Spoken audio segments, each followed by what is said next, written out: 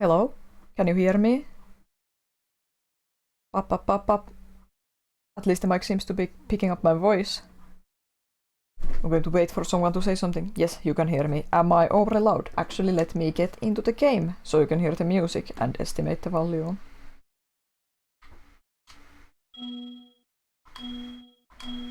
Here we go. Sounds normal. Music on, game on. Does everything still sound so normal? Does everything still sound normal? Does everything still sound normal? I moved the mic a little bit. Everything sounds normal. Good. Let's get back to Spyro. Today we will end Spyro. And we're going to start with Agent 9 level because I don't like playing as Agent 9. Spyro will die. I can do the Ganondorf die from CDI Link. What was that? Did you see a Rhinoc? I thought I saw a Rhinoc! Ooh, take it from me, Spyro. Never spend a week in a cage. Next thing you know, your whole island will be knee-deep in Rhinocs. Well, gotta go, Mr. Laser Blaster, and I have a whole lot of work to do. I don't even find Agent 9 annoying or something. Usually I find this character type annoying. Agent 9, my favorite pupil. Welcome back to my island laboratory. I'm afraid Rhinocs have taken over the whole island. Perhaps you could stop them before they destroy all my research. Yeah, I just don't like playing as him. I don't like I don't like being in an FPS. Did the Moneybags cutscene skip since you beat Sorcerers before Ring? Yeah, it skipped. The cutscene skipped. I didn't know what would happen, but the cutscene skipped, and he's just standing there on the bridge. But we're going to do it last. Oh no! I'd like this to be inverted, but oh well.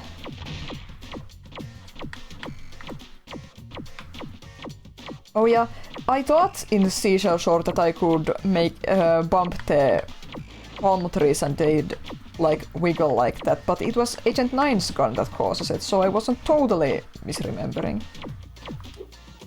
Okay. I can shoot... I think, yeah, I can strafe as Agent 9.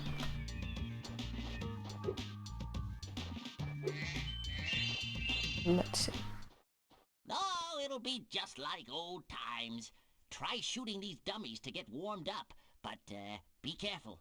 I think a Rhinoc might be hiding among them. A Rhinoc among us? I shot them all. Oh, there's one.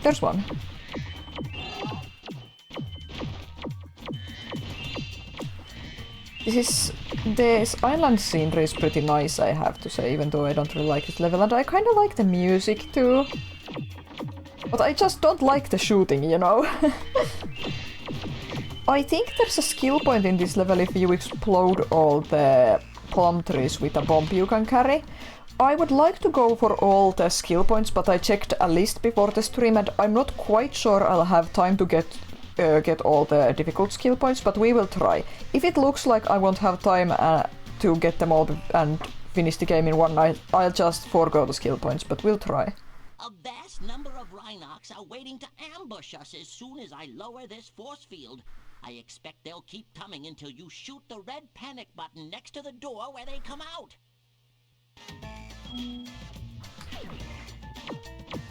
Okay, gotta shoot the button here.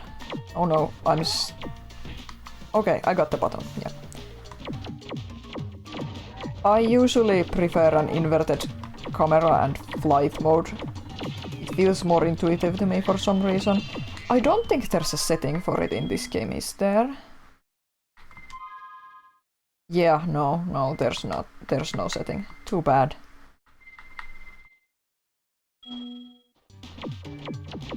As a kid, I always wanted to get in through this door even though there's nothing there. I thought there'd be a secret or something. Oh!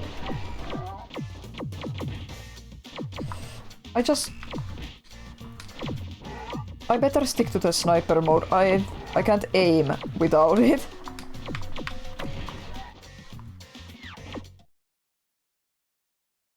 You remember finding the red switch boxes delicious? I guess they're kinda candy-like.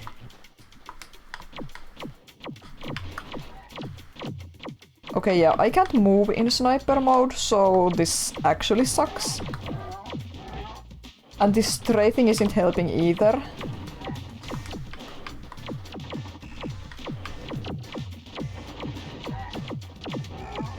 This is where we game over.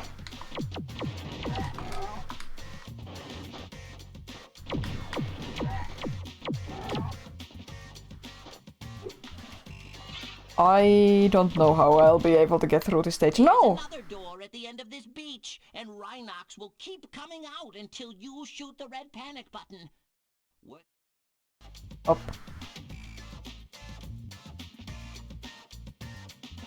Oh, now he teaches me to strafe.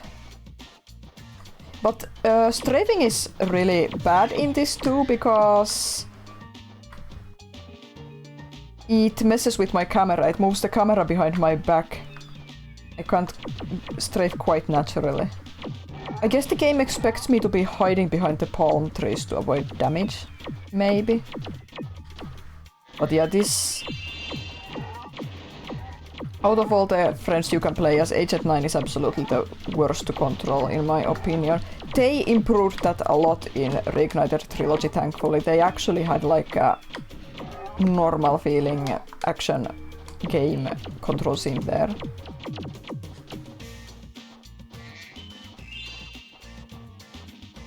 It's pretty warm and humid here today, where I'm at. I wonder if that's exactly how it's feeling to be on this island in the game. Warm and humid. Indicators show that a bunch of Rhinox are hiding behind the display screen. I'll switch on the view pedestal, and you shoot them as they attack. I recommend using your sniper mode. Sniper mode. I've never been good at shooting in games. I have a bad aim. That's probably partially why I don't like playing as Agent 9. That being said... Oh!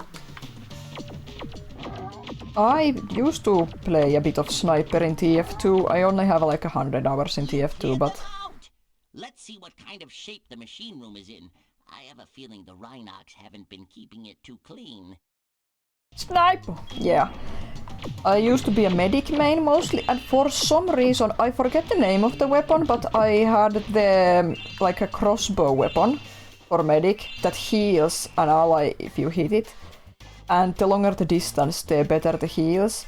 And if it's an enemy, the same thing, and the longer the distance, the bigger the damage. For some reason, I was masterful at aiming with that weapon and that weapon only, even though it had like a weight for the arrow.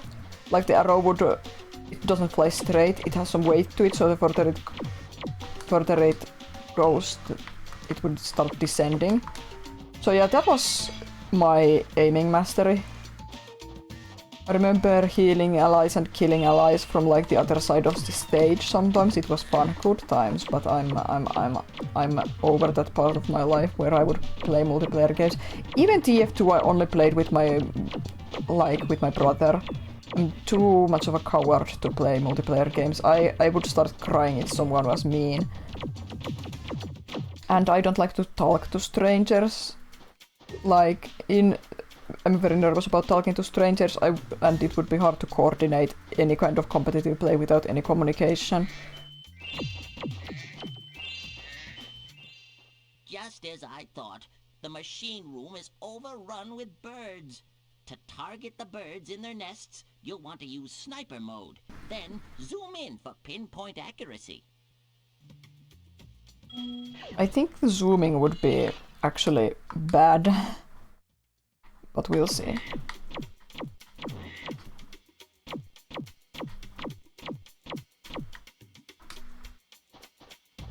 I remember being scared of these birds as a kid. I don't remember why, but I was scared of them. Nice work, Agent 9. I'm not sure if this is a bird egg or dragon egg. What do you think? Thank you, Professor Beulah. So here's a fun fact. Actually... I can switch the gravitonometric generator back on. I hope no birds got in there. I'm googling to check a thing to make sure my trivia isn't wrong. Well, I might be wrong, but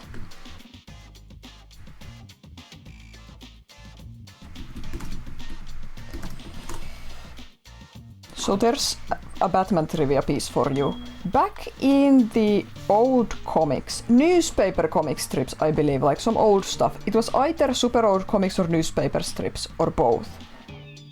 Oswald Cobblepot, aka Penguin, used to have a recurring female sidekick who mainly chauffeured him. And I think her name was Beulah, I'm not sure. Maybe she wasn't named at all and I just imagined that she had a name, but anyway, I think it's... I wish they'd bring that character back. Yeah, Shuts would know. Clear, and it smells better in here already.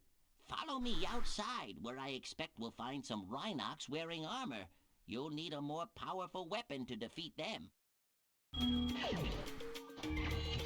I tried to check DC database to verify my memory, but actually DC database is not that good with a lot of... Well, it's a fandom wiki, what can you expect? It's not that good with a lot of more obscure stuff, like it doesn't even know what the DCAU comic character Mastermind is. What a funny character, he showed up in like 3 issues, and there's no record of him on the wiki at all. So yeah, I didn't expect them to have information on like newspaper strips from the 40s. By my calculations, the bombs in this handy vending machine should be highly effective against armor. Give it a shot. I wanted to ask, Scoots, I wanted to ask if Penguin's chauffeur from the really old comics, was she called Beulah? Did she officially have a name? Okay, square is for bombing. Oh, this... Okay, this isn't too bad. So her name was officially Beulah. Okay, I wasn't lying. Cool. That's good to know.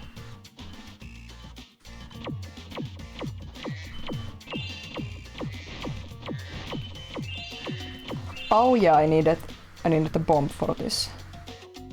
Because they're wearing armor, I guess. Oh, it wasn't the 40s. She was just some hench girl inspired by the 60s show. Okay, okay. But she was a recurring character, right?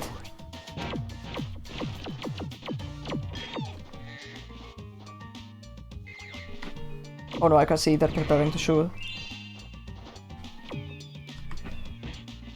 You're checking. I tried to check the wiki but didn't find anything, but I know you have better sources.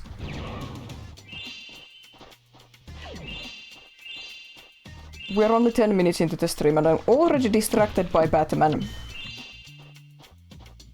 Okay, there's a balloon up there. A couple of balloons. I need to go back again to heal up and get the iron chest. There's no gems up here, no.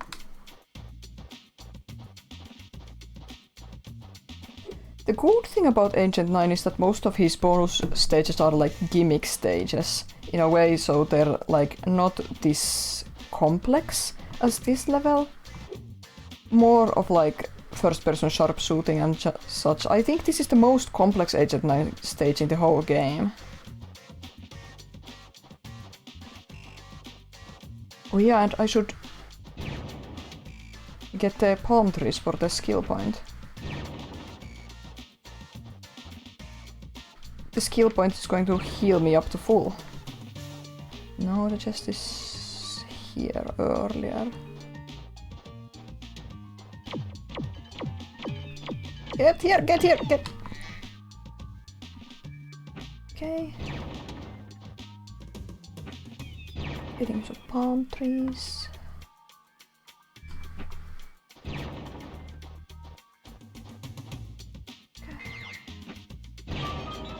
This week has been really quite overwhelming with things happening everywhere all the time. I tried to write down a list of topics, but then I gave up because it got so long, and I thought, yeah, no, let's just chill and talk about whatever comes to mind, whether it's relevant to what's been happening or not. Like, there's been stuff in politics, video games, movies, technology, art, Sonic, all kinds of things. It's been quite overwhelming, so much to keep up with. Like, my Steam wishlist. Over 20 games from my Steam wishlist have released in this month, and at least 7 games have released this week alone. Usually I can keep up with video game news and releases, but there's so many games releasing this month for some reason. Oh, okay, oh yeah, I need to shoot this over. Throw this over. There we go. Can I get the metal chest and palm tree at once? Nice. It's so satisfying when you get a lot of gems at once.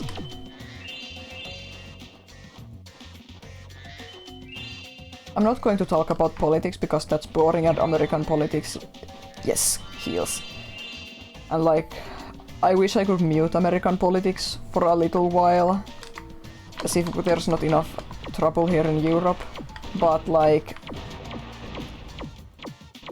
currently there's a lot of couch memes and a lot of dolphin memes relating to US politics, and it's... oh my god, I'm sick of them both already. Tony! Tony the tiger! Oh, Tony's a nerd! Those glasses look like proper cat-eye glasses, but I don't know if they're supposed to be cat-eye glasses. Maybe they just look like it because of the low polygon count. I'm noticing that when I try to speak English, I try to slip Finnish words. Just now I try to say mutta instead of but, and when I try to find the words, I find myself saying tota like a Finn, and it's weird. Like in media, there's always these foreign characters who... Foreign characters are always saying yes and no, like da, niet, like a Russian character would say, or ja, if a German character would say, but why? That's not realistic. That those are not the words I try to say in Finnish when I'm trying to speak English. Thank you very much for saving my laboratory. Now I can resume thinking. Thank you, Professor. Beulah was hench killed in a 7-strip story in Batman newspaper comics in the 60s. Okay, yeah, I misremembered slightly. For some reason I thought Beulah was an older character. But that's cool. In any case, the 60s had a lot of boot camp going on. They should bring her back either way. Remember when they used these specific Professor voice lines in Spyro 4 for the pig tourist NPCs? It was really weird. Did I get all the gems? No, I didn't. There's a balloon somewhere up here. Sparks is pointing up. 2 balloons. I can shoot them better from here.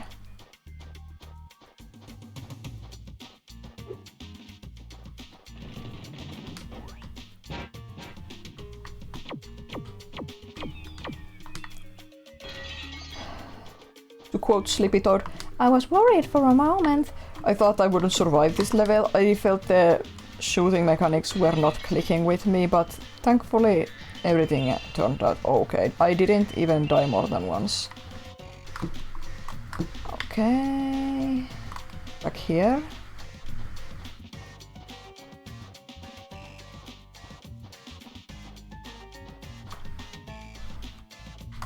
Now I can just pick up the remaining gems in peace and go on to better levels.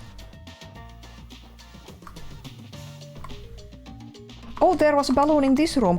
I thought I remembered there being a balloon indoors somewhere. There we go. Full stage cleared? Yes, indeed. Exit level. I guess we'll just... Yeah, let's go to the Tomb Raider level next. It's up there. We have to be careful not to talk to moneybags because I want to leave that to the end, to the very end. That shall be the last egg we get. Here we go. As a kid, I did not understand that this level was like a Lara Croft Tomb Raider reference in a way. At least one of the NPCs here is. Because I didn't know about Tomb Raider as a kid. Hello, you must be Spyro. A lot of people are talking about all the things you've done for them. Do you think you could help find my girlfriend Tara? She went off to raid the tomb of the stone golem, and I haven't seen her since. I'd go look inside the tomb myself, but you know there's all these scorpions and stuff. All these scorpions and stuff. Gus has the same base model as the gem cutters in Spyro 3. I don't think I've ever paid attention to that before. Oh, now I feel bad. Whoa, that's a very valuable gem right at the start here for some reason. The magenta 25 gem? Wow. I think this is one of a big level, right? This is a really big level and this feels real big. And as a kid I remember this being a very difficult level too. Yeah, you can see me getting a lot of damage. It's a gem cutter mouse. Yeah, maybe it is one of the gem cutters. It has moved here.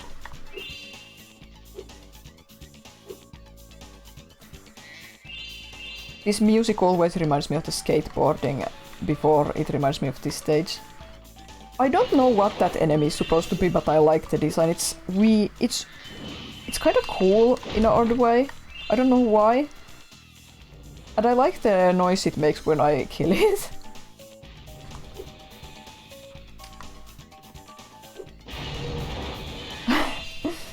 Furnace. I also love that sound when I kill the scorpion. It's so crunchy and satisfying for some reason. Heal me, Zoe. Wait, no. Save me, Zoe, not heal me. Whoa! Did I miss the gem? Did I miss the gem? I have to go back and check.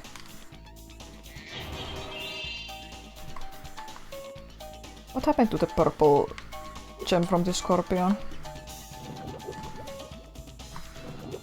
Okay, yeah, it's spawned here, I think, or maybe that's a different gem. I know there's fail-safes in these games where if a gem becomes inaccessible, it will be spawned back up, I think. Oh, bad timing. Wait, no, perfect timing. Obviously this isn't as difficult as it was as a kid. Fun little lizards. I was watching Raimani play Gex 3 this week, and it's weird. I now that I've seen the whole Gex trilogy, I don't really think the comparisons to Bubsy are fair. But also I understand them now. Because the thing about the character talking a lot and being annoying, I can see that being similar to Bubsy, especially in Bubsy 3D and Bubsy's like reputation. But I don't think Gex was an annoying chatterbox in all of the games. He was only really annoying in the third game. He was also kinda annoying in the second game, but only with the American voice. The British, the PAL voice for Gex in Gex 2 was very good and really enhanced the character and made the chatter feel like it had a point, like he had a lot of personality.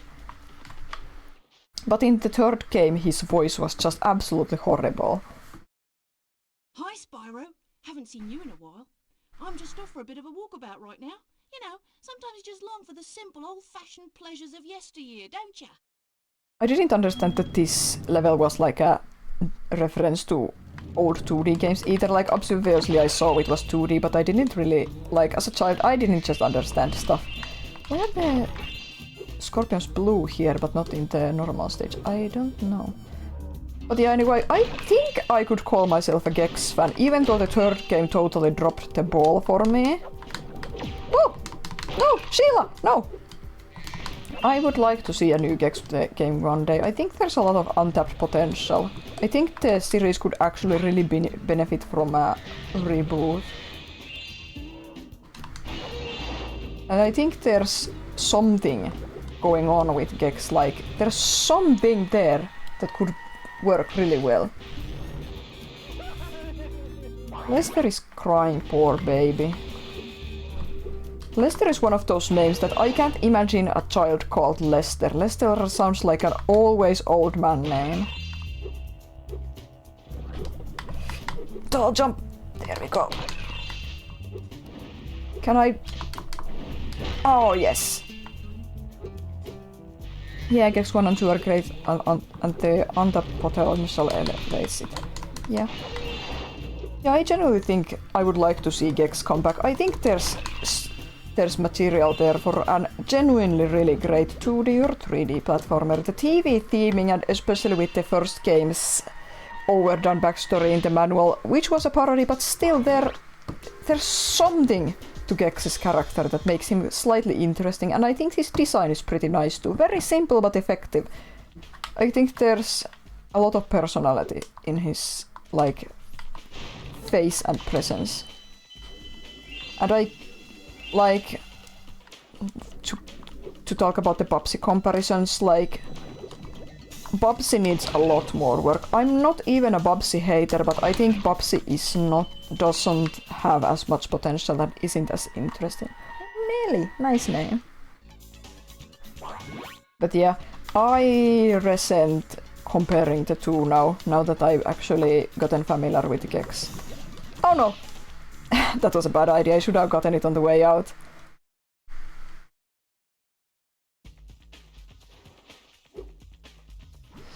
I think this is the same texture as for the blue acid in the Charmed Ridge level. Wait, I'm going backwards! I didn't realize that Zoe put me there.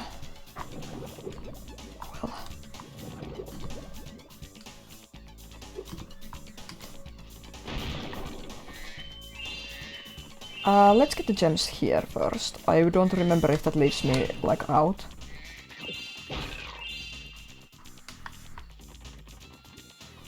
Nothing there, just some geometry.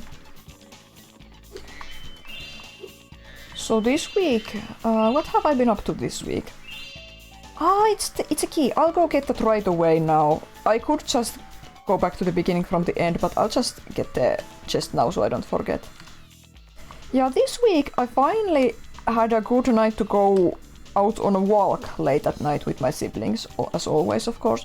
We drove to the seaside, to a little neighborhood by the seaside, and walked around and about late at night. We wanted to see the sunset, but it was so cloudy we didn't, but it was still cool to walk around in the dusk. There were a lot of crickets and other bugs making noise. And we saw a sleepy bird.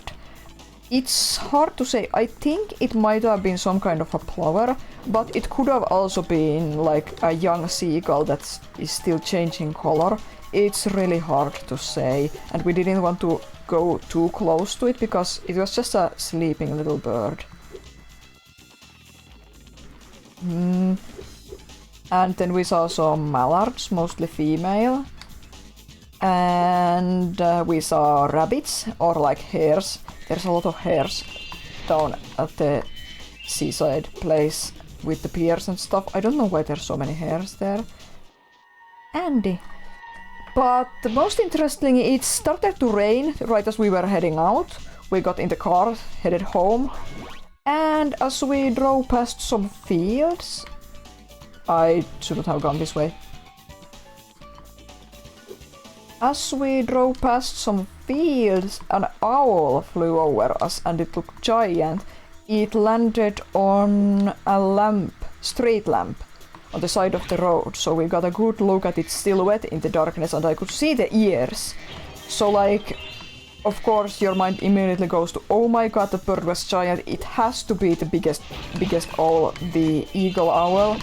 But no, I did some research at home and there's only two owls with ears in Finland. It was far more likely that it was a regular old long-eared owl.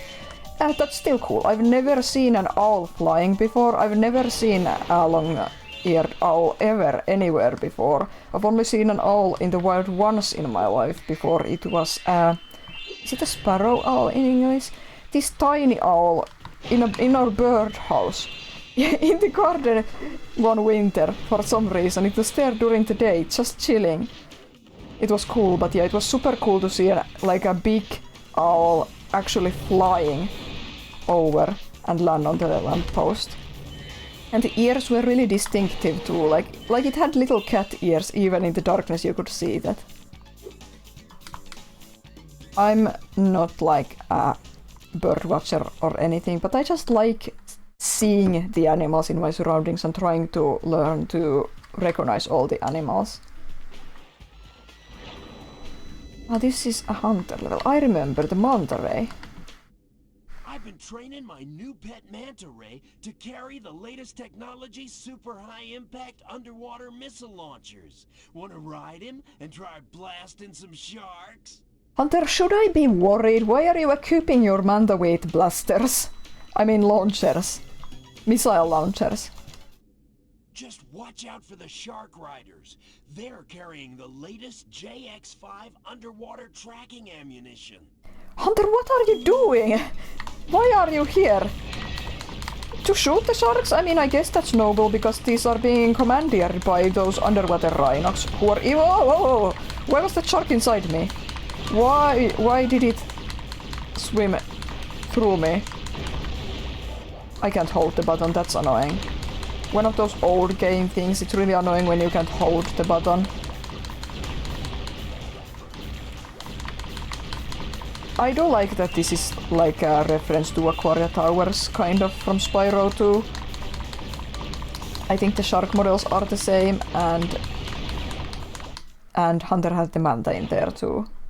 Try not to get hit by the exploding ammo, okay? I don't want to scare off my new pet. Hunter. He doesn't even care I got hurt. Maybe he knows I'm indestructible, basically.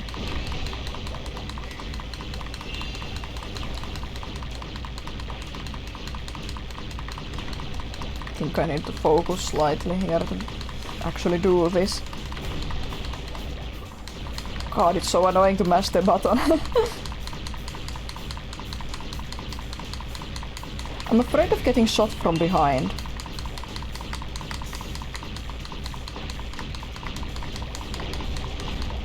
Yeah, this is very reminiscent of the Mushroom Speedway's Hunter mission, isn't it? Or the sub-missions, kind of. I do like this minigame though. It's pretty fun. Not too difficult. Not too easy. I like underwater scenery. Cool seeing the helmets and stuff from this stage here in an underwater room. I love underwater levels in games and I love underwater stuff in general. I'm afraid of the water, but I love it and appreciate it. And I love going underwater in games even though it scares me.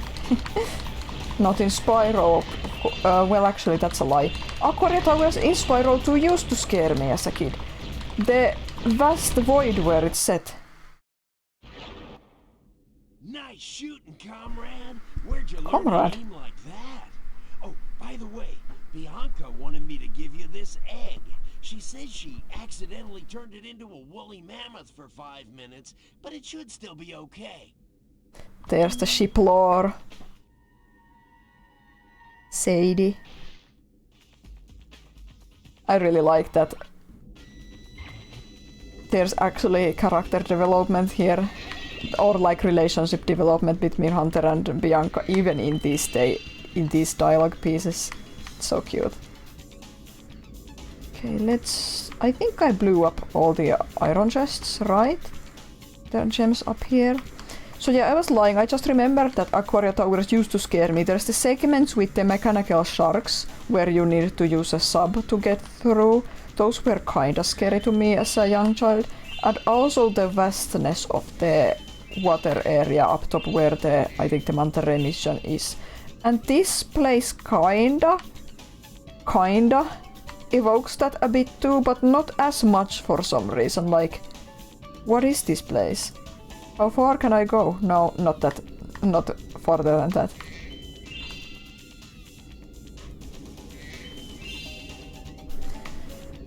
One day I'll be brave enough to play Subnautica, but alas, the day is not today.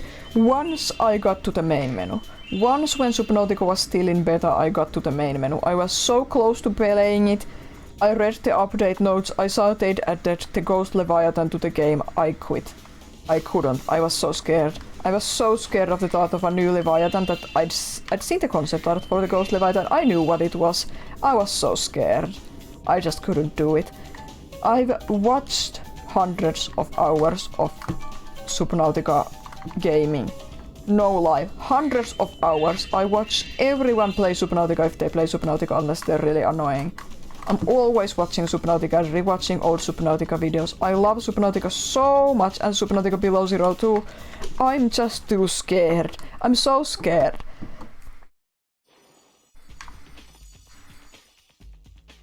Let's find a lizard to heal up sparks.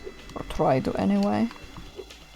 The end of the level is here, I think.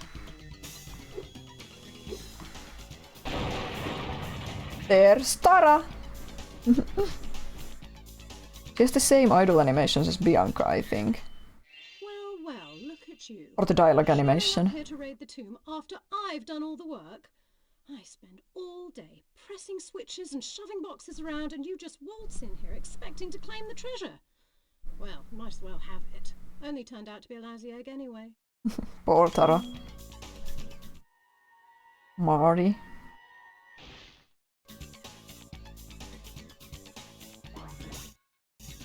Does she have... Oh, she's bolting. She has nothing else to say. The one downside about this last homeworld is that I can't talk to the NPCs again. Like in the other world, you can talk to them one more time as they prep the vehicle to the next level for you. But here, no, they just go. I'm missing some gems. This way. Up there. Let's see if I can get there from up here.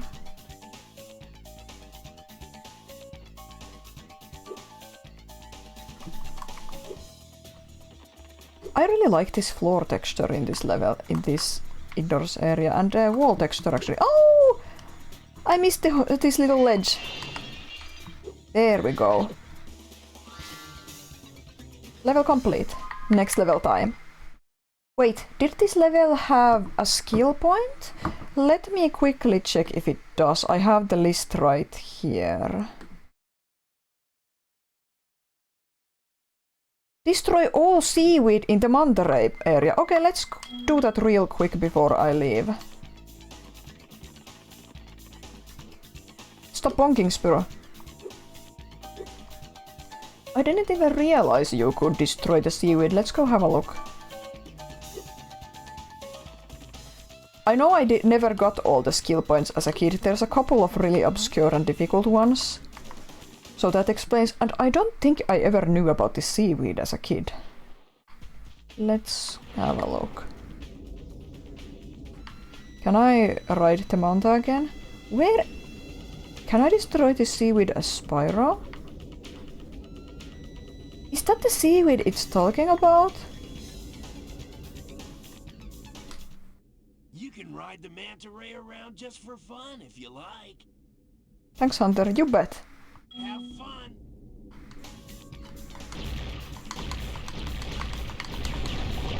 Okay, yeah, I never knew you can do that. For some reason, that the seaweed doesn't look like tangible, if that makes sense. Like it feels like you shouldn't be able to interact with it. Hunter's wetsuit is funny. It is! I like that he has different costumes for different areas.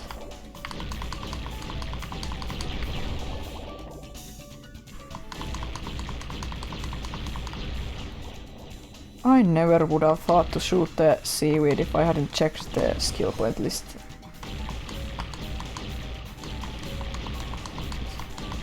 Am I missing one somewhere?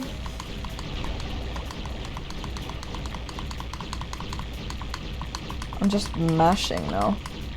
There! There we go. Alright, alright. I've never done that before. Can I leave?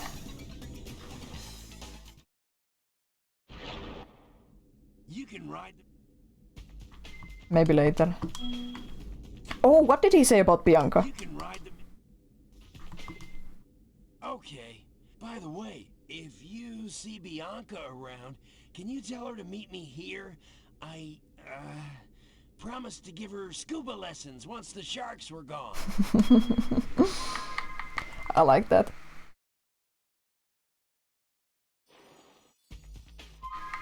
Okay, next level. I think we're going to go to the so-called Egypt level with the Riddler dogs. That's the one level. In this PAL version, these final world levels have the wrong music mostly. They're repeats of the first world music.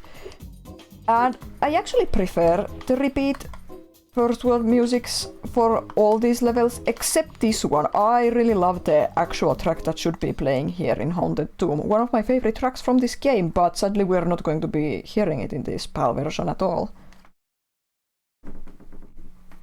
I think this was a really difficult level as a kid too. Not the riddles, even though I didn't know English, but still. Ah! Yet another daredevil adventurer has come to rob our catacombs of loot. Let's just hope you're made of tougher stuff than the last guy. If you can survive the trials of our catacombs and answer my riddle, we will give you a prize befitting your efforts.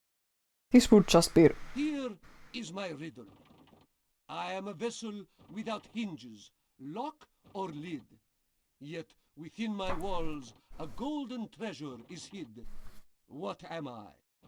Like, Egypt iconography makes me think about the Riddler too, because I'm pathetic and because one of my favorite Riddler comics involves him and the Batman together fighting against King Tut.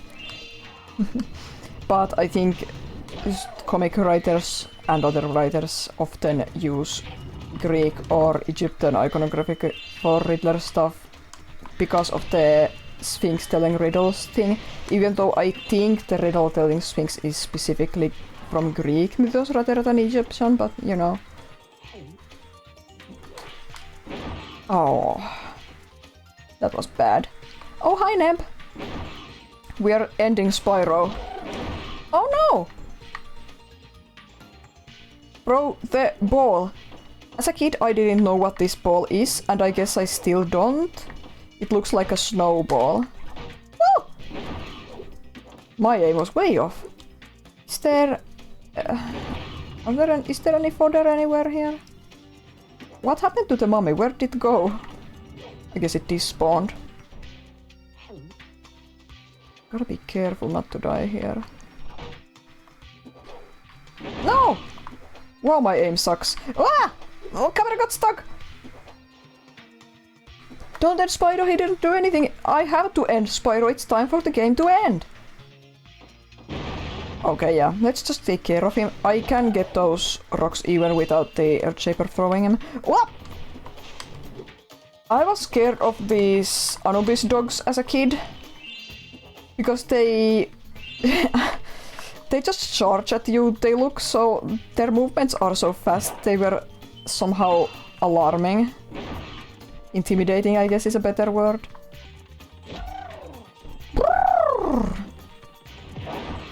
But this level is tough, but I really like it. I do need a sparks and ASAP. I think there's... Okay, yeah, I can use this to blow up the... what's this called? Coffin? Sarcophagus. There we go. I think yeah, there's a life and I saw butterflies up there, but also I just remember this is the skill point you always find as a kid. There we go, and Sparks is back.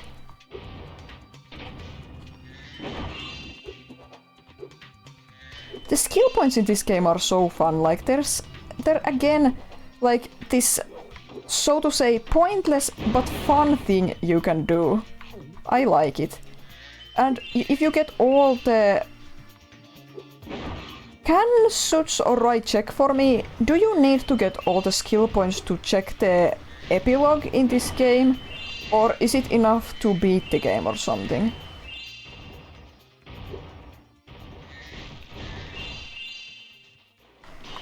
like the epilogue you can view in the Atlas book.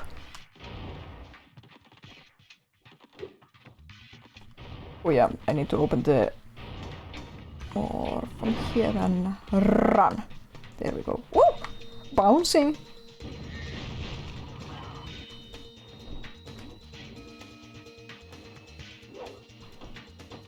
Can I shoot that far? You need all skill points for it. Yeah, I thought as much. That's why I never saw the epilogue as a kid. There we go. Spyro, you're facing the wrong way.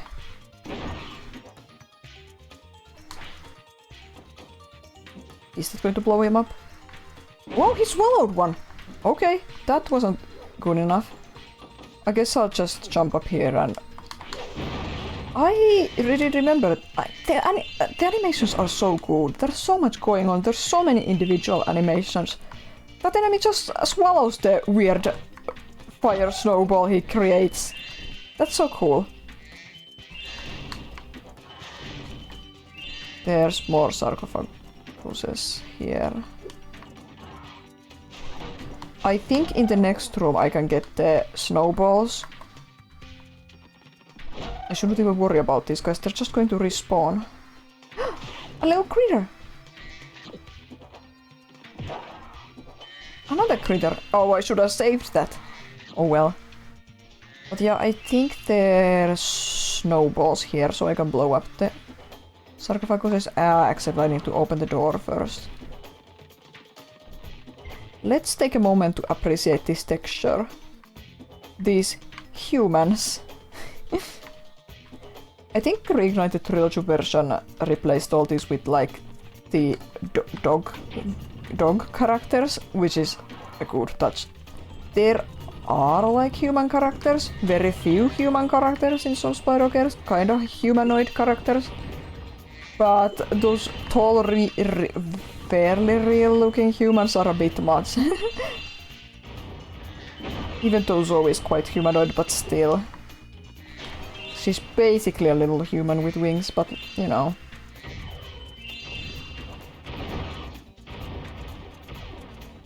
Good thing there's shadows under the rocks that are falling.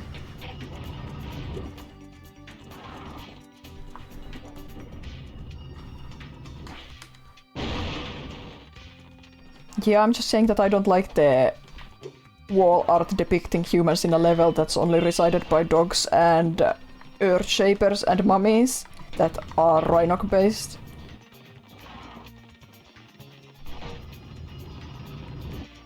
No, I was too slow. Why? How?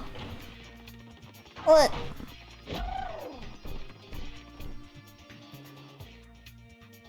Okay, let's go. Fast, fast, fast, fast, fast. Up. There we go. Now I need one more snowball. There. Ah! There we go. Spyro, don't get hit. It's your fault if you get hit, not mine. There we go. Did the critter spawn? Yes, it spawned. Respawned, I mean. Ah.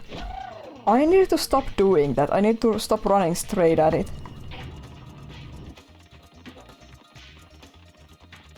Whoa, I missed a gem. Now I have to go open door. There's a button here! I was running from way too far. I need to press that button to open the door at the back, don't I? Well, it is open right now, but I don't want to risk it. Okay, I guess that was... I didn't need to worry about that. Whew. Little critter. Snowball. Take it, Spyro! Wow, it's already getting hot in my room. It's a really moist day today. Did the Anubis see me? Oh! It saw me, but I don't think it was charging yet.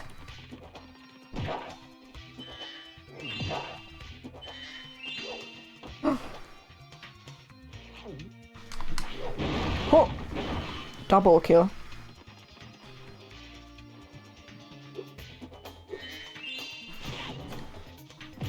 Okay, I was trying to think about what I've been up to this week. Christine! Besides the cool nature walk, Christine had a very adult male crying sound. Well, I finished up the last commission I had for the time being, and right now I don't have any work again. I'm going to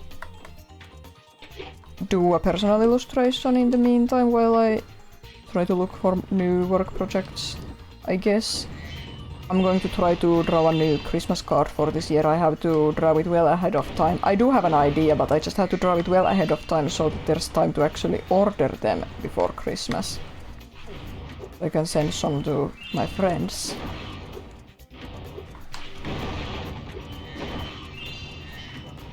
And I've been doing some design work for my new website.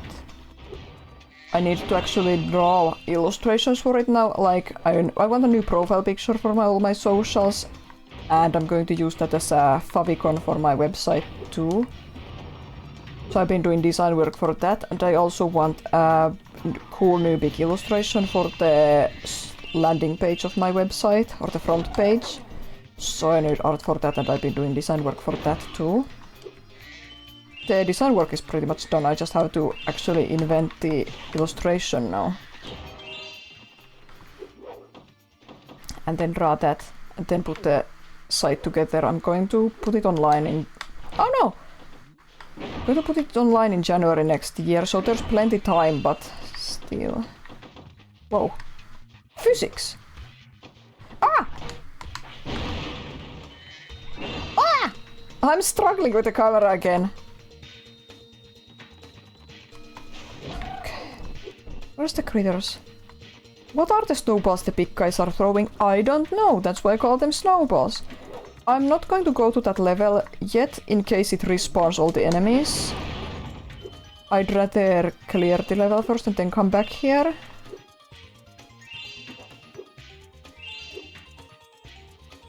Oh yeah, there was that Ancient 9 thing here. And there's the slide up here. Let's answer the riddle first. I see you've managed to survive the trials of the catacombs. Now let's find out if your wits are as quick as your feet. Do you remember the riddle? Yeah, I do. I am a vessel without hinges, lock or lid. Yet within my walls a golden treasure is hid. What am I? Is there a cat joke here? No, I think there's a bandicoot. Yeah, there's a bandicoot joke here. A bone, an egg, a treasure chest, a bandicoot.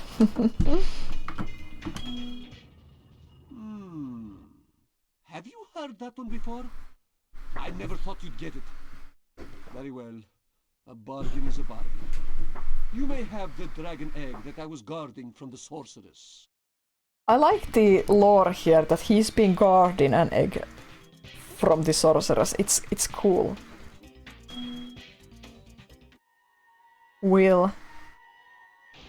Crash Bandicoot.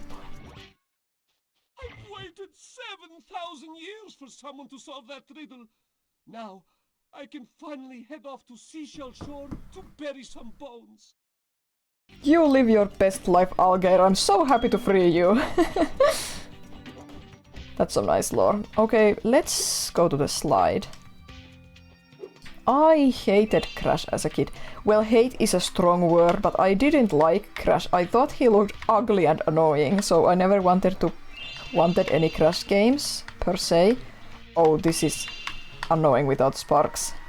Malcolm.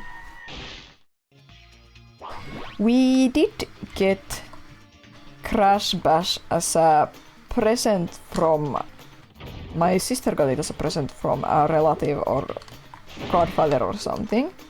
And we did play that, but I only ever wanted to play as Coco or eventually Tiny Tiger, because they were the only characters that I didn't think were hideously ugly.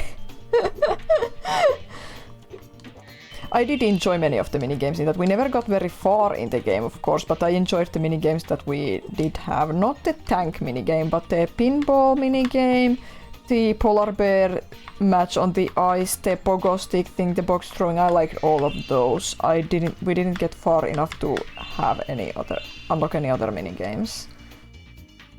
But yeah, I remember there were Crash Bandicoot advertisements on the back of like Donald Duck comics. Donald Duck comics are a big thing here, they come out weekly in Finland.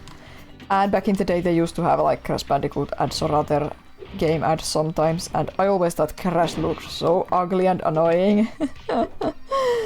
And funny enough, we have the old comics still. There were ads for Crash that said he's a fox, so I thought he's a fox as a child, and I wondered where his tail is. I had no idea what a bandicoot is. The first round of the annual demolition hovercraft competition is about to begin. There is room for one more contestant, but you'll have to answer a riddle to qualify. Jamal. I remember really struggling with this minigame as a kid. The riddle is this. If one dragon can lay one egg in 12 years, how long would it take for 100 dragons to lay 100 eggs?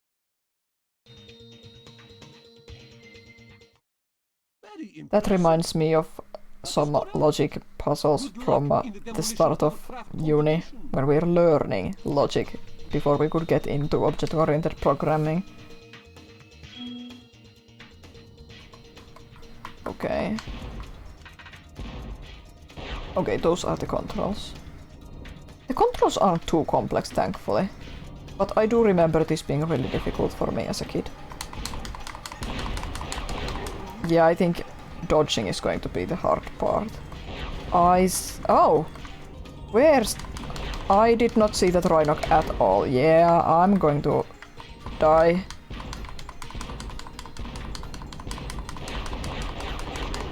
Yeah, I died. Okay, this time I'll do better. I don't have to answer the riddle again, do I? First round of the annual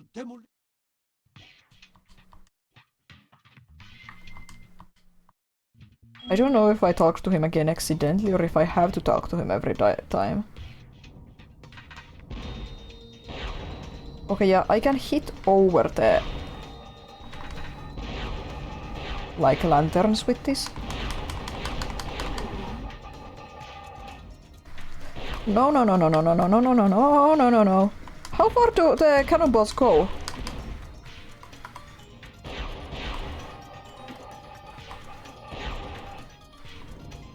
I am afraid of that guy. Here we go.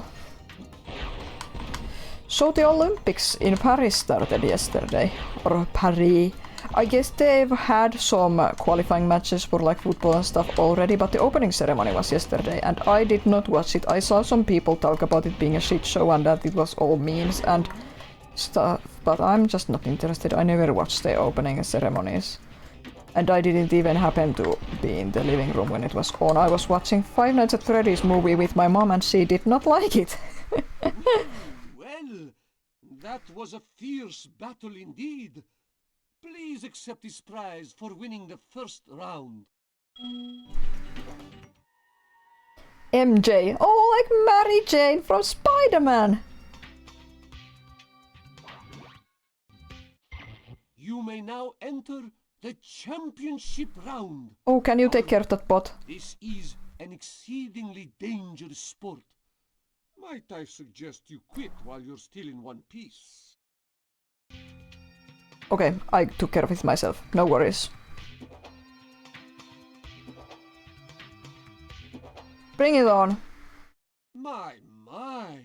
Such a brave reptile you are. But you'll need much more than bravery to win the championship. That bot has been around for a while. It's written to be purposefully confusing. Like it starts as a human message, but it quickly turns into a bot message if you read it. That's why I look when I see that those long messages, I usually look at the end of the message.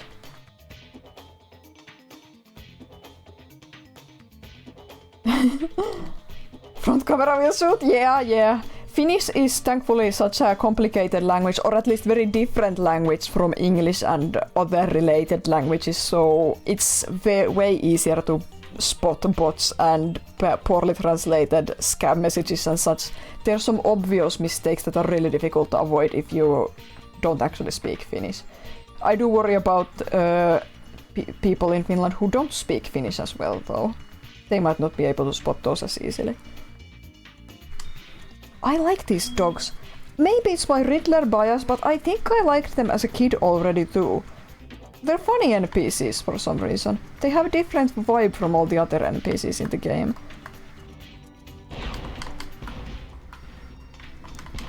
I have no cover, I shouldn't be here in the open.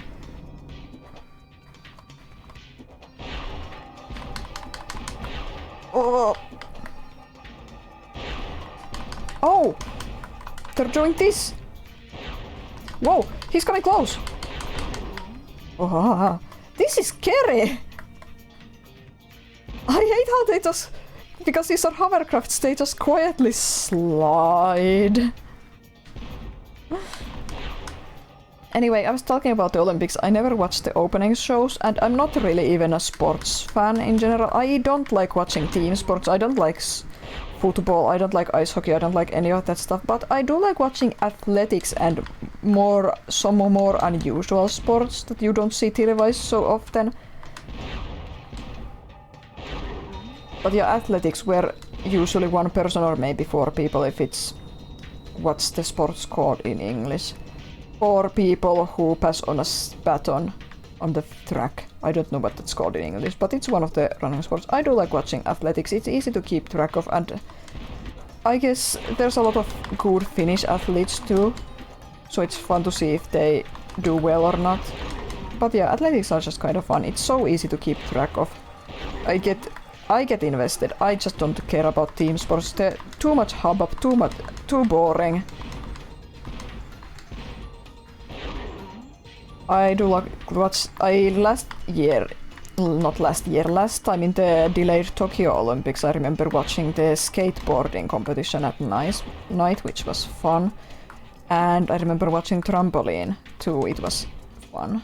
So I hope to catch some of both this year too if they're in the competition. I know they swap around the sports sometimes. And if there's rhythmic gymnastics, I'd like to watch that. I have a lot of issues with rhythmic gymnastics, but I also can't resist the artistic appeal of watching it. But I really hate how the age... Oh no, I died! I really hate the age situation in rhythmic gymnastics in particular. Like, I think there should be some kind of rules against having 12-year-olds compete. It can't be healthy for children that young.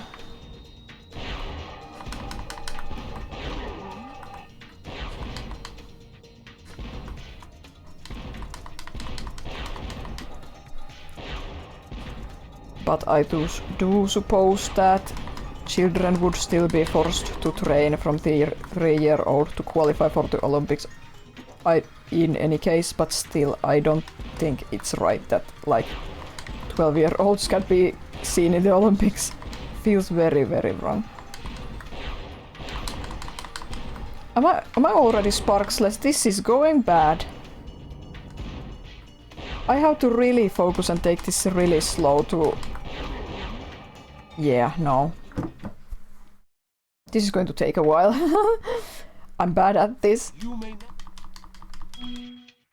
Sorry, Jamal, I have to skip your dialogue, or we'll be here all night. I'm going to go here. Whoa! Who shot that enemy? Was it... Did I do it? Okay, there's a Rhino. How did I dodge that? How did I dodge that?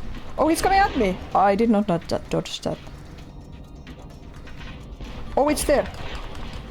There's 2 of them! Ah! There's 2 of them! Okay. Okay, there's one here, right? I can't use this to my advantage because I don't know how far it'll go. So I keep using this cannon. I just don't know the range for this, so I can't utilize it to my advantage.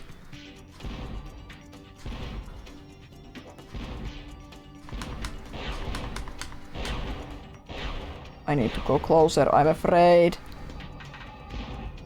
Oh, butterfly, butterfly. Is this the adaptive difficulty at play? I know I read about it a bit last time. I didn't know it actually affects the game more than just the bosses. But I guess that's a part of it. The game noticed I died many times in a row, so it gave me a freebie. Possibly. I'm not complaining. I really could use that butterfly. Okay, I'm not shooting far enough. Oh, haha. And there's at least one more Rhinoc there, I think. One or two. Okay, I guess there's one more.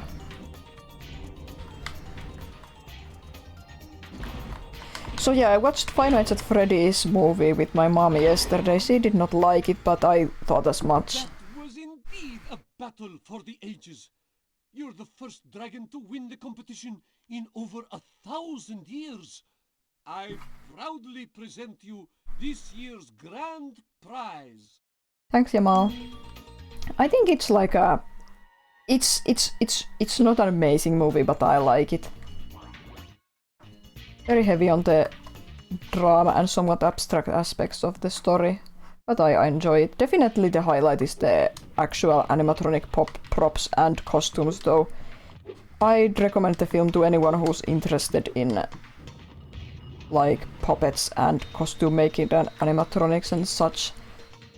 Jim Henson on Creature Works did an amazing job.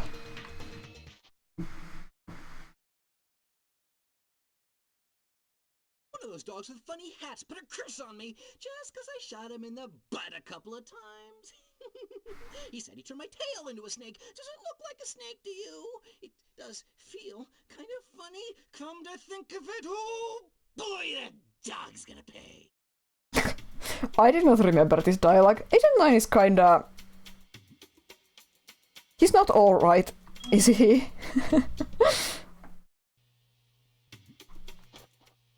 Behind this door lie the 5 deadly trials of King Rover.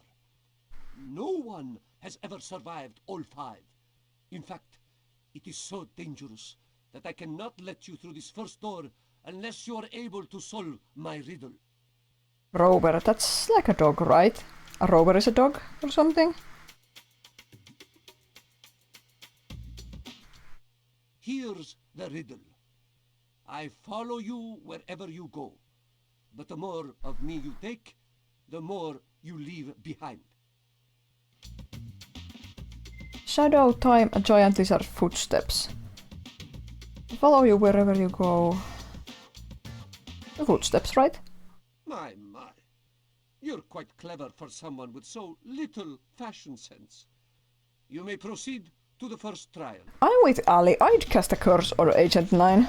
I think he doesn't have fashion sense. You like the costumes and animatronics? Yeah. I remember this being difficult as a kid too. Ah.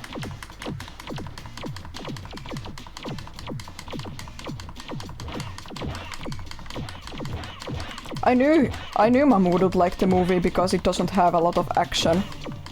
That's just a fact. And she said she didn't like it because there wasn't action. I'm not lying.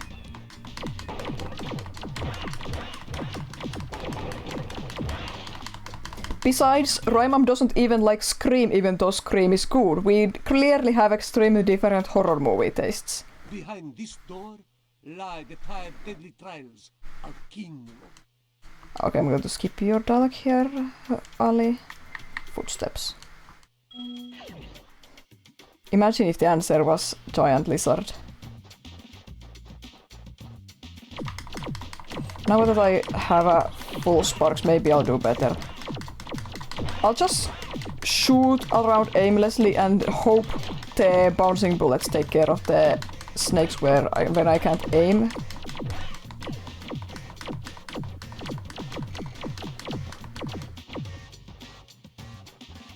But yeah, I wouldn't say FNAF movie is an amazing horror movie or anything, but I just like it. It's more of a thriller maybe even than just like a horror movie. Not that I know much about horror movies or have any taste in horror movies.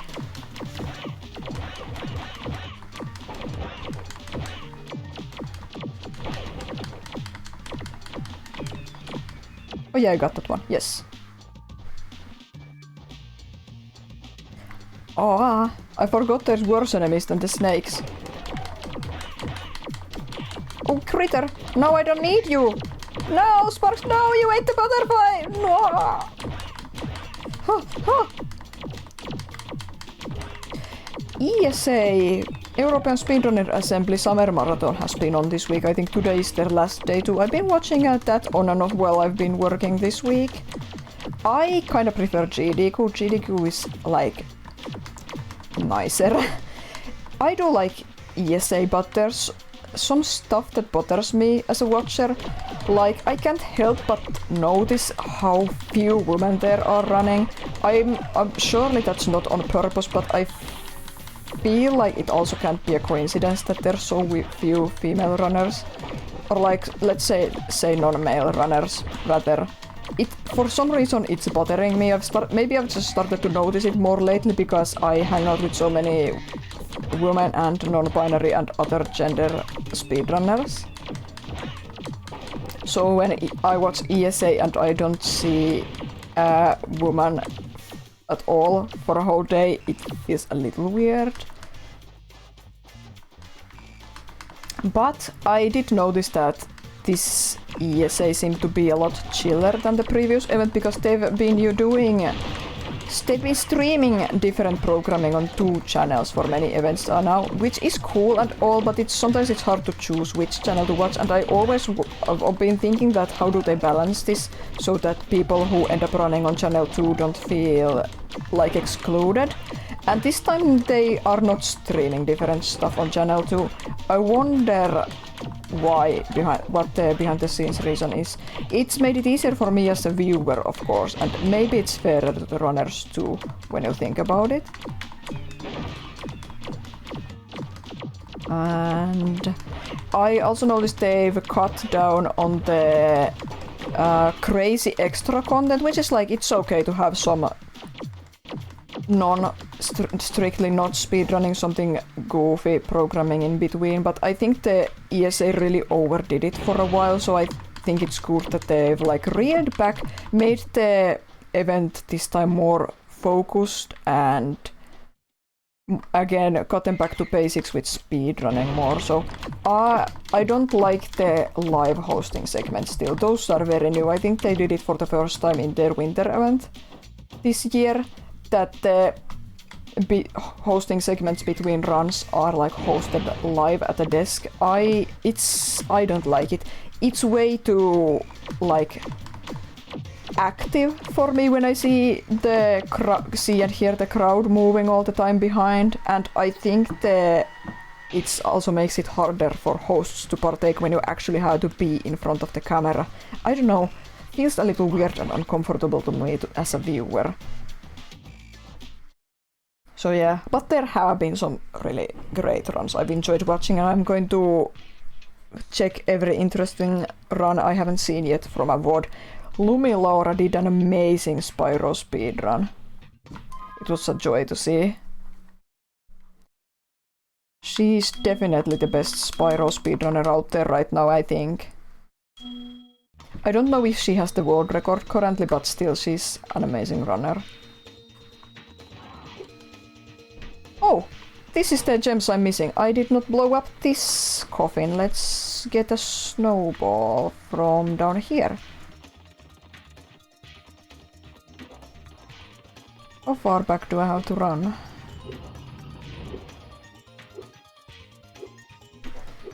Well, it's okay, it's okay. It doesn't take that long to run around this stage. Snowball, snowballs. There's a snowball. room. Yeah.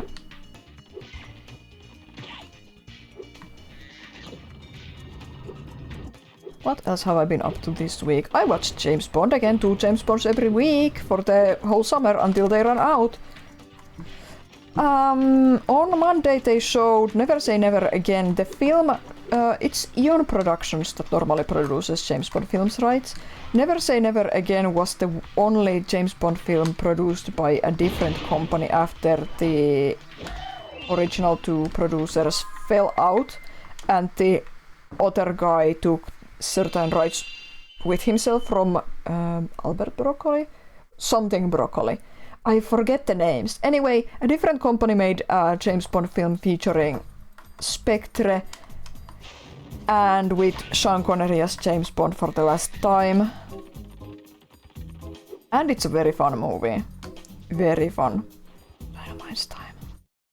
It's very different than the Eon Productions normal James Bond movies, even though they vary a lot, but Never Say Never Again has a very distinct feel to it. It's an adaptation of Thunderball again. And I kinda like Thunderball, but I think Never Say Never Again is better. I don't like every aspect of it, of course, but it has a slight parody feel to it, but it takes itself seriously.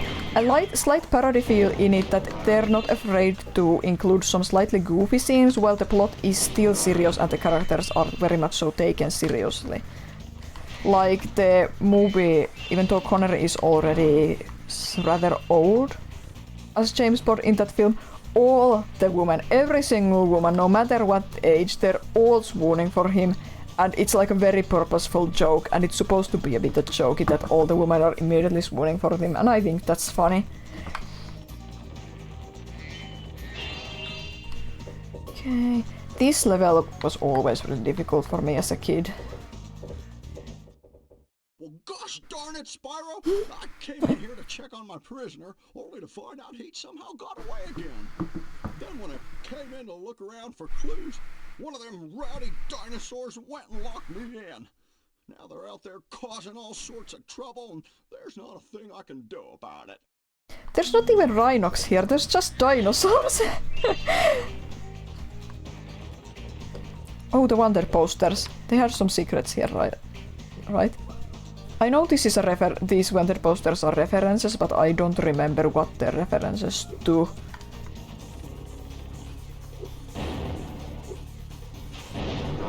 But yeah, Never Say Never Again. I forget who the actress's name who's playing Fatima Blush in the film, but she's amazing. I know she was cast as Octopussy but declined the role because she wanted to act with Sean Connery instead. She's really great as the, let's say, Psycho Spectre Enforcer lady. Really great in that role. And she has amazing fashion. I love the ridiculous villainous outfit she has.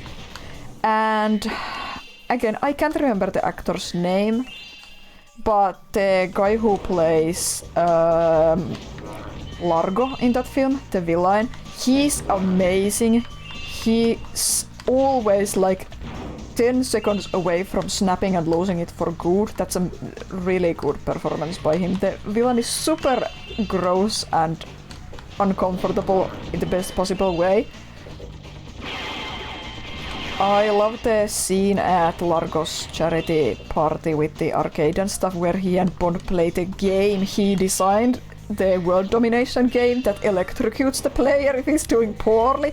I love that scene. It's so stupid but also so tense. It always makes me laugh. And I love how Bond like pretends to be worse at the game than he is. And I like Kim Basinger as Domino in that film. I think she strikes a really good balance of not being an action girl, but she's not at all pathetic. She strikes a good balance in that role, both in the performance and writing. Okay, it's time. As a kid, I discovered the swim in airbug in this level. I used to be able to do it on purpose, in this water pool or a different water pool. I used to be able to do the bug on purpose and fly around the level. So let's see Let's see, can I do it? I know speedrunners have found like reliable methods to activate swim in air. But I had my own method as a kid. I'm not sure if I can do it, of course, it's been so long. I don't have the feel, the touch for it again anymore. But I remember if I would bonk at the wall at the edge of the water and air.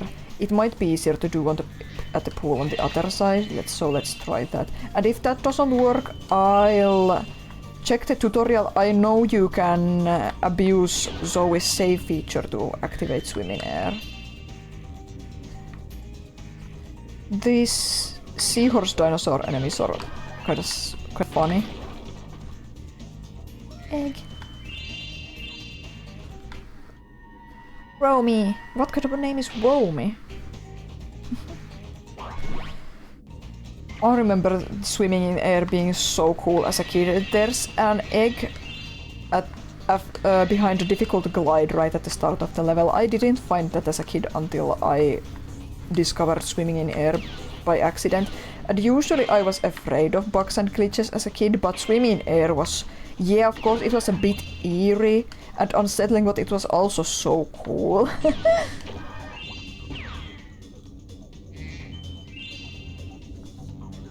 So I definitely want to see if I can do it on purpose. Plus, I learned this from speedrunners again.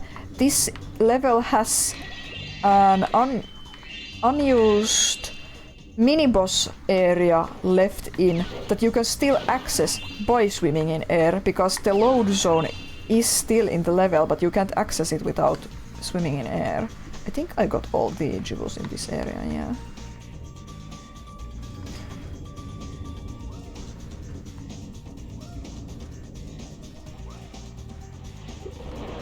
Whoa, that was loud. I love the animation for the green dinosaurs.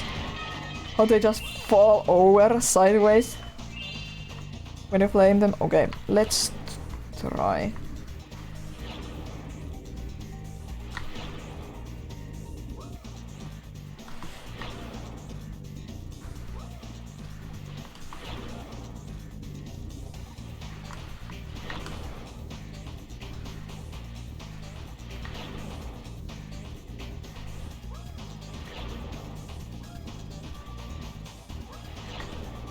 I'm not going to try this for forever, because I do want to beat the game tonight. So, like with the skill points, if there's no time, I'm just not going to do it.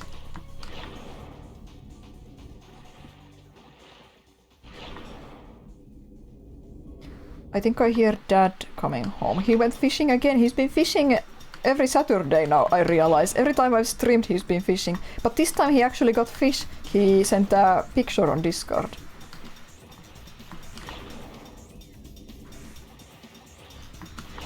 I wish I could remember my magic touch. Like, it was really easy for me to do. It's kind of funny but amazing also that I had a real strat for activating swim in air as a kid. Okay, now, this feels familiar. This feels familiar.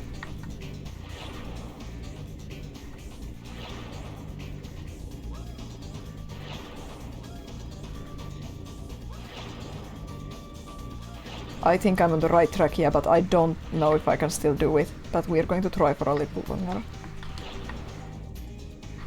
Okay.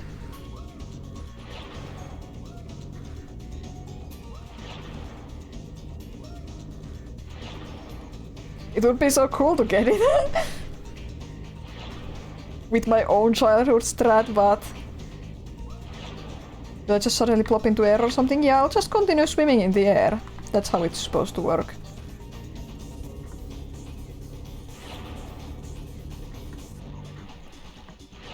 Like, I don't know the math behind it. I just know that as a kid, when I rammed into the wall and would continue do this ramming thing, like go up and down against the wall in the water, sometimes I would just activate swim in air. I would be able to make the game confused about which plane I'm on.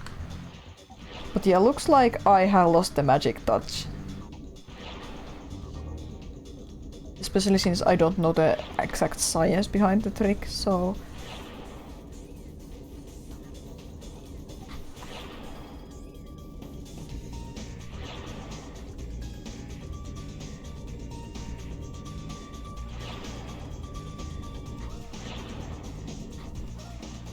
Yeah, I think this is enough. Would have been cool to get it, but I'm not going to lose sleep over it. Whoa! He shot me! As a kid, I didn't even realize those dinos have arms. Like, they have tiny T-Rex arms, but as a kid I never saw them on the models, and I just thought they just don't have arms. Oh, I lost sparks. No sparks, no hope. Where's the nearest critter? Probably somewhere here. Whew, wow, it's hot.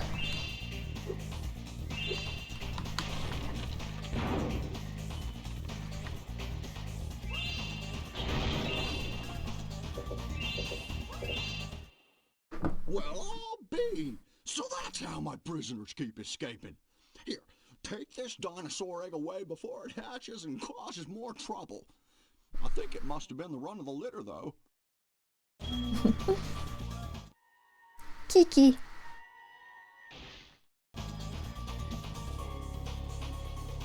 Oh.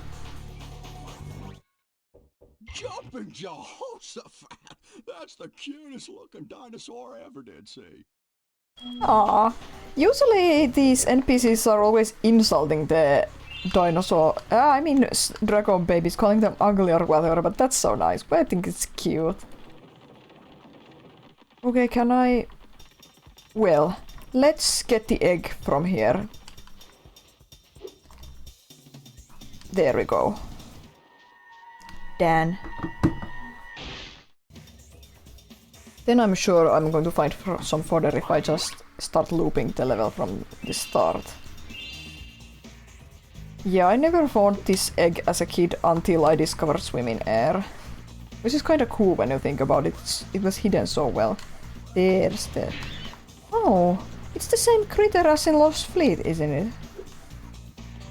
Yeah, I don't mind that they reuse assets. I just think it's really interesting, and I know they made these games in like a really short amount of time. I think they made Spyro 3 in less than a year? I might be misremembering, but yeah. The development cycle was like really quick. Really quick and crunchy. Ah, don't touch the TNT!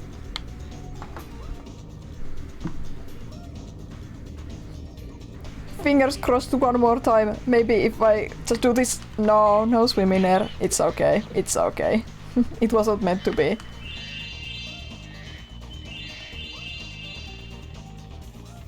No air swim? Yeah.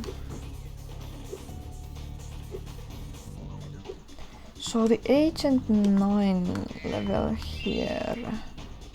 The swimming level. I know you'll get a skill point if you defeat every enemy in the swimming tunnel here, so let's try that. I hope it's not too difficult.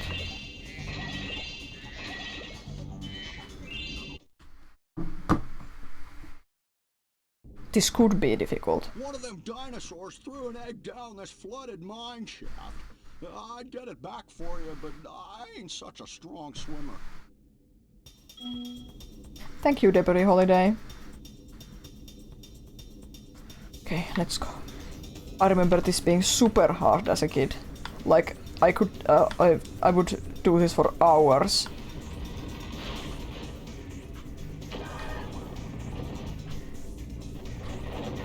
Oh my god, how did I not hit the rocks just now? How did I just swim through? Okay, there's one dinosaur I missed. Or seahorse, dinosaur, sea dinosaur, whatever. Yeah, getting them all is going to be tough. Again, if I can't do it in a reasonable amount of time, I'll just let it be. I'll not do the skill points. It's more important to finish the game.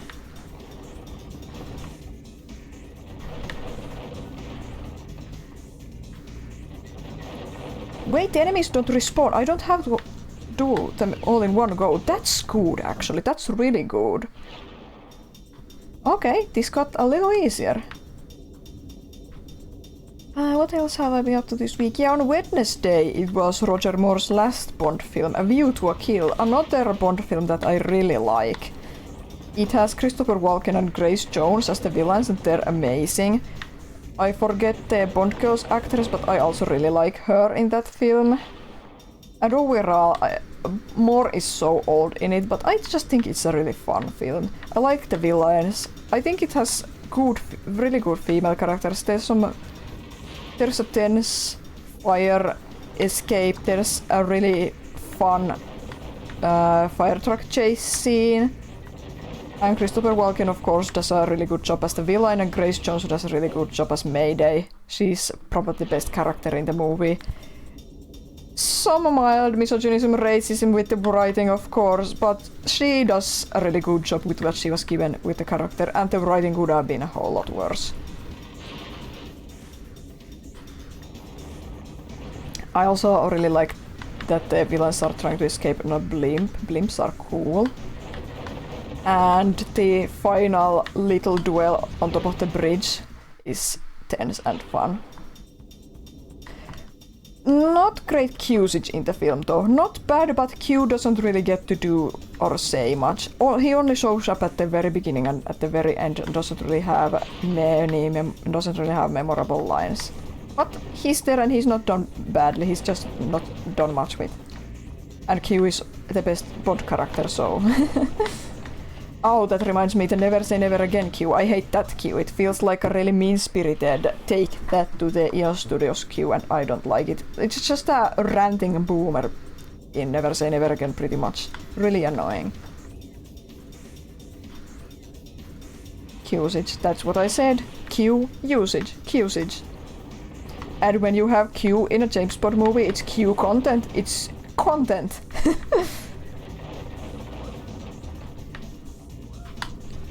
I keep missing. Next week they're showing the two Timothy Dalton James Bond films. Living Daylights is okay. I remember it has a fun villain character with headphones, who's listening to the one song on the headphones all the time. The blonde guy, he's good. I like many James Bond villains who are the main villains. He's a good one. But I never liked Timothy Dalton that much as James Bond, and License to Kill, obviously. I don't like License to Kill. It's just not that good. It's not as bad as many people say, but I also just don't really like it at all. Timothy Dalton's Bond is kinda too serious. And I don't mind serious. Daniel Craig's is mostly very serious, but Dalton's Bond films kinda lack some... I don't know. Maybe they lack some heart. Maybe that's what they're missing. It's hard to say. They just lack something. They're not quite that interesting. They're not quite that enjoyable to watch. Finally.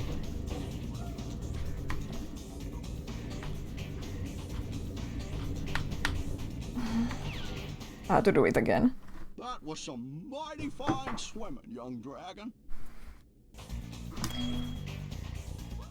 Even though Daniel Finnish is serious, he still finds the humor in the situations and has good fitting quips. I don't remember Dalton even having those. Yeah, I think Dalton is like, it's a bit too serious. Like there's...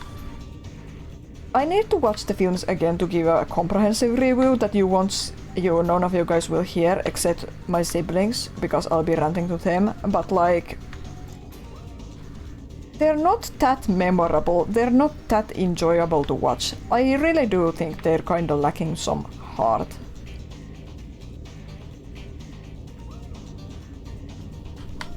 Oh man. That was some... Almost. I sure hope the skill point didn't require me to kill them all in one go. That would be awful.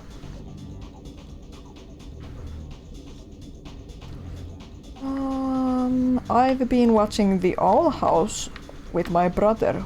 Rai hasn't seen it before, but I have. It's been really fun to revisit it and show it to him for the first time. I really love The Owl House. It's an amazing show. too bad we never got a full season 3, but thankfully they did get to finish the story, which is important. I just wish we'd had the full season. Which episode did we get to? We got to the episode 13, I think? The episode where Luz starts Hexside and chooses her study track. I'm not going to talk about it more because I don't want to spoil, right? There's so much good stuff coming up. But yeah, I really love that show. It has amazing character writing, a fantastic cast, so much lore, so much fun. Almost! I should watch Amphibia at some point. I hear it's good. It was kind of like a sister show to The Old House. It had the full 3 seasons to finish the story. Kind of a magical girl show. I will say though, I had access to Disney Channel until the start of this year. Wait, no. I lost access to Disney Channel last year, yeah. Our cable providers told us, yeah, you're not allowed to watch Disney Channel anymore. We are not paying for Disney Channel anymore. And I'm so pissed off. I miss Disney Channel. But yeah, I watched a bit of The Old House on Disney Channel before I lost it. I never watched Amphibia on it. The commercials made it look kind of annoying. I'm sure it's not, but the commercials made the frog characters seem so annoying, and that's really unfortunate. So I've been a bit apprehensive to watch it. Especially since it's 3 seasons, but I'm sure I'll get to it. Finally! Now we can leave.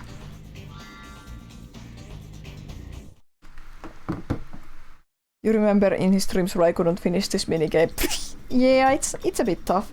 Not that tough actually now that not as tough as I remembered, but... Maybe I am more of a gamer than Rise. Now the agent line. This is a first-person sharpshooting challenge where you get a skill point. Gotta be careful. You promised me I could be a deputy, so I'm off to help clear out all the dinosaurs. I'm just trying to find a comfortable sitting position here. Oh my god, I'm so sweaty. I need to take a break soon just because I'm so hot. So yeah, a mystery dinosaur is going to run past at some point and I need to shoot it for a skill point. If you just calm down for a second and stop all that whooping and hollering, I can tell you what's going on. The Bailey gang are holed up in them buildings over there. You're gonna have to just go in there and flush them out. I really like these deputy characters. Well, good luck to you. This last world has some really great NPCs, again, which is why I'm kinda... Oh no, it's not inverted. So yeah, that makes me kinda sad that I can't talk to them again, ever. Oh yeah, you walk automatically here, I forgot. This is like an auto shooter, on-rails shooter. Again, I tried to say or, but I accidentally said it in Finnish. Why am I not shooting that? Wow, this reticle is way more sensitive and it's not inverted. It's way more sensitive than I thought and it's not inverted. This is tough for me.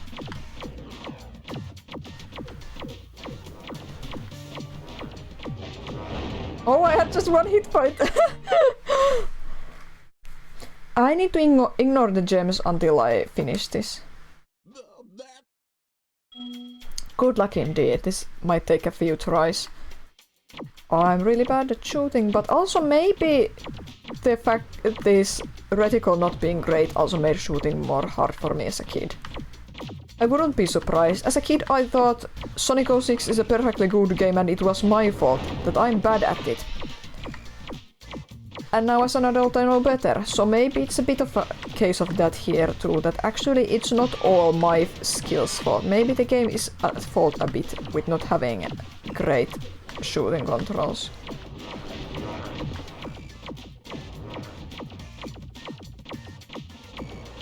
I think the skill point enemy is going to be showing up soon. I think it runs back here somewhere.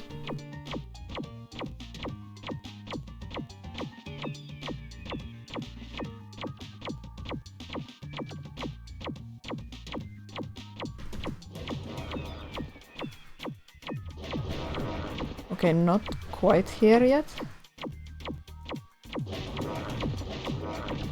The Bailey Gang. Why is it called a Bailey Gang? I wonder if that's a reference to something I don't know.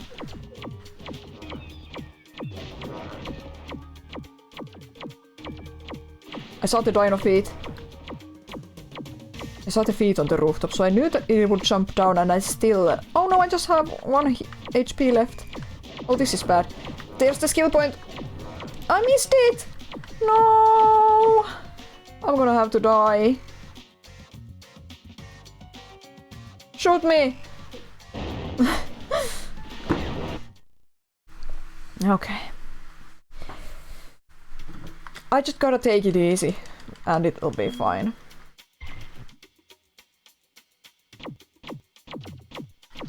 I can't really speed this up or slow it down since it's an on-rail shooter of sorts. I really miss on-rail shooters. Like, I'm not a shooter gamer, but I love Star Fox. And Star Fox is an on-rail shooter, but the appeal of Star Fox comes from the character writing and different varied environments. And I do really miss that.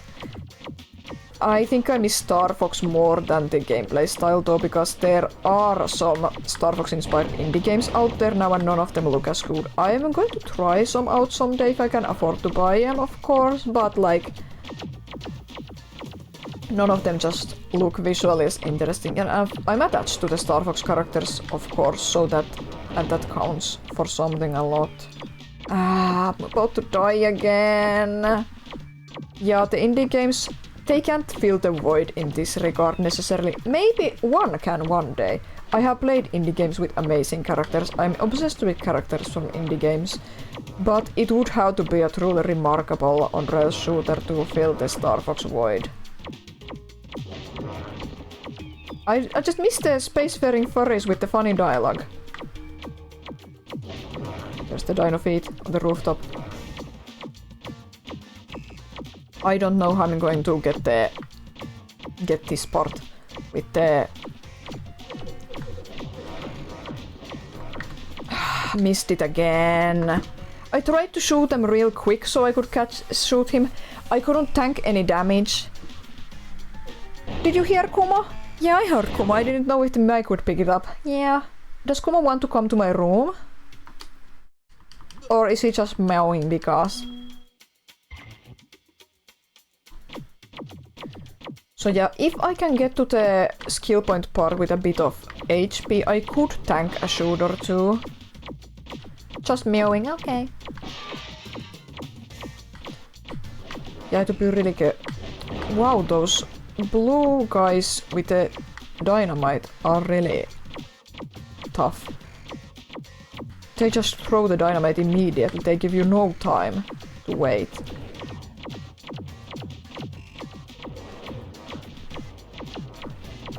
No! Yeah, I had to shoot the blue guys immediately or they're gonna dynamite me.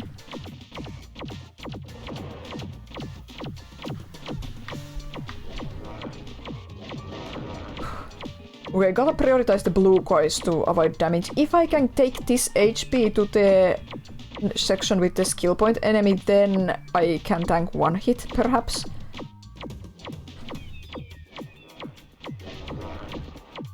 And maybe that would help me get the skill point. I know I got it as a kid, of course. It's not that difficult if you play right, but I keep missing.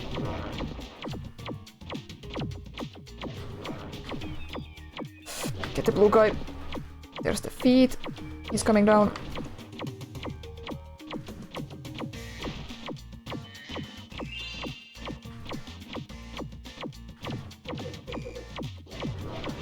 Yes, I got him! Full heals too!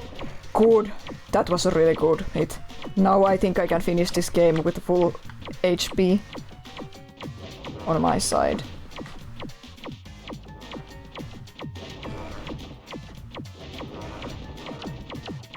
I really like these dinosaur enemies. No,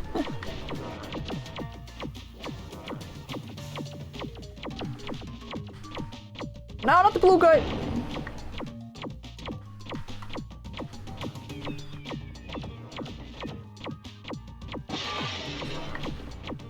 Oh no! But I did get the skill point. It's a good heal though, so I might need to get it again, but... Oh, this is the final stage of the game, so no wonder this stuff is difficult too. We're going to start backtracking soon. We just have the speedway and then we're done with Midnight Mountain. Oh, for goodness sake. That was bad. But yeah, this is the last level you unlock. You need like 90 eggs to get this level, so no wonder it's a bit tough.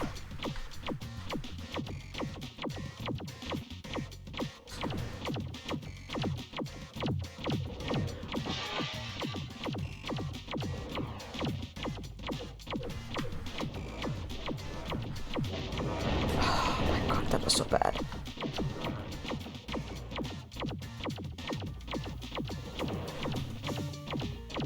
If I can keep that one hit, that would be really good, so I can try to get the skill point again.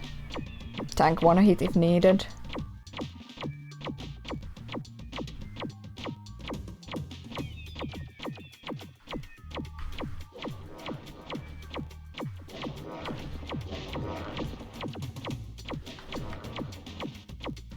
Well, I'm so nervous about... Oh no, he hit me! I'm so nervous about missing the dinos now all the time. They're not as easy to hit as you'd think. Comes down. Oh my god, I'm so nervous.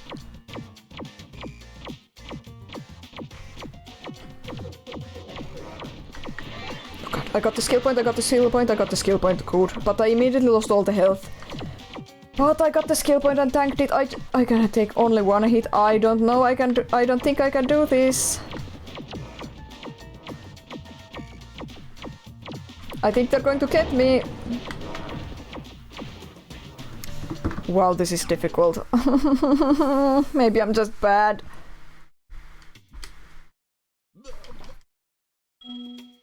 But this is probably the last really difficult mission in the game. So that's nice. I'm definitely going to need deserve a break after this. A chocolate break. I should have prioritized the blue guy.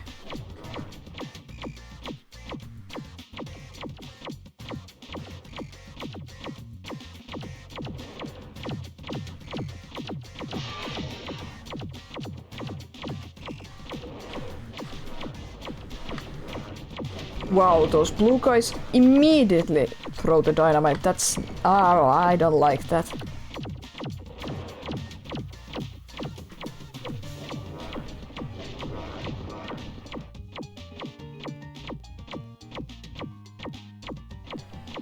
Gotta keep the one hit, gotta keep the one hit.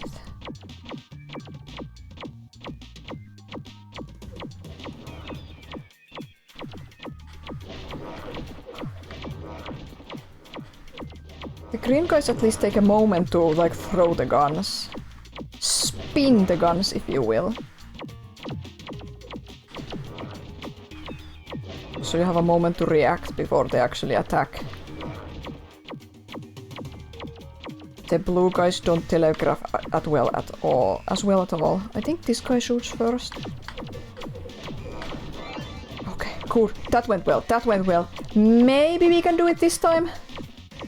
Whew. Wow. Okay, at least we have all the health in the world now. So fingers crossed. Take it easy, take it easy. Don't get nervous.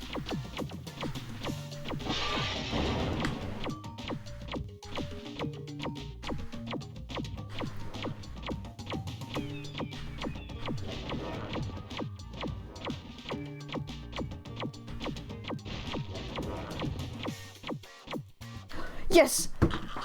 I was really close to winning this whole time. It's so hard to steal this egg. That's not like them at all.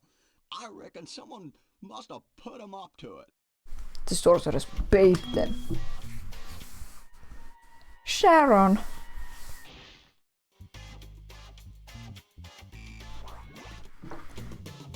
Let me check the skill point list. I think that was it for this.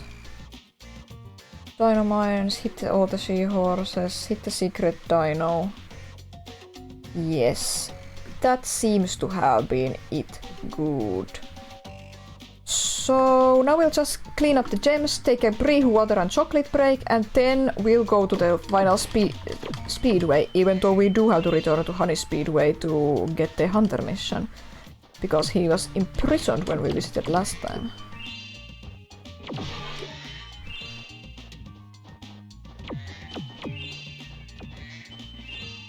I think Spyro Reignited Trilogy replaced these strange wanted signs with like wanted signs of Spyro's new friends, which is nice. I like that. I don't like the weird human, even though I know it's like some kind of reference. Usually I don't like Wild West settings like at all, but there's an exception to every rule. I like this level a lot, even though it's difficult. I like this setting. I like the dinosaurs, the evil dinosaurs. I like the deputy bunnies. Let me think. SteamWorld games have like a Wild West setting mostly. It's okay. Not my favorite, but I don't mind it too much. Sergio! But there's this old PC adventure game from the 90s. Dust Tales of the Wild West is the name, I believe. I watched Brutalmus play through it, stream the game. I really liked that game. It was super interesting and it had just the right amount of humor and intrigue for my liking. Supposedly the game is kinda hard to play on modern computers, which is unfortunate because I'd really like to give it a go myself, because there's several ways you can play through the game and different endings.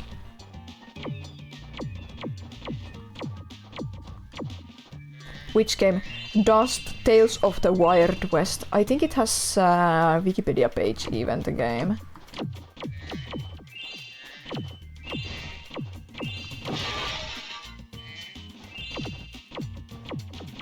I'm trying to think of other Western things I like. Oh, Rango the movie! Rai showed me Rango fairly recently for the first time. I never like saw it growing up. It was really good, really engaging film with gorgeous visuals, like the perfect purposefully ugly and gritty art style. It holds up super well. I'm missing a gem from somewhere back there. Okay, let's circle from the beginning.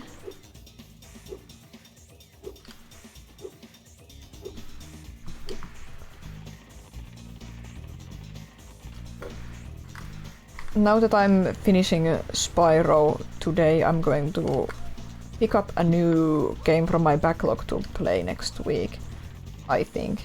Some indie game. Where are you pointing, Sparks?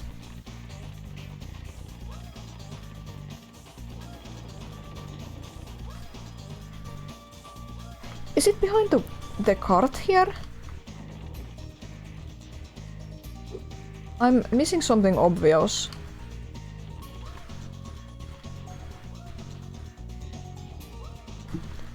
Oh, I forgot to flame the cactus. You get the gems from the cactuses here. Or cacti, I mean. That's the right word, cacti.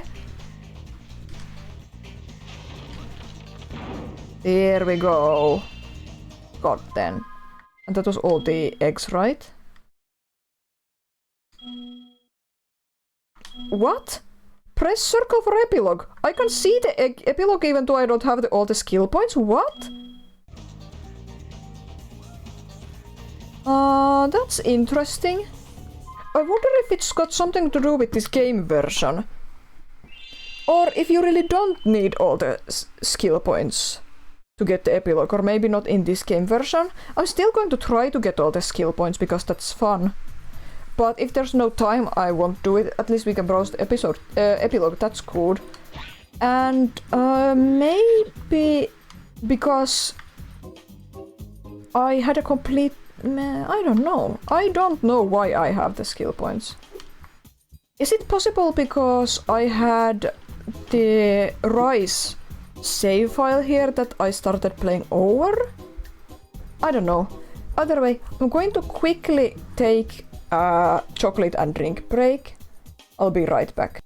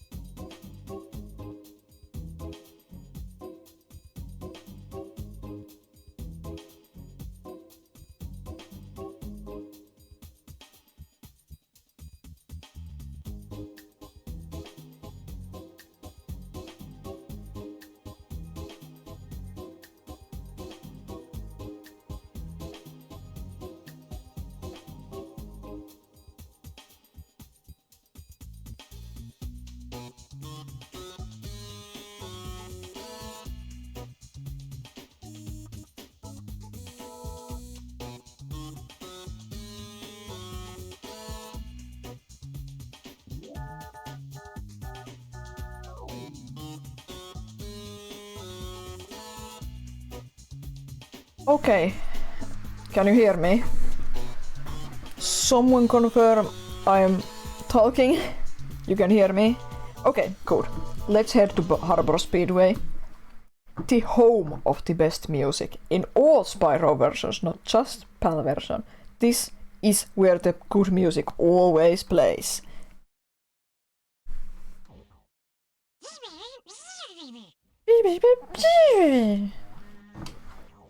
Time attack. Don't spoil me, Sparks. I think I should have gone for the gates first, but oh well, let's try this. If I fail, I fail. This bugs me so much. They're the blue-footed boobies that I'm racing, but they have yellow feet. Like what? What's up? Why did you call them blue-footed boobies and then give them yellow feet? Okay, so far so good. They're just seagulls, they're not blue-footed boobies, don't lie to me!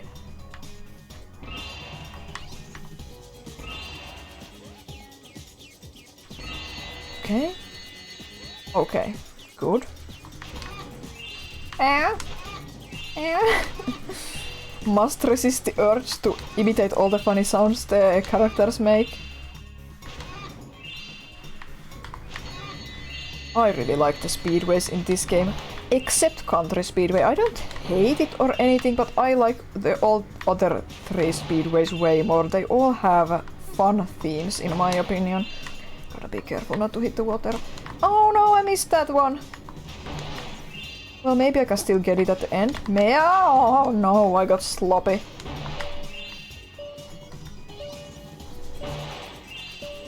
Yes! Saved it!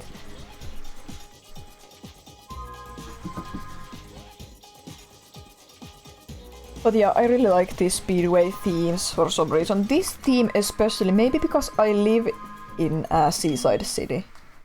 It makes me feel at home, the grey sky, the piers.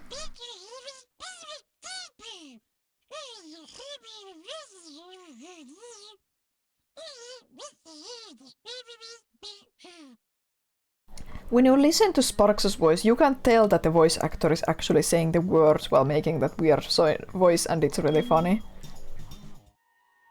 Kobe. Kobe? Kobe. He has funky glasses. And then we raise the blue-footed boobies, even though it's a lie. I'll probably need to take a couple of tries at this. I usually fail at least once in these, but it's okay. So we had a lot of video game news this week. One of the news that sticks out to me is the investigative journalism article published on Wired, I believe, about how companies like Activision and Activision Blizzard King and Riot Games have been using generative AI in their game making process for over a year now. And that really sucks. We'll see if they keep using it. It's difficult to say. But yeah, there's been so many layoffs in the game industry, and now there's these big triple A. I say in Finnish. It doesn't work in English. I gotta say triple A. These big, fat, ugly triple A companies thinking they can just push a button and replace human workers. Sucks. I recommend you go read the article yourself. I reposted it on Blue Sky, but it's on Wired. And I think Aftermath, one of my favorite game journalism sites, made a piece discussing the topic as well. So you can find more information on those. And other news was that Humble Bundle suddenly shut down Humble game publishing division in its entirety. They tried to gaslight all of us and spin it around and say that it's restructuring, not shutting down, but they laid off the entire staff and outsourced the publishing services for the games they're still publishing that aren't even out yet to a third-party company. And I guess Humble Publishing still exists, but only as a corpse entity with a name, and I guess it exists on paper, but no one's working there, so is that even a company anymore? And that really sucks. I saw a lot of really worried indie developers talk about the situation. I think there's going to be repercussions. I wonder if there's going to be lawsuits or something down the line, and I know these indie developers are going to suffer. I wonder, like, what's going to happen to the rights, like rights and responsibilities? Like, who's going to maintain the store pages if the publisher just lays off everyone from the company? Like, what's going to happen? Who is the publisher going to retain any rights to the games? Yeah, I came in second. That's going to take another try. I don't think I did anything badly.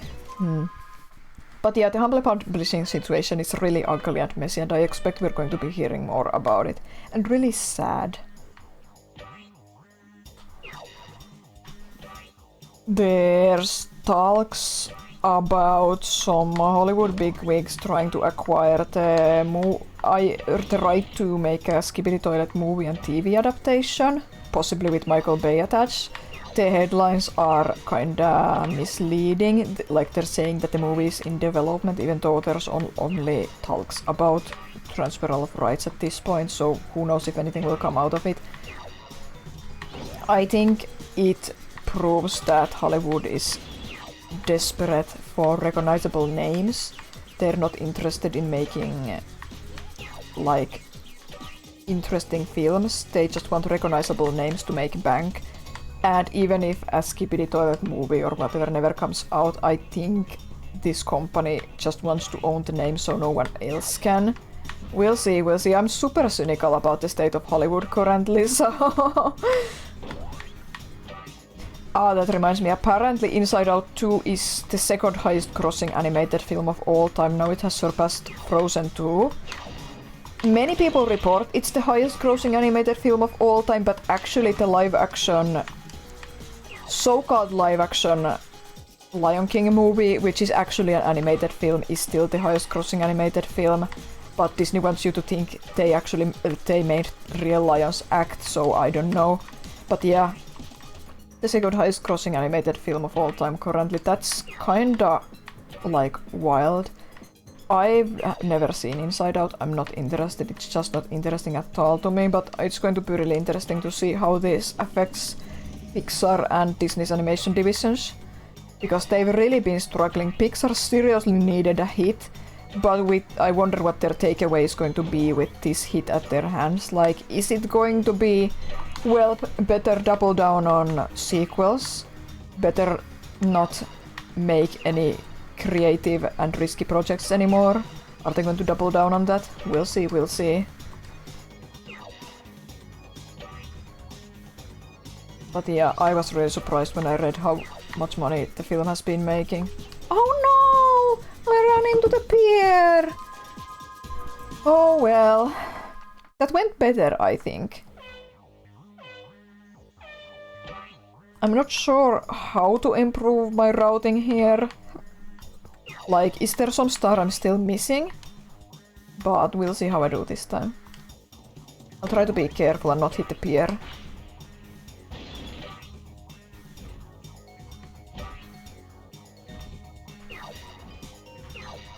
I do tend to kinda zone out during these segments. That's why I'm just talking and not super paying attention to my position in the race.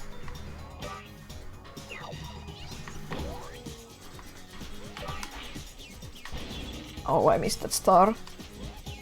Hi Stoke, nice to see you. We are just finishing up the last world before we go back to clean up all the stages that we have left unfinished. Hi G, happy late birthday again, I hope your stream went well. Did you finish the game? I don't know how long the game is.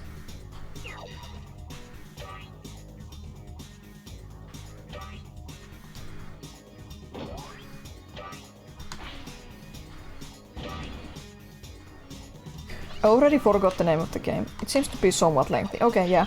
Already forgot the name of the game, but I recognized it when you streamed it because I believe Akiko Shikata composed the OST for it, and I love Akiko Shikata's music. Typical of a JRPG, yeah.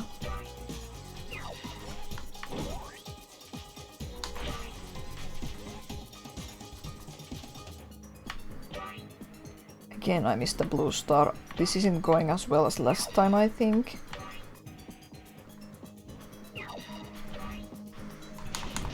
Okay. Second place. One lap. Last lap.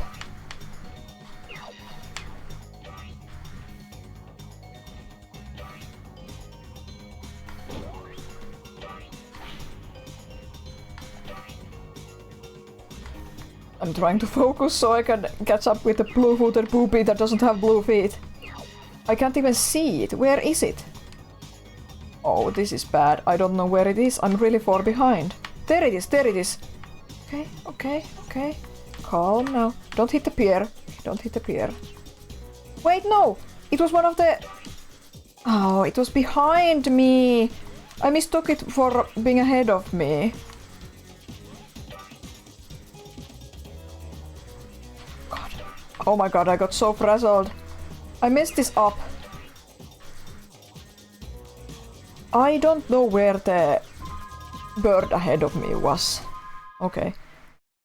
Okay.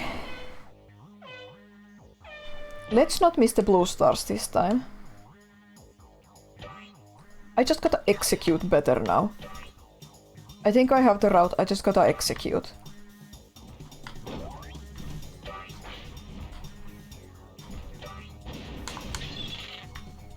I love that stock bird sound.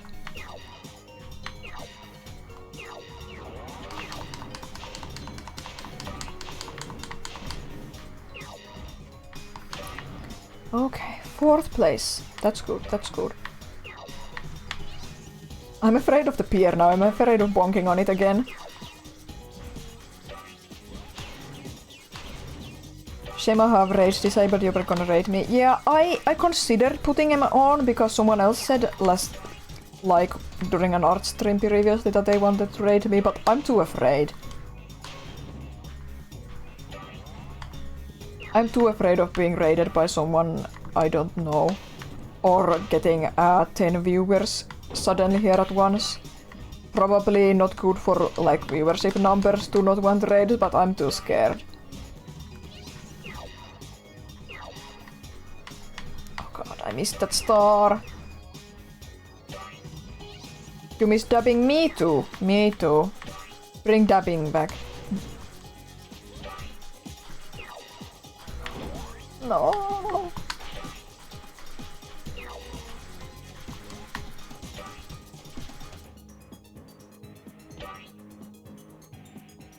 God, I missed that star. No, this is not... Wait, I'm first! What happened?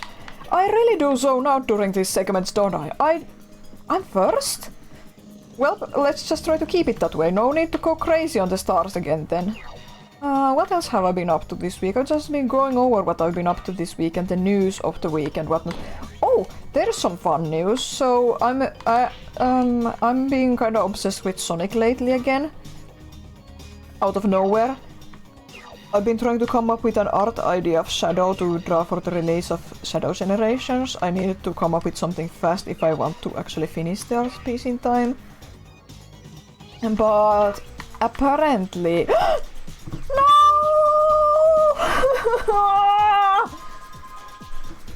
The pier! I shouldn't have gone down! It's the pier again! I bonked on it again! No! Baby cry. I can do it. I can do it. But yeah, I saw some news that Jakks Pacific is going to be making, I think, a Walmart exclusive Sonic toy figurine based on the IDW Comics Metal Virus saga. And that's big news. It means that... I think it means that the chance of them making toy figurines based on characters that debut in the IDW comic, the likelihood is pretty strong. There already is a plushie of Tangle and a plushie of Whisper. Sadly, I don't really like how those plushies look, but it's kind of hard to make plushies of Sonic characters, so I get it. And I think there were some new minifigurines at a Comic-Con or something of Tangle and Whisper, but like these proper articulated toy action figurines of IDW characters would be really cool.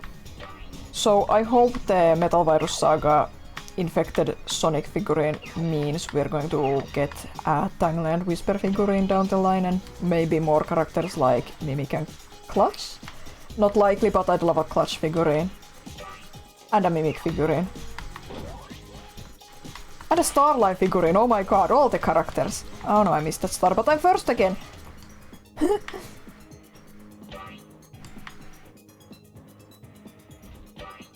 I think the next issue of the comic is not too far off, that's exciting. I really wanna buy the 4th big collection of the IDW comics.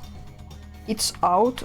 I'd have to buy it via Amazon because for some reason it's not available in any of my local stores and not even on the German Amazon, which is really annoying, so I'm going to have to import it from UK. So it's going to be super expensive and I can't do it right now, but I really want to do it when I have money again. Oh, also, the comic is not a priority because they're releasing an Arcane art book and it costs like 60 euros. And it's amazing. Arcane is one of the best shows ever made. It has amazing art. I can't wait for the art book. I think it's up for pre-order now. It's going to be released in December, I think, after season 2 is out, of course. I'm so excited about the art book. I wanted an art book for forever. Really great to see that it's actually happening. Yes, I did it. You'd buy a figurine of Eggman slamming Starline into the crowd. I would too. I would buy a figurine of Eggman and a figurine of Starline and photograph Eggman slamming him to the ground.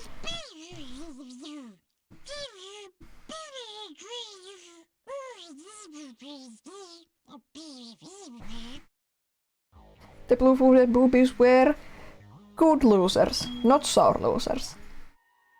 Jesse! But yeah, pre-ordering Shadow Generations and the Arcane art book are like my priorities as soon as I have spending money again. Now then, let's find Hunter. He's inside the lighthouse, I think. I remember this mission being really hard when I was a kid. It probably isn't as hard now. Flying sheep saucers keep coming from? I just saw another one grab an egg and fly off. This one's super fast, but his saucer is damaged, and it's leaving smoke rings. I think I can keep up with him as long as I can make it through the rings. You'd buy Mr. Tinker figure too? Yeah. I'm gonna chase him down. I'll be right back. How about Kintober? What do you mean, Rai? What's Kintober? Are you making a joke? Because I don't understand jokes, you should know that.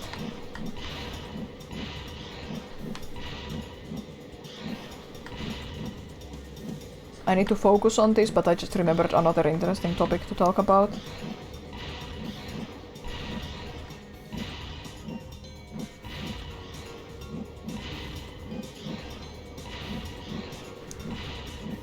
Robotnik guy from Archie Comics people told me I don't know much about the Archie Comics and I don't want to know.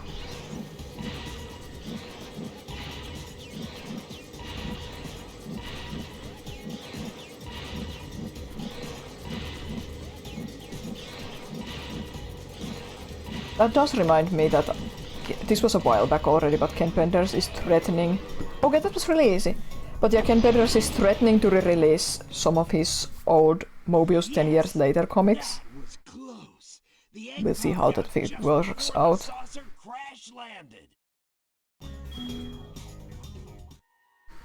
Sarah.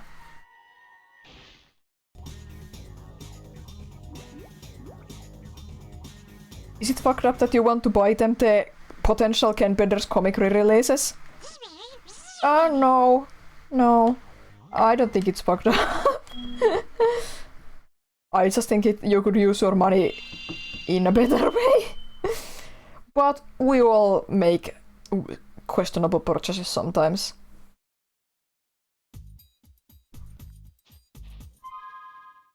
I'm going to teleport to the third world Honey Speedway now to get Hunter mission. People told you about Archie Comics yesterday and tried to tell me some jerk called Kintober is a good character and I wouldn't have it. Archie Comics have no good things. I forgot how to... Oh, okay, you warp here. Yeah, I just don't know enough about Archie Comics and I don't want to know. Kintober kind of vaguely sounds familiar now that you mention it. But unless someone really good makes a really long YouTube video essay, I probably won't know. Okay, time attack, we can go meet up with Hunter now. Again, I remember this being a difficult mission as a kid, but maybe it's not as difficult as an adult. Did they tell you about the Archie Comics during your stream or like on Discord or what? Okay, he wasn't here, he's at a different spot. There he is. Yeah, on stream. Okay, I wasn't there, I was watching FNAF. There's a really big sheep UFO around here, and it's trying to get me. I snatched up a dragon egg it was trying to abduct, and now it wants revenge. Hunter's solo mission against these space farm animals, it's so funny. You wait here. I'll lure the UFO down the river of honey.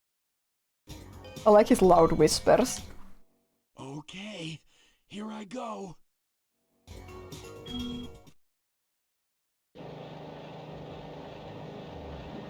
All I can do is move left and right and jump. And there's not great visibility ahead.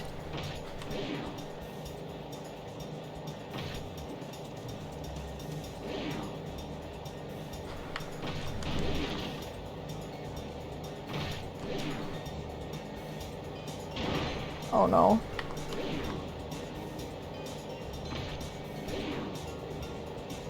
God, this music is so good. I wish this music played in real life when I'm doing chores.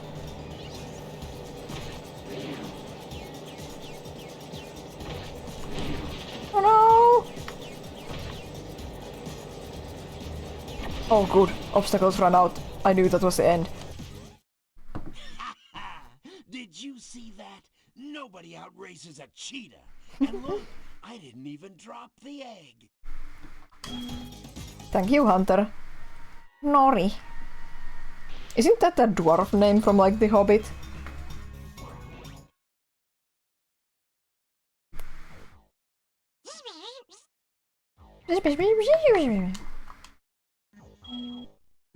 Let's go to Firework Factory next.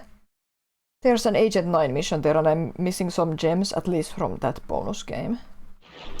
Nori, Ori, Balin, Dwalin, Fili, Kili, Bifur, Buffer, Bumbur, Thorin, who else? I can't think right now, but I used to. I think I know them all.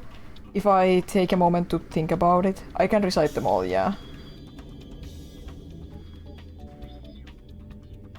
Oinan Gloin, I think.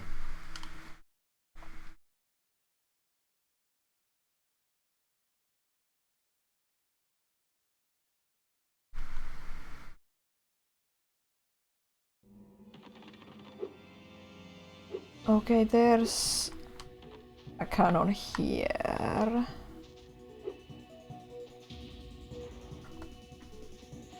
Enter the cannon, Spyro.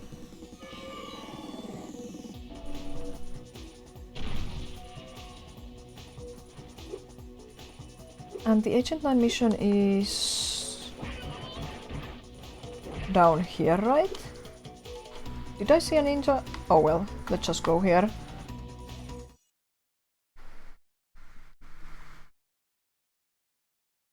Hey, Spyro! I'm helping a kid called Handel recover some secret rocket plans the sorceress stole. You know, I'm always ready to kick some Rhinoc booty!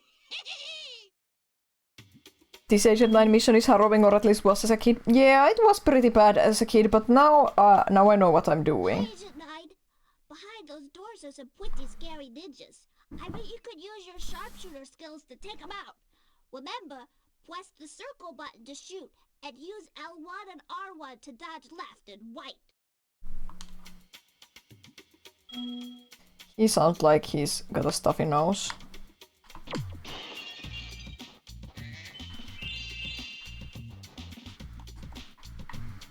Why can't I look up or down?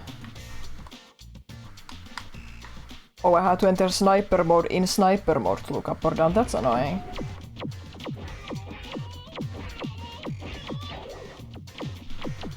Stop!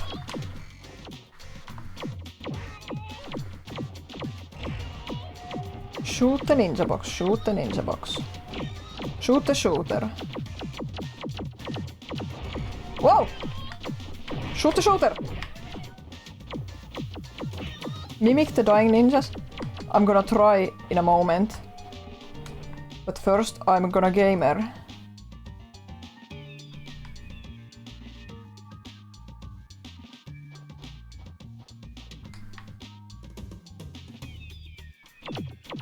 Where is it? There. There we go.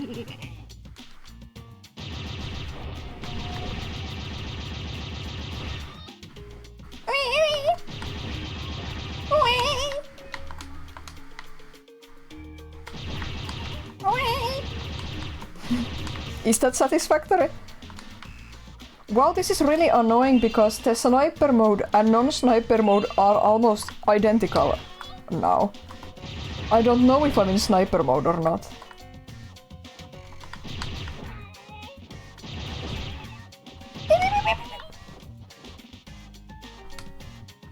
I'm sure I noticed this as a kid, but the enemy voice lines are sometimes lower pitched and sometimes higher pitched. Agent Line music gives you anxiety. I kinda like it, I don't know why.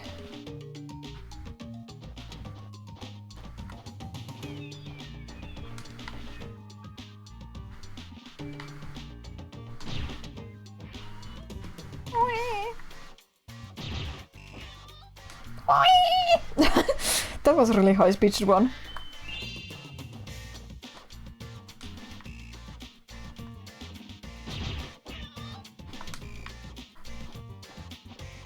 It is anxiety music. I don't agree. This is the amazing commentary you come here for. Me imitating the stock sound effects used for the Spyro enemies when they get hurt.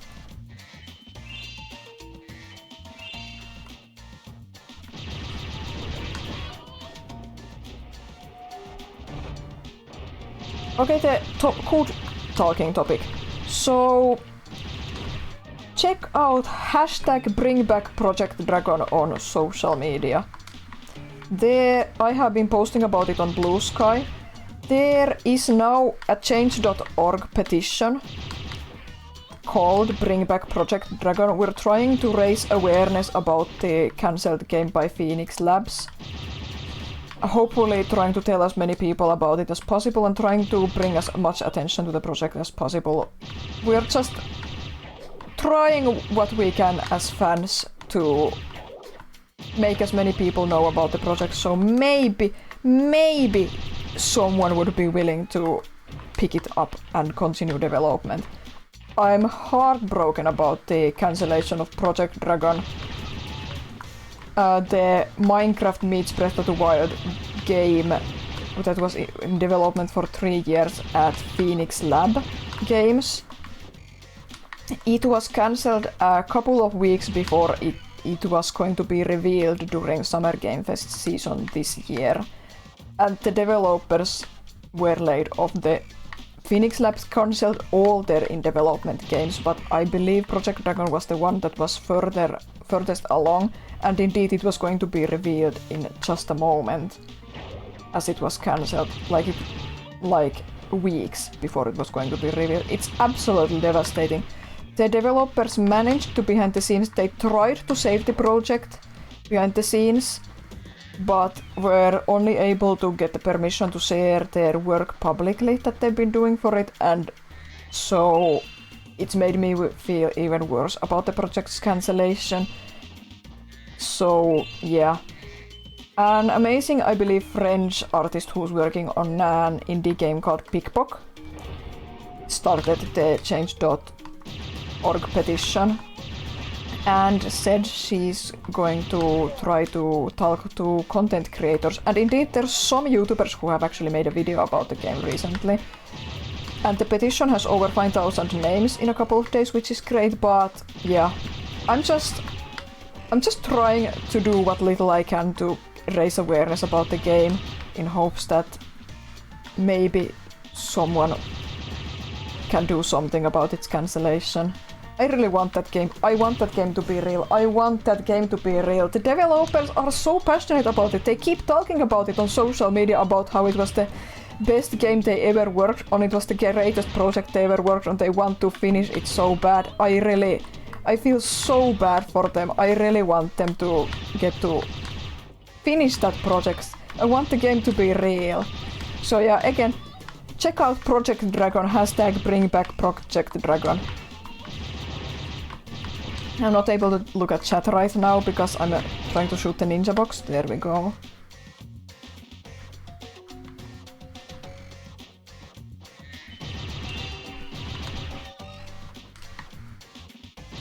Okay, I think this might be the last, or at least second to last room. I'm close to the end, I know I am.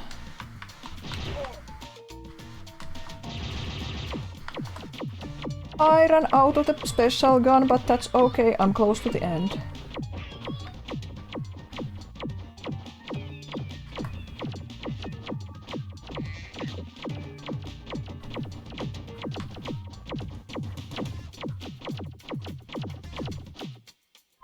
Okay. I'm not lying when I say Project Dragon is the most depressing console game to me. Like, it makes me wanna thrash out wildly when I think about the injustice I'm going to Mayo crazy! They added 2 extra bags into the mayo and I ate one of them already. And the mayo from your childhood, you need to make your own burgers and splurge the Hesburger mayo on there. Yeah. But yeah, to talk about Project Dragon, I agree. I think I've never been this upset about the game being cancelled in my life before. Like, genuinely, I don't think I've ever been this upset before. It genuinely is like Minecraft 2, so to say. And I just, even if nothing happens, I just want as many people to know about the game as possible. To know about the injustice. If it can't be saved, at least we'll never forget the injustice. Paddy! And yeah, this is Tokev's fault. He got addicted to an old 90s Hesburger advertisement music video, and Hesburger is a Finnish chain of like hamburgers. What? Okay, here's the door.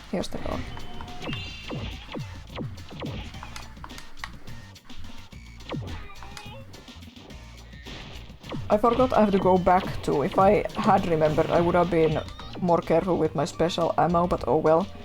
But anyway, he's been talking about Hesburger for the whole week.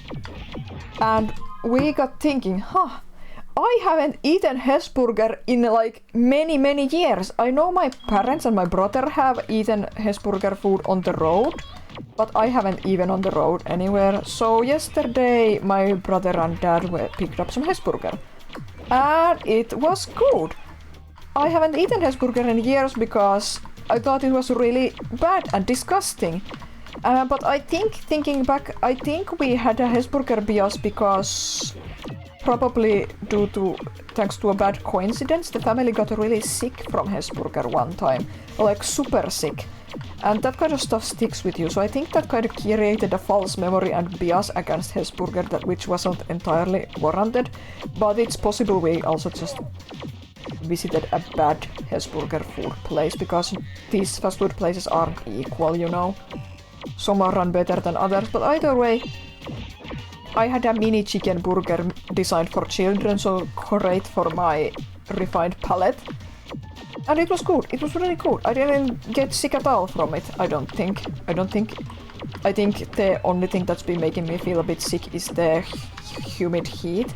But yeah, it was a good burger, and Hesburger's mayonnaise is like really good. And Roy has been going mayo crazy because there were those extra bags of the mayo now, and yeah. Like, the mayo is the highlight. It's the best part of the meal. The French fries were pretty good too, surprisingly. But yeah, a very happy surprise. The Finnish pizza chain, Kotipizza, is very good, but it's happy to rediscover that actually Hesburger, the Finnish chain, is actually pretty good too.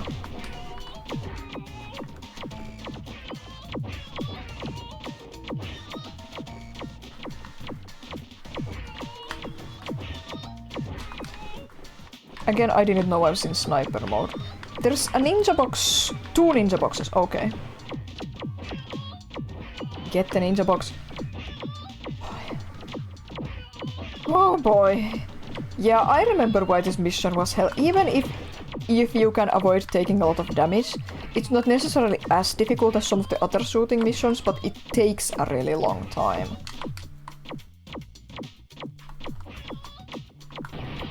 Okay. Now let's get the ceiling ninjas. Okay. I don't know if I'm in sniper mode or not.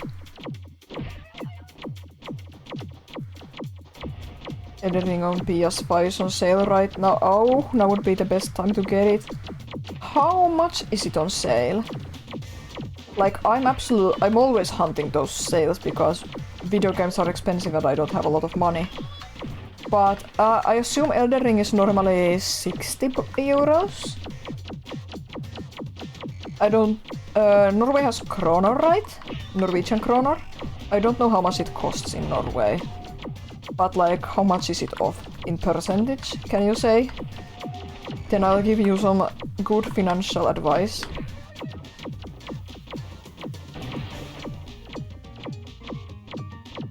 $45, it's normally like 60.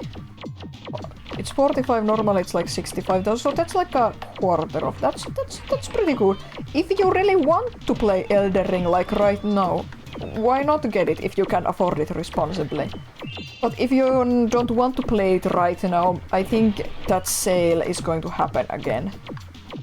At some other point too.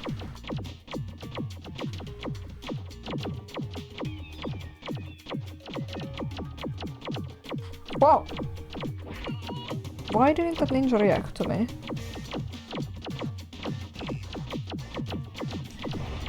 Wow! All the guns. No, no, no, no, no.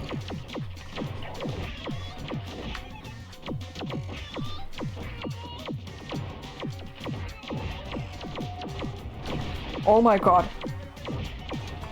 Is this the final room? I guess it is.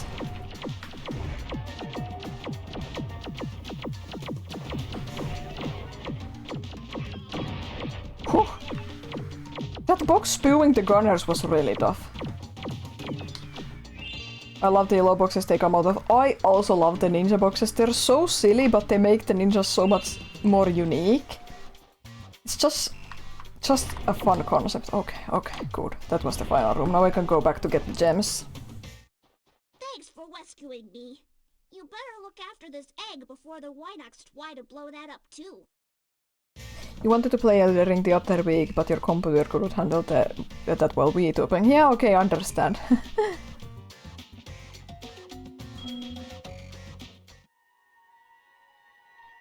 Donovan.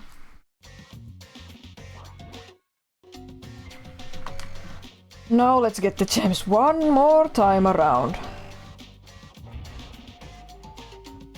Back and forth, back and forth, back and forth, back and forth. I don't even have Spark, so he won't pick up the gems for me. I have to do it myself. Oh, this is annoying. I can't get out of the first-person view even now that all the enemies are gone. Okay, Spark's back. Sparks is back, so there's hope again.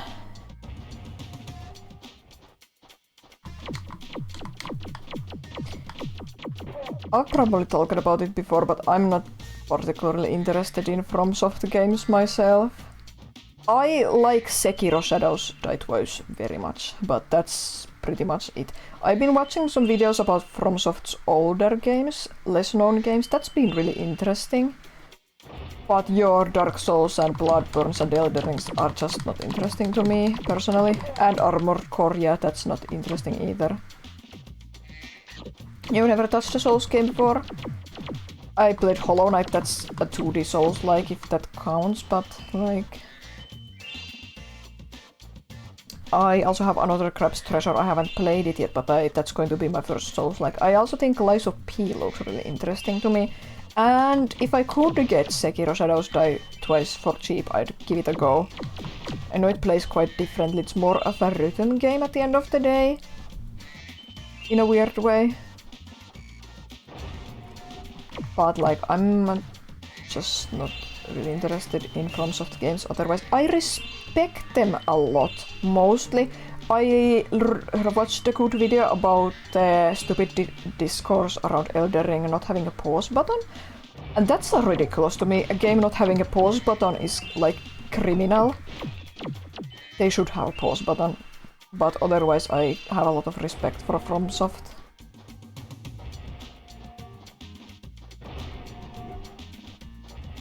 I wonder if that was the... Was that the last room? I hope that was the last room and I have all the gems now. I can check I can check because I'm stuck in this mode. I have to go back to the beginning to be free of this mode so I can check with Sparks.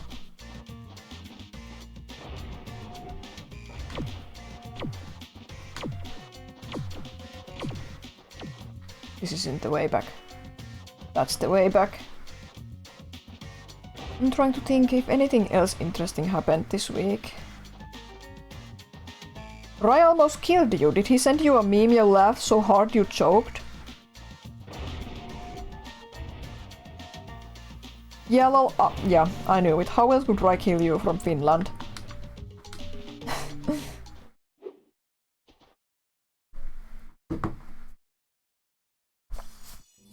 Okay. Let's hope I'm not missing any gems from there. At least Sparks is not pointing that way.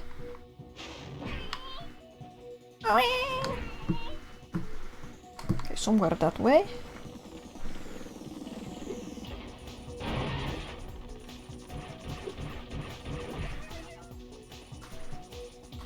That way.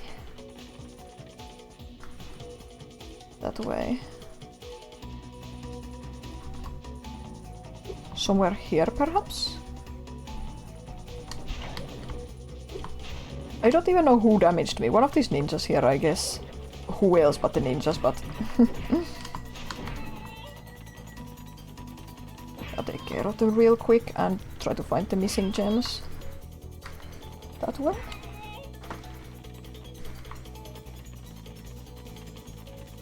Is there something here?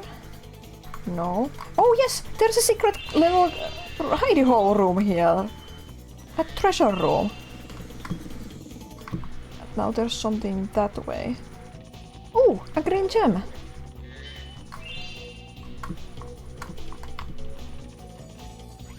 Whoa.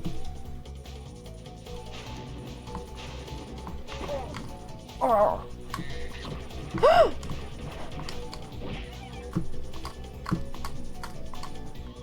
Let's check the atlas.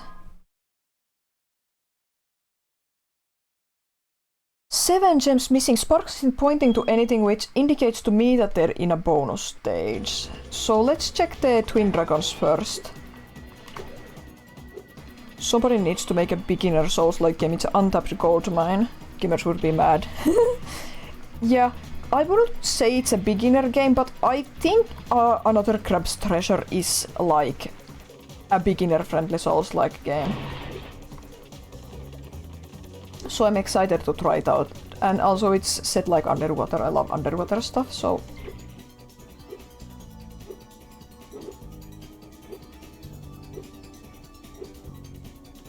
Oh yeah, that reminds me. I learned about a Steam curator called Woke Content Detector this week, and it made me laugh so much. They had labeled Another Crab's Detector as a game containing woke content, so no one should play it.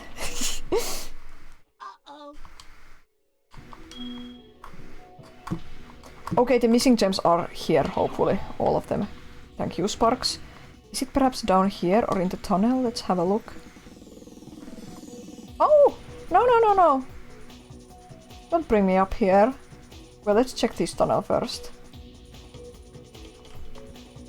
So yeah, I was kinda tempted to go browse the woke content detector curator on Steam. Yes! Just to see the games they don't recommend, in case I would find cool new games via that. Because I'm all about those woke games. But I was worried I would somehow boost this stupid curator, make them more visible somehow if I visited their page, or it would mess with my Steam recommendations, which granted they're already pretty terrible, my Steam recommendations, that is. But I'm really tempted. At least it would give me a good laugh to see all the games they've labeled woke and the reasoning why any game is labeled woke. Across the rooftops. I'm missing 1 egg in frozen altars. I think I have a recollection of where. I'm surprised I missed it, so let's go get it now.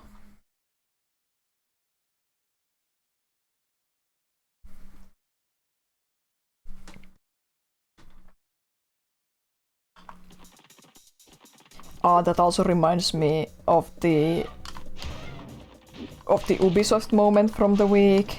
I'm not going to go into it too much because it's a sensitive and really annoying topic, but like the upcoming Assassin's Creed game, the only vaguely interesting looking Assassin's Creed game made in 10 years, starring Yasuke the Samurai, and gamers do be mad about them not making a historically accurate game by making a game about a black samurai who actually existed. Oh!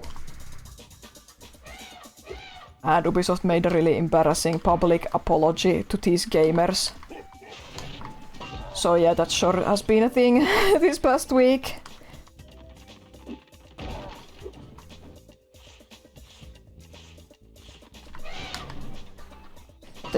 Last thing I'm going to say about the topic is the fact that they've gone so far that these angry gamers are making fake social media accounts and pretending to be Japanese people angry at the Assassin's Creed game. These people need to touch grass. They need to touch grass so bad. These same people didn't care about historical accuracy one bit until until a black character came into the picture. I'm gonna just say that. Okay, let's get rid of some of these enemies so I don't die again. But yeah, if you wanna see Ubisoft's horrible statement, it's up on Assassin's Creed's social media accounts, at least on Twitter. But I don't recommend looking at it, it's painful. What else has been happening?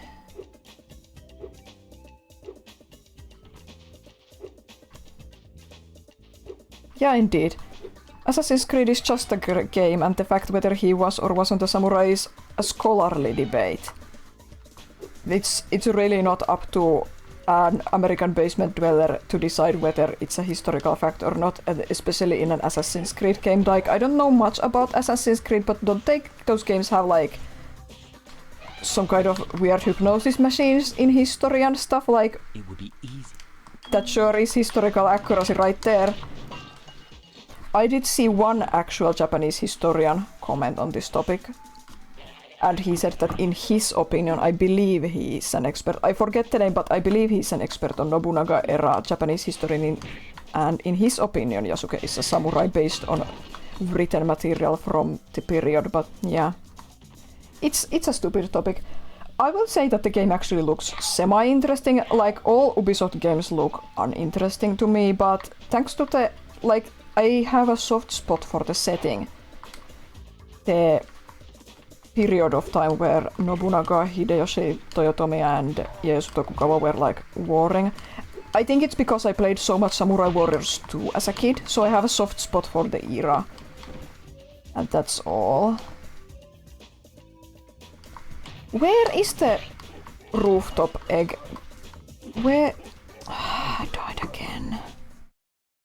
Okay, calm down. Stop running around like a headless chicken. Stop ranting about Ubisoft. Get up there.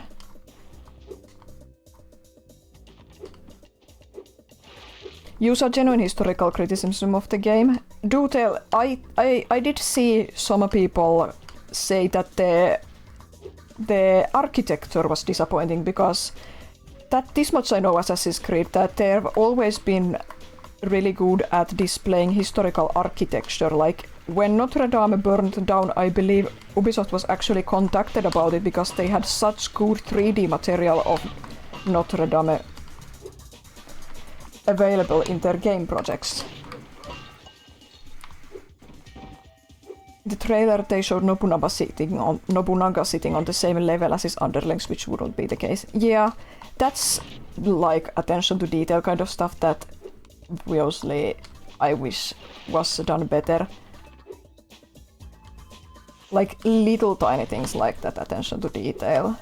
It's just respect for when you're working with a different culture to try to get little details right for authenticity, regardless of what kind of a story you're telling.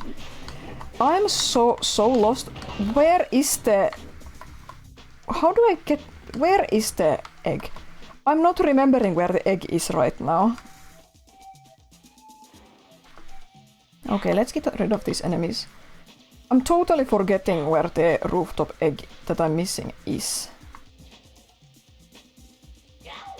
Yow! Maybe I can get up top here and find it. Let's have another look. What a hint. In a moment, I'll tell. I'm blanking out. I'm blanking out. I'm blanking out. Like, why do I feel like I should glide from here?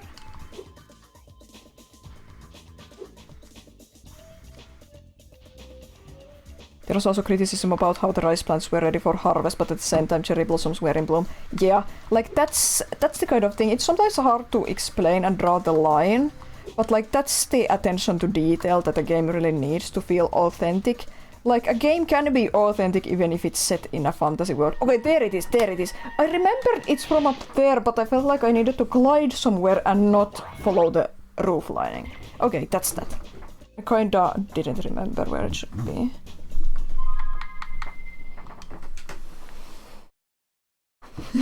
Don't look so smug in chat. I would have gotten it eventually. Am I missing gems in Charmed Ridge? Wow, it's so hot, it's so hot. I'm not missing gems in Charmed Ridge, but I know I'm missing a skill point, so let's go pick that up. Or at least try. We can heal sparks at the same time too. So I have my guide here. I'm going to refer to the guide because I know this is a difficult one. If the guide has a tip for getting this skill point, I think.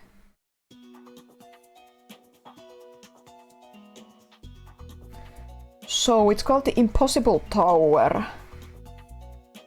Gliding to the Impossible Tower.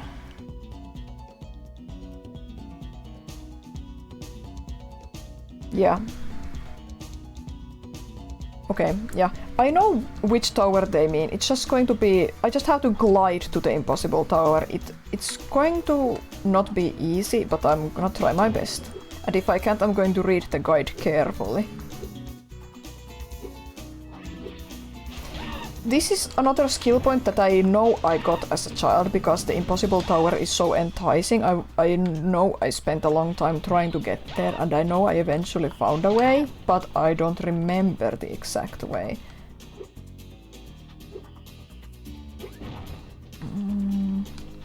That's annoying.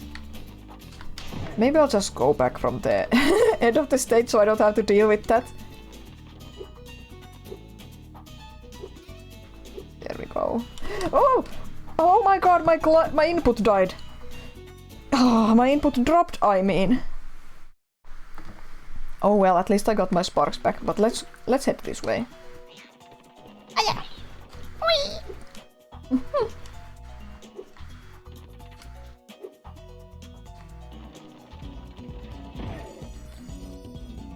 Okay, chatters, did anything interesting happen this week that you guys want to talk about? Something I forgot to talk about?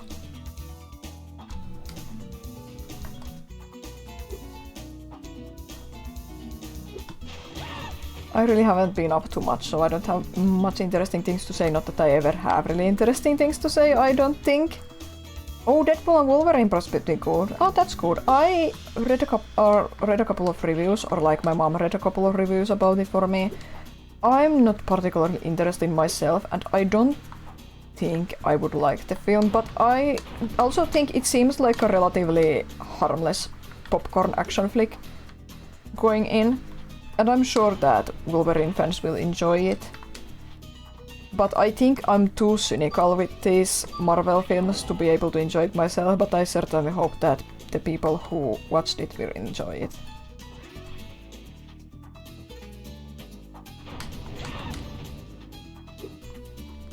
Okay, I need to get there, I think. You can understand why it might not be for everyone, but you enjoyed it. Yeah, that's the most important thing, that you enjoyed it.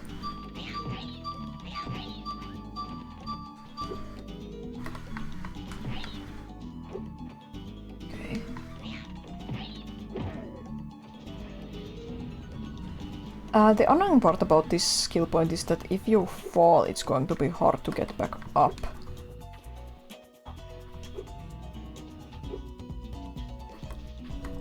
I should flame that cat, but I can't be bothered. Yeah, I'm not that big of a Deadpool fan, to be honest. He can be fun, but he can be super grating too. I'm not that big of a Ryan Reynolds fan. Like, I said this before, I don't have anything against him, but I just don't like his face. Even though you don't really see his face when he's dressed up as Deadpool, but I don't like Deadpool that much to begin with. And of course I like Wolverine. Who doesn't like Wolverine? But I'm not that interested after Logan. Yeah, I don't know. I don't think it's for me, but I hope everyone else will enjoy it. I'm going to check my guide.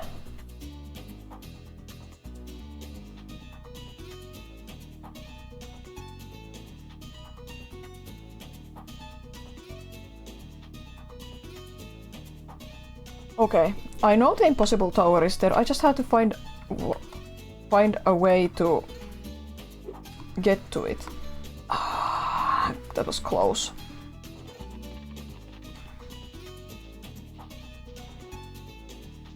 What are you missing, as if we would remember? I need to get the skill point of gliding to the impossible tower there.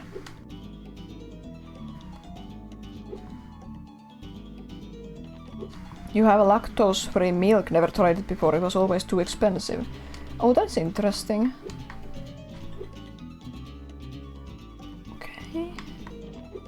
I think the intended way to get to the impossible tower is from here. I think this is the only viable spot. If I charge, it probably should help. There we go! Yeah! Okay, not too difficult. I tried to glide from the wrong spot. First I checked my guide and the guide recommended gliding from up top there. And I figured it out. Yes! Done and done. Is this all of Evening Lake now? That is all of Evening Lake done. So we can go back to Midday Garden. And I'm missing 2 gems from the home.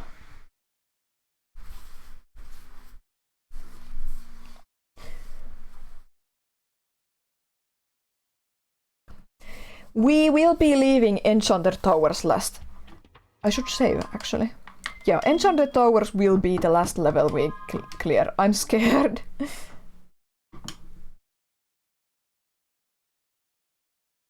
As a kid you had to eat lactose-free for a while, and only the pudding cup that was lactose-free was a dark blue one that had a tiger on it, and it wasn't as good as the others. That's all you remember. Yeah, I also remember you had to drink lactose-free milk and be lactose-free for a while. I don't know why. Maybe it's just one of those weird body things. Did I miss a gem from the water?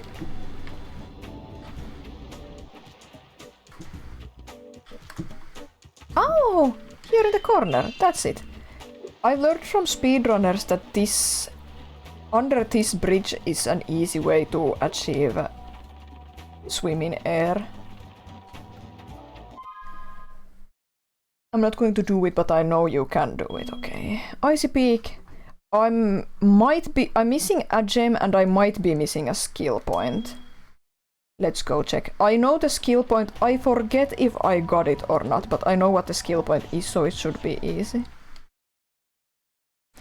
You drank it and it has a weird flavor. Tastes like milk, but it's like it's been left on the counter for an hour. Lactose-free milk is like kind of sweeter, isn't it? Or am I misremembering?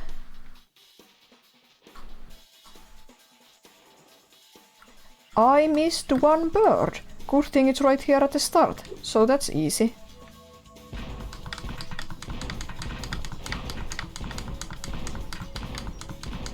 Yeah, it's sweet, but there is something else. Yeah, it's been quite a while since I last tried lactose-free milk. And the skill point, you know how I got the red thief? Flamed him from the top of the tower. I know there's a skill point. I checked my skill point list before the stream, and it said that if you fly to that tower you get a skill point, and I was like, oh yeah, I remember getting that skill point as a kid, but I don't know if I got it now since when I flamed the Red Thief, if that's enough or if I actually have to touch ground on that tower myself, so let's try that.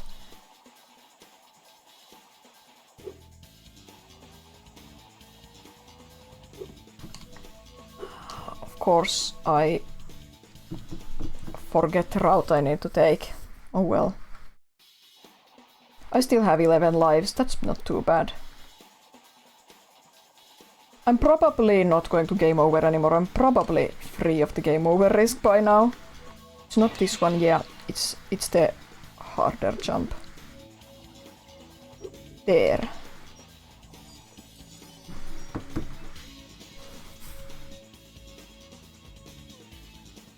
You want to see me sprinting down the street like Spyro? No, you don't. No, you don't.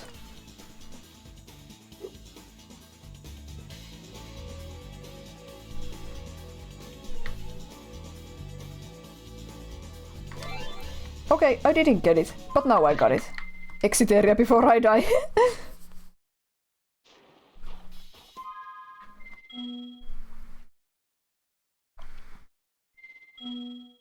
Enchanted towers will be last. Spooky swamp. I'm missing gems, and I know I missed the skill point where I had to flame all the piranha signs. I'm surprised I missed it last time. I think I must have been too distracted by something else to remember, because it's such an obvious skill point.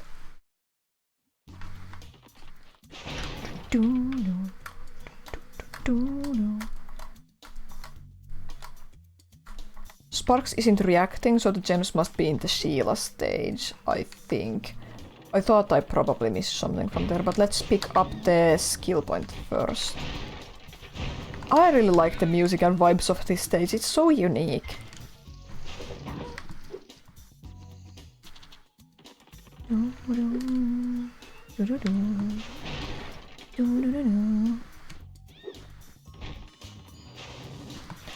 I wish the weather would improve. Like, this hot humidity and the scorching sun makes it really difficult to go out, and I really wanna go out. I wanna go play Pokemon Go, I wanna go look at birds and bugs. I have been sleeping poorly due to hormones and the heat, so I haven't had much energy even lately, and I just want to go out so bad.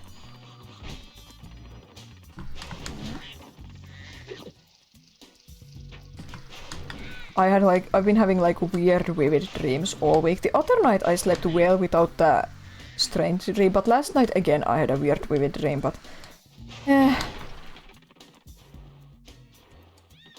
Okay, I'm missing signs. Sparks, can you tell me where the piranha sign I'm missing is? No. Okay. Let's have a look from up there. There's one. Hopefully this is the last one. There we go. Easy peasy. Now we go back to the Sheila. Can I just... There we go.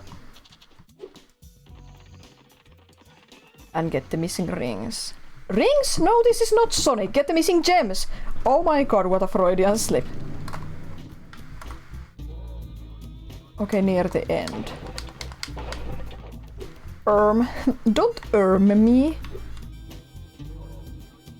I wanna draw Sonic stuff so bad, but I can't. Sonic characters are too difficult to draw, and I'm too much of a perfectionist. If I can't draw Sonic perfectly, I shouldn't draw Sonic at all, because otherwise I'm bringing shame to Sonic. That's my reasoning. It's really stupid. I had a similar annoying brain stupidity thing when I was doing the design work for my portfolio. I mean website stuff I wanna do for my website.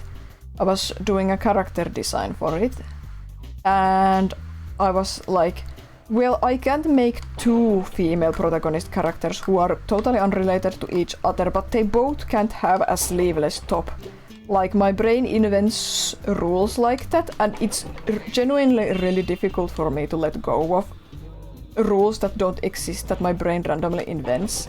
It's really frustrating. I did get over it, but I couldn't make a sleeveless top for the other character too. I did a different kind of top. But yeah, I need to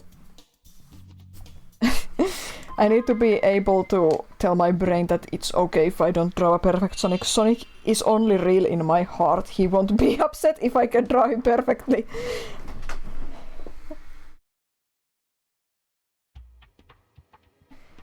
Then Bamboo Terrace. There's the Bentley stage at least, but I think we might be missing something else too. I'm gonna check my guide just in case there's a skill point I'm missing here. I don't remember all the skill points by heart. Okay, there's no skill points here, good.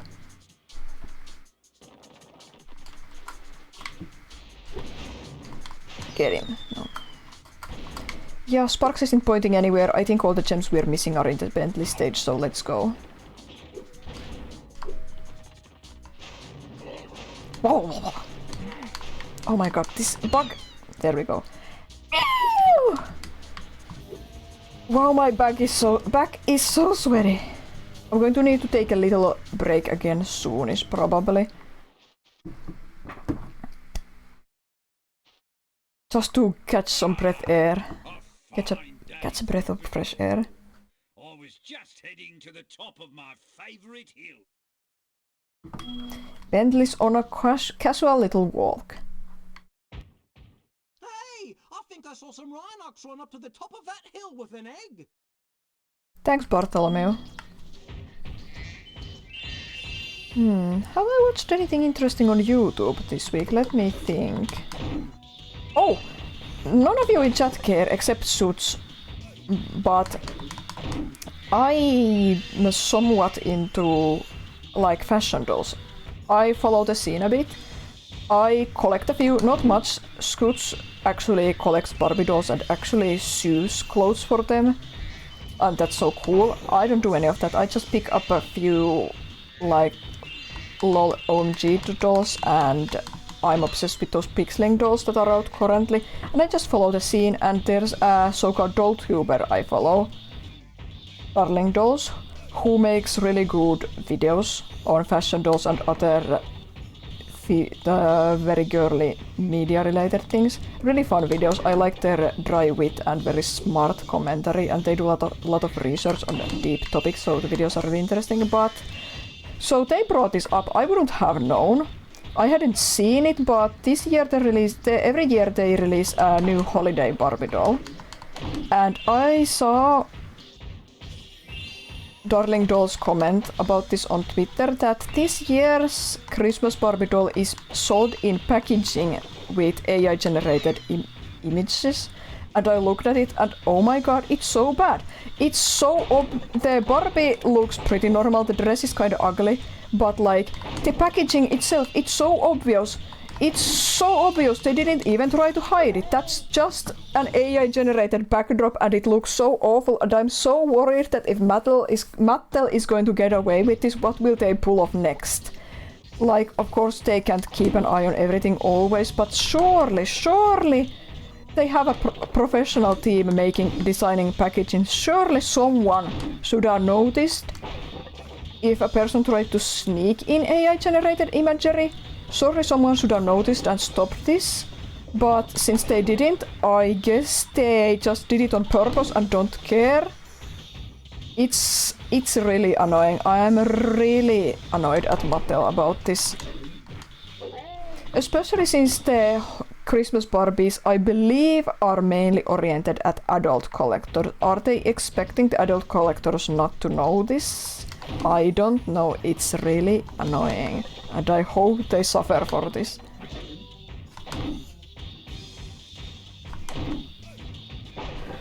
Oh, that reminds me. I did watch a good YouTube video. Curtis Corner, this Canadian stand-up comedian YouTuber. He's very famous YouTuber. one of the most famous YouTubers I like to watch, but he's really funny and has some insightful commentary on social media and pop culture topics sometimes. So he released a long video about his quest to find... Wow, I'm so bad. So he got addicted to a video, a commercial from the 90s, advertising possibly the first ever gamer chair. It was of course for children, small children, but he loved the commercial and started a quest to try to locate one. The chair was released in '99, so it was kind of difficult. It took him almost a year to make the whole video, but it's a... wow. But it was a really fun video, I really enjoyed it. It also made me cry because the ending is super heartfelt in a weird way, so content warning for that, the video might make you cry, but it was a really fun and sweet video, I really enjoyed it.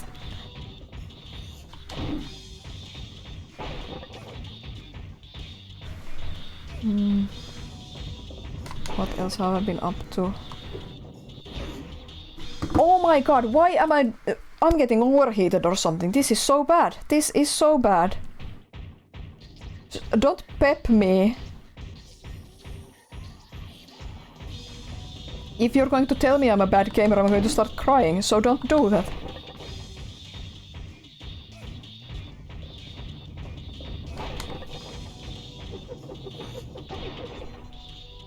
I forgot I can do that until just now. I thought I should try if I can do that.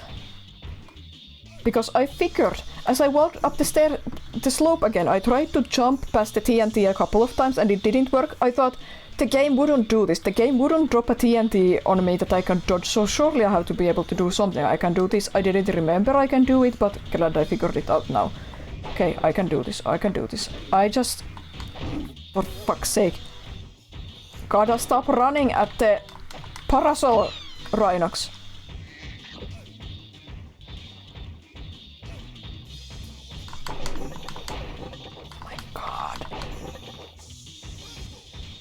I'm gonna go inside. Gonna go inside.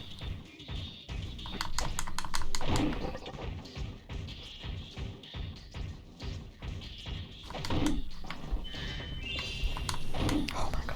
I definitely need a break after this level. A small break. Just a small break for some water and chocolate. And air outside of my room.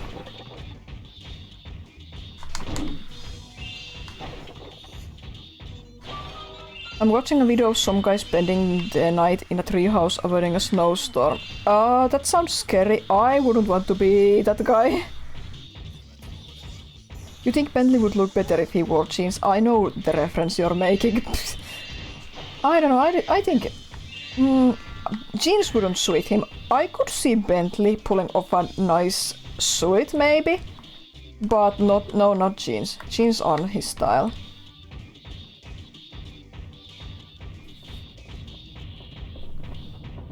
Pantalooni.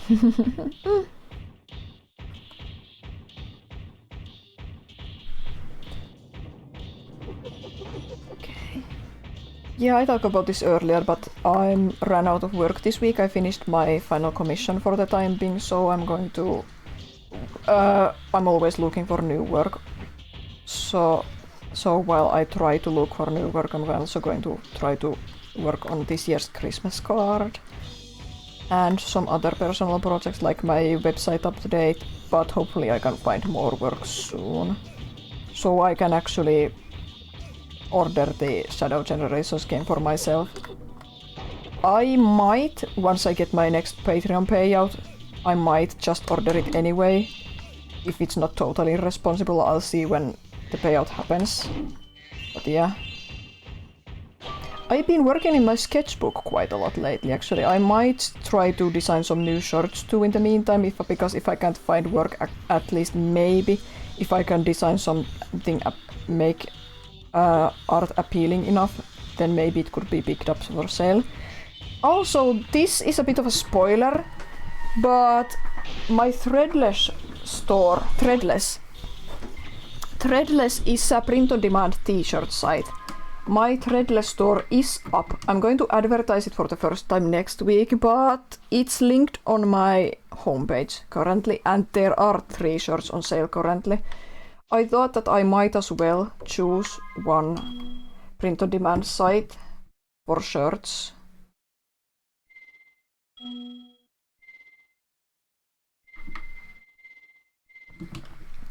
So yeah, because people have been asking about my Yeti shirts after they've been sold, so I thought I'm going to set up a print-on-demand store so people can pick them up afterwards. And also I have some ideas for designs that the Yeti won't sell, like maybe a Raimani-themed shirt.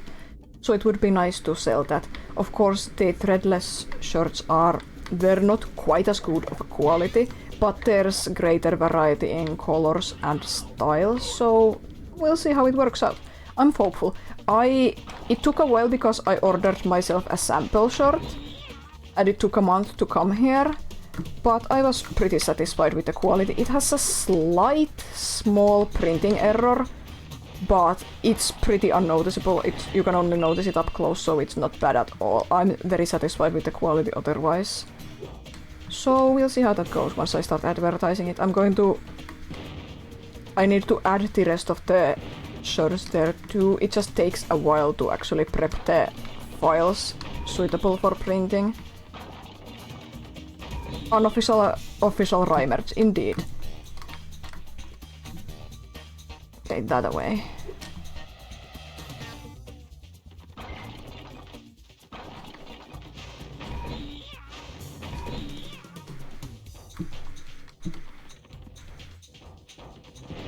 Whoa! Where's the final gem? Is it here? Oh, there it is, there it is. Here we go. And then we can go to Molten Crater. I'm going to enter the stage so you can listen to the music. You keep finding small faces in Pep's artwork. The art I showed you. What's it called? Pareidolia? It's something like that, when the human brain and eyes are attuned to finding human faces in places that there aren't any, like you please see the Jesus face on the toast. Yeah, I think it's called pareidolia.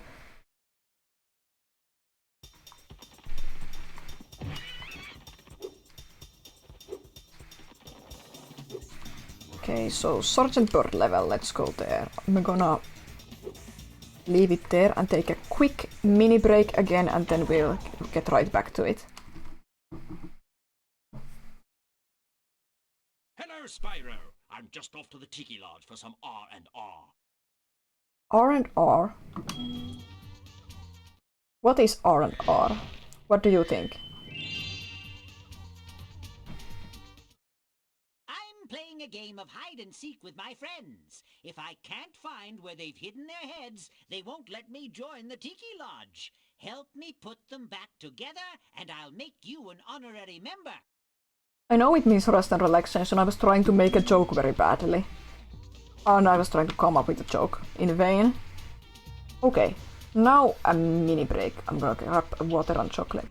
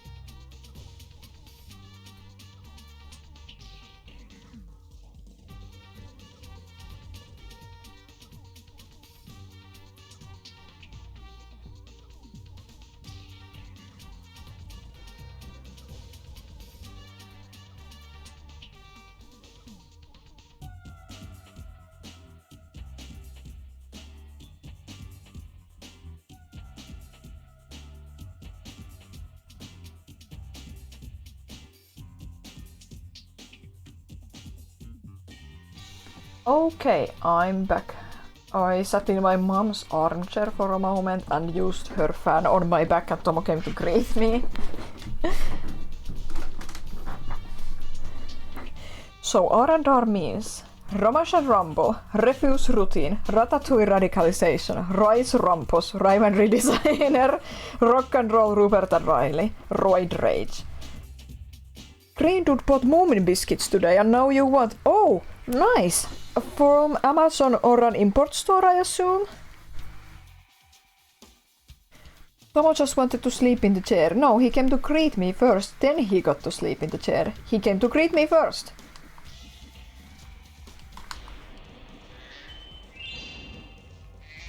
He looked at me all cute like and begged for pets with his eyes.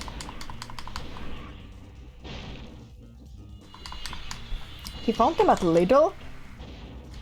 Oh yeah, Lidl does like...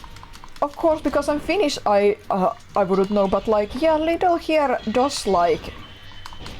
At least it claims to bring food over from different European countries, so I guess that checks out. Maybe an UK Lidl would bring Finnish Moomin biscuits over.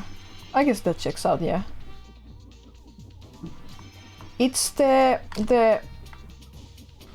normal Moomin biscuits, like, or does it have chocolate coating? I know you get the... I checked my list and I never knew this as a kid. This is kind of obscure, but you do get like... You get a skill point if you drop all the heads in the same spot. We are gonna try to do that. This is the route I took. I think he said he bought them both. Like both with chocolate coating and without. He claimed to see a Finnish cake, he couldn't remember the name. Huh, interesting. He needs to take pictures next time he goes there because I'm curious. Oh no, this is just the same room again. Moomin biscuits are nothing special. Well, I think they're kinda special. They're Moomin character shaped. That's fun. That makes eating fun.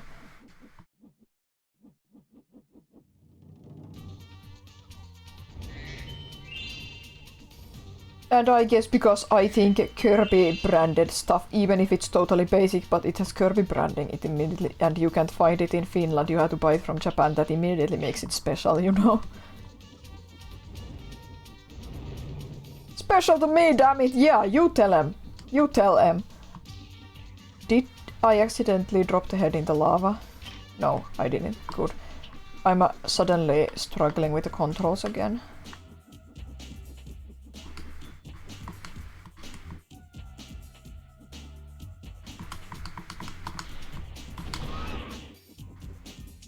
That reminds me that Raiman made some really good oatmeal biscuits this week. Like, they're better than ever.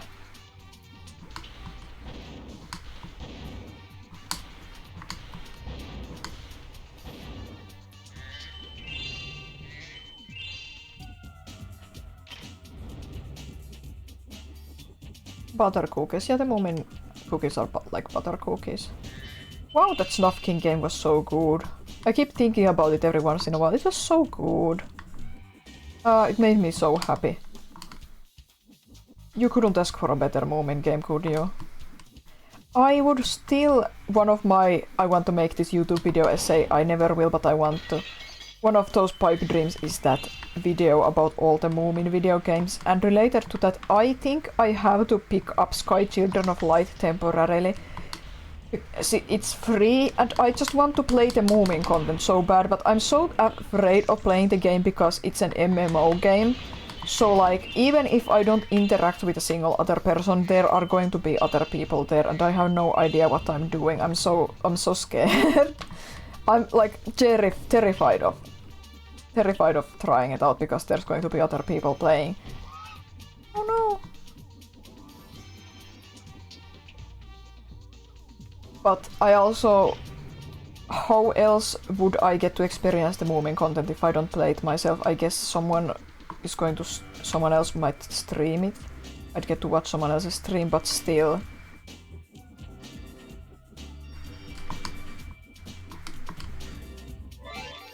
There we go. That's such an obscure skill point, but also I like it. I like it. It's cute. It's cute that they dance.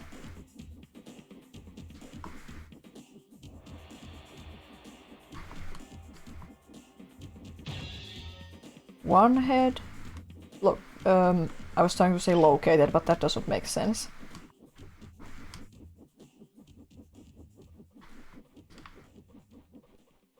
Second head. Placed. That's the word.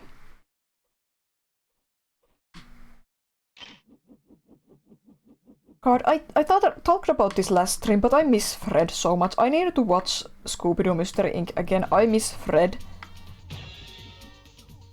Maybe after I finish watching The Old House with Raya, I'm going to put Mystery Inc. on the background for myself while I do my stuff in the evenings. I like to do work and admin stuff. I do coding and digital art stuff and such in the evenings before bed often. Luna.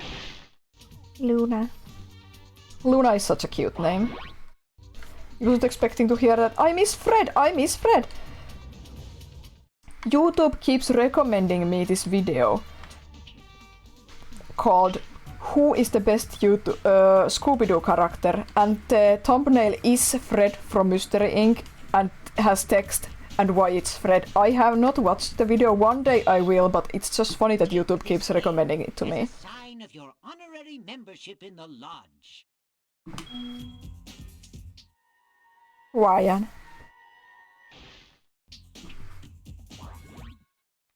Well, that's never happened before. I hope it's not a bad omen. That was everything in this level, right? Level complete. Exit area. I think I missed a gem in Cloudy Spires, maybe? I'm gonna check the atlas. The best characters of the giggling cats from Zombie Island. I watched Zombie Island last year. I can see why people are so fond of it. And it has pretty decent animation and it's surprisingly creepy. But since I'm so attached to that specific version of Fred, I was very uncomfortable watching that film because that Fred felt so weird. Yeah, I'm missing some gems from Cloud Spires. But yeah, I can see why people like Zombie Island even though it wasn't for me. I would like to... I know it's another popular film. I forget the name, but it has Tim Curry playing Velma's love interest. I want to watch that too, because I hear good things about it, and supposedly it's animated well too. And Tim Curry has such a lovely voice to listen to. One of my so-called voice crushes, like Ben Whishaw, actors who have such a pleasant voice that I want to hear them dub stuff. Tim Curry is fun, so fun, yeah.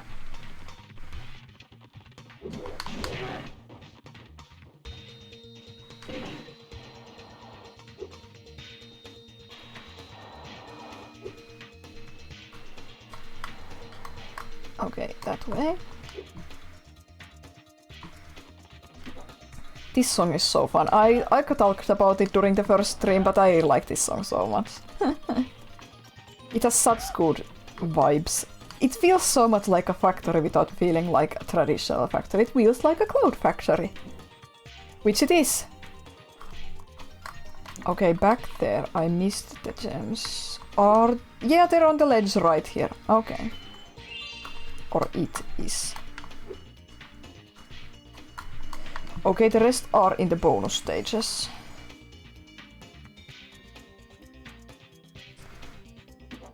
The Spyro streams have been really fun but really exhausting. Streaming definitely isn't like something I could be doing full time. Like, I don't have the right personality for it. But it's fun every once in a while. I don't know if my next stream is going to be an art stream. Perhaps not, but regardless, I am going to try in October to do a marathon stream of one of my favorite games. A marathon stream, so all in one day, of one of my favorite games to celebrate my 30th birthday later in October. So look forward to that. The Spyro streams in part were a test to see how I hold up for a long stream. And I think I know what I want to do for a marathon stream. I'm gonna start early in the day and take long food breaks to get through it. Because I don't want to spread a special stream over several days. I would like to do an art stream again too, but I probably won't be able to until that. I'm going to need the time to recover from this Spyro experience.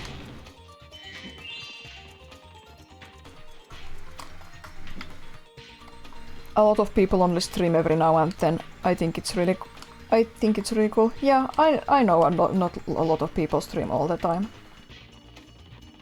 I just think that for me it's a bit exhausting to take on a game that takes many streams to clear. So in the future when I do games I'm going to see if I'm going to do marathon streams rather or choose shorter games and do art streams. Where is Sparks pointing? I'm kinda getting lost.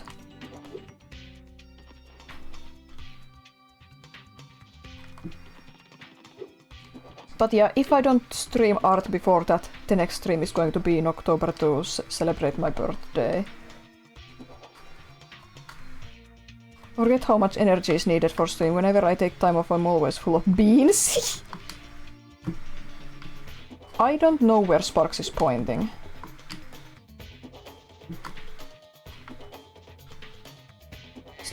Okay. That was... I didn't like that. That felt super hidden in a weird way. Okay, exit area. Back to the first stage, Sunny Villa. We have the Sheila mission there left to do. Yeah, streaming takes a lot of energy. It's much easier for me to actually talk and look at the chat when I'm doing art. It takes so much focus to do the game at the same time. I admire you and Ryan, everyone else who actually streams video games. Wow, it takes a lot of work.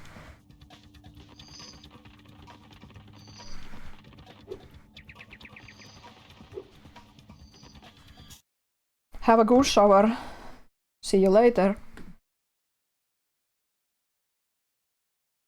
I'm going to check Discord. I don't know why, I just got compelled.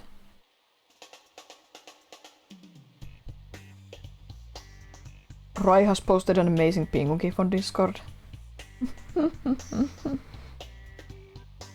Okay, yeah.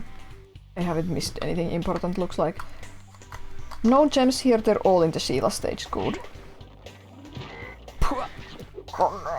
No, that was a horrible frog impression. This is probably odd, but if there's games any of you guys would like to see me stream, do let me know. You can tell me in chat or email me or tell me on Discord or whatever. Like, I do intend to do more video game streams in the future, but they're going to be very sporadic, like up until now. I would like to one day try to do a stream of some horror game that I'm super terrified of. I wouldn't even have to beat it. Hey, Spyro, there are rhinocs everywhere. Maybe I can find some peace and quiet at the top of the tower. Is there anything I know super well like Spyro 3? Well, I'm going to... Alas, I have lost my love, guarded by evil rhinocs at the top of yonder tower. Can you rescue her for me? As I was saying, Clonoa 2 the cry stream. Yeah, Clonoa 2 would take too long and I would be crying so much. But the game I know best, in my opinion, the game I know better than any other game I'm going to be streaming for my birthday this year. So that's going to be that. I know Clonoa 2 really well too, but like that, I couldn't stream that.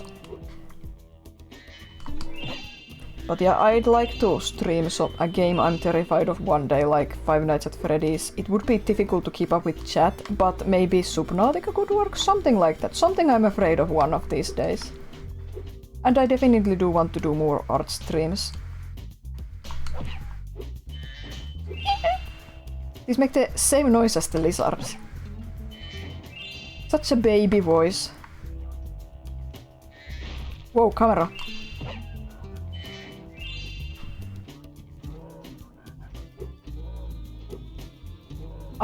People seem to have really liked the doodle requests, and it's nice to be able to move on from one drawing to the next quickly, but I would like to at some point try to do a drawing stream where I just work on one piece for the whole time and I don't necessarily even finish it, but you know, we'll see. We'll see.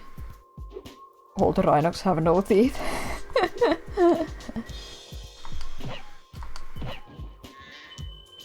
And I do want to make more YouTube videos too, because I've gotten really interested in it. I actually worked on writing my first video game themed scripted YouTube video again. It's going to take a long time because it's a big game that it took a lot of time for me to record my playthrough, so writing it's going to take a lot of time too.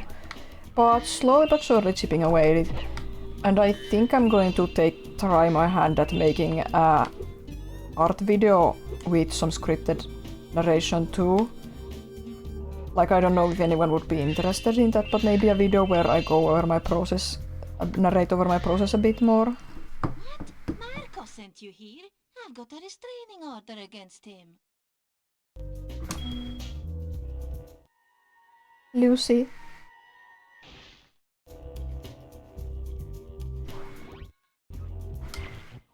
If you see Marco, please tell him I've moved out. All the girls in this game are so based, you know? In a weird way. Like, this game doesn't... All the girl characters in this game are cool.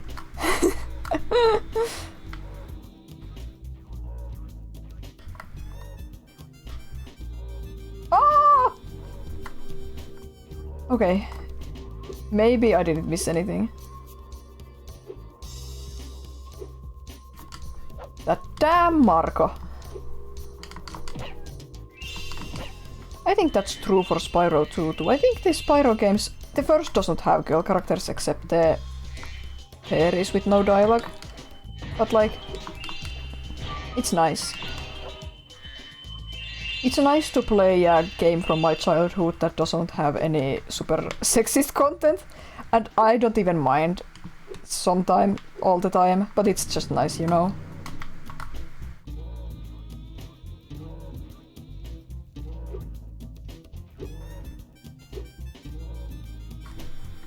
Okay, yeah, there's the hidey hole next to the beginning.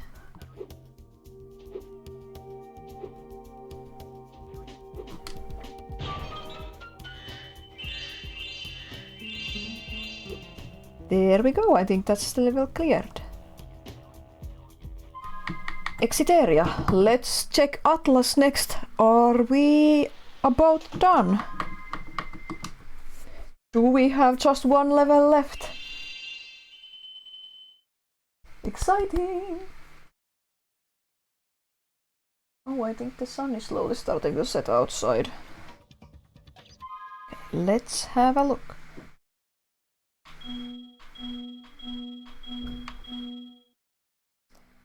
Everything is done, except Midday Garden Worlds. And there we have the skill points. We have all the skill points. That's great, we can check the epilogue at the end. But we have just one level left and we are going to take the long road. To build up the excitement for the return. I'm going to save the game before we enter too. But I've been dreading this for the past 2 weeks. If you were there and you know. Let's see if Enchanted Towers is any less enchanted this time around. I started this stream early because I was worried it would take a long time, but I'm glad I'm on pace, so to say. I'm going to be able to finish the game before midnight, I think, and that's what I wanted.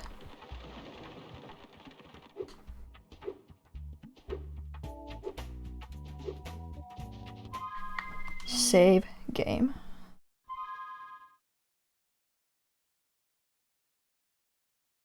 Thank you, Sparks, and this save too, and continue. Let's go.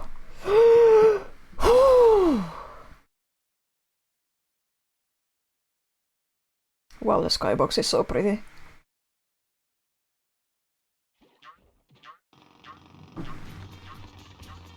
Straight to Farley. For the moment of truth.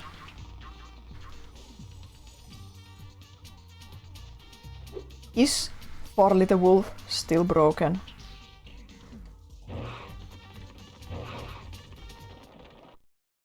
I'm scared! I was playing catch with my pet wolf Farley, but I accidentally threw his ball down this hole, and he went in after it. Now he's stuck down there. I feel so helpless, sitting up here, listening to his steadily softening whimpers. Don't cry, wolf. Never cry, wolf. Mowat sounds like Teddy from Batman the Animated Series. Legend says Farley is still running in circles. No, that... No. No. Okay, he's here. Thank goodness he's here. Okay, so I looked back at the part in the VOD. And, like... I see the part in the VOD where Farley got glitched. I don't know why he got glitched, but I see the part in the VOD. So hopefully it doesn't happen again. It was in the part where I suspected that he got glitched. Somehow we'll see.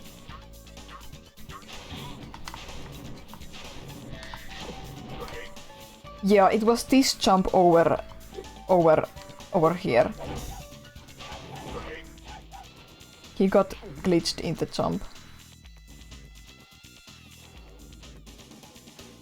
So let's try this. Let's throw the ball on the other side and hope Farley doesn't get confused. Okay, everything looks normal so far.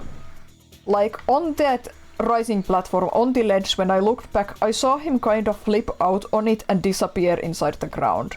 I didn't notice it as I was playing, but I noticed it afterwards. And everything looks okay so far. That's a relief. What does this do? Okay, it makes the platform rise. What does that do?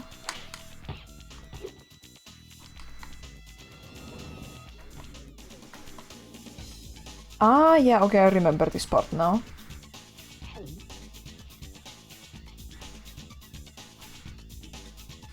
I remember this part now.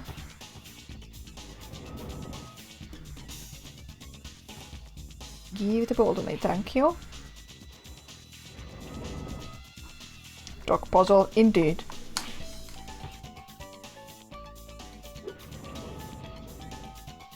I hope he doesn't... Oh yeah, good, everything's good. I was afraid he'd sink into the ground there or something. I'm so terrified now, I'm so terrified. Hear him barking. We were so close to the end too. Oh wait, this isn't quite the end. Okay, yeah. But still. It's not a long mission. There we go. Oh, here's a gem. Hey! You found Farley! How can I ever thank you? I mean, I could give you this old egg, but Farley's been chewing on it and it's kinda slimy. Oh well. It's the thought that counts, right? Indeed, Moa. Indeed. Lys. That's almost like Ledva from Rayman 2. And then we can get to the one of the best parts of the whole game, as at least to child me, the Sergeant Bird version. Leave the gamer.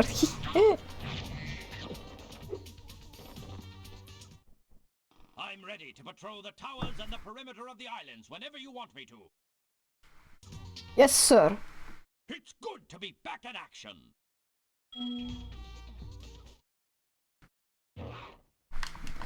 And now we just kill everything and everyone.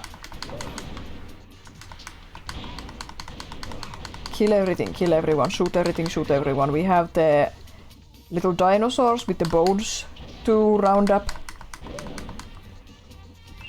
for the caveman here, and all the gems to collect, all the flying geckos. I checked and that's the official name of the enemy. All the flying geckos to kill.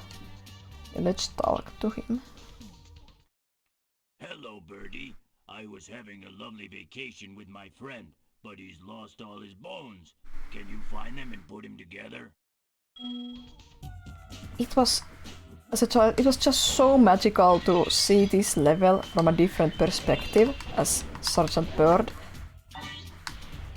And get to all these places you couldn't before. Get rid of all these scary enemies you couldn't shoot before. And this level has such beautiful colors, you know. That, you know, I chose my username when I started I registered myself as a business. I chose myself a username that wasn't being used on any social media sites, and could be registered as a domain and a business.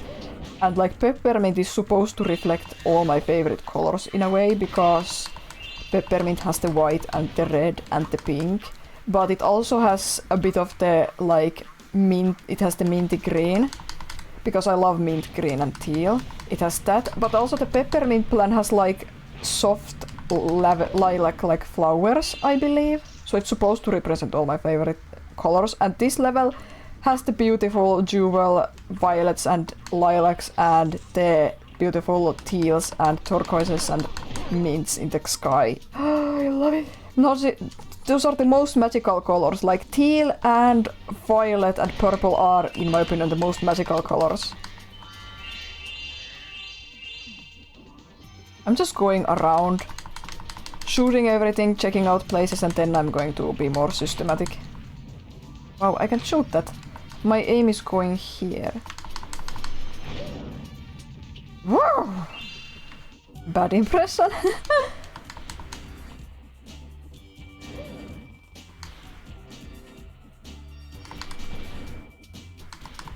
Such a horrifying enemy design in the best possible way, that flying gecko.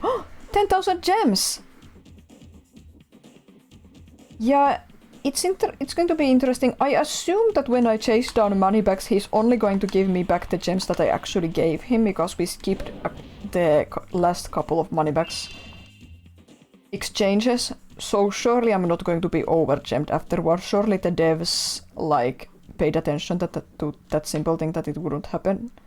I'm confident they paid attention to that. We'll see, we'll see. This is not going to be Spyro 4 where you randomly get gems from a mission without gems and then you have too many gems at the end of the game, like what?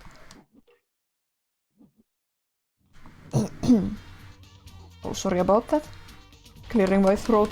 Couldn't hit the cough button. Here's the bone.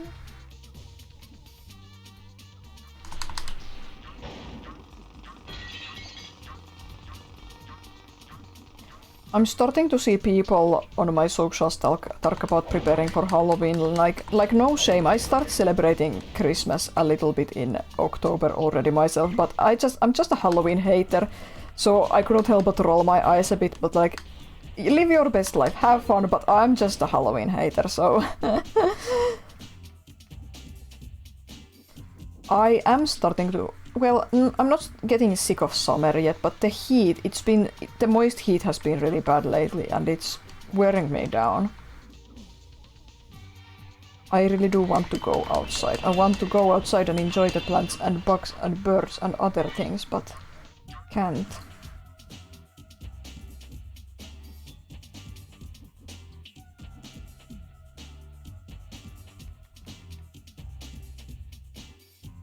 Oh, the camera got stuck again.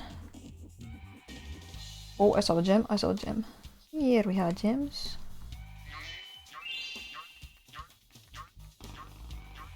I want to go to the park in the city, but there's all kinds of summer events held at the park, so I haven't been able to, and that sucks. I just want to go to the park, damn it!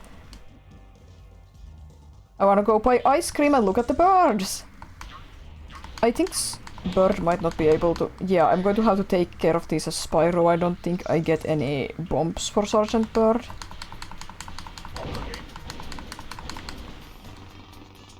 Skeleton does the Pennywise dance. Pennywise more like Penny Clever. I should watch the old It movie, I guess, or I guess it's some kind of TV movie or special originally. Technically not a movie, but yeah, I should watch it. Oh no, the camera got stuck again. 2 more bones. Yeah, I had to take care of those as Spyro.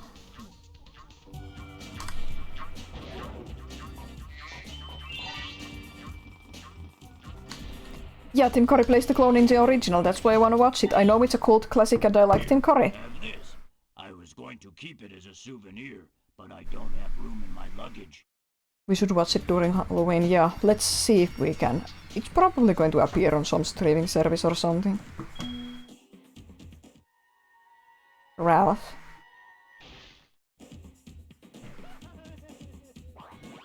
Oh, poor Ralph cried. Much better now. Oh no! He started his bone dance again. The bone dance.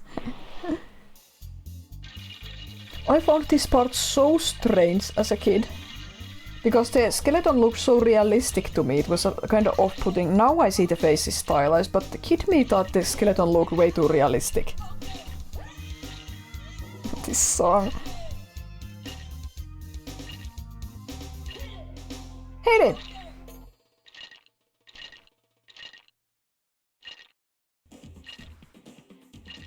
Remember when in Reignited Trilogy they added a flossing move to this moveset and people were so upset? Imagine being so miserable and hating life and everything that's fun and nice so much that you get angry at a skeleton flossing for a couple of seconds.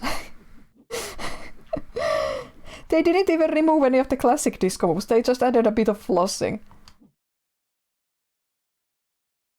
Flossing skeleton 0 out of 10? No! I'm ready to patrol the towers and the perimeter of the islands whenever you want me to. No, I'm off duty. Thank you. I might have missed some gems, but now we are going to find a way to get up top to get the head bash chests. I don't know what they're called.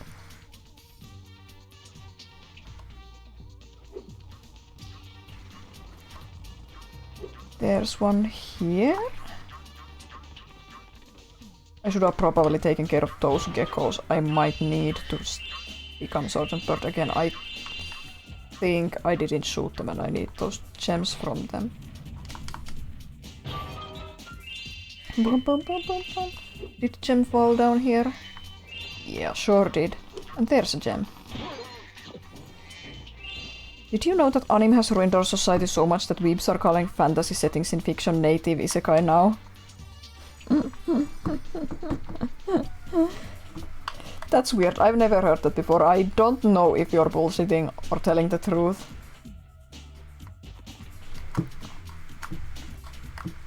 Okay. I'm still missing some gems, so let's get back to Sergeant Bird. I think he's telling a real. Real or not, that sounds silly, but ultimately I don't care so much. I don't interact with quote-unquote weebs so much.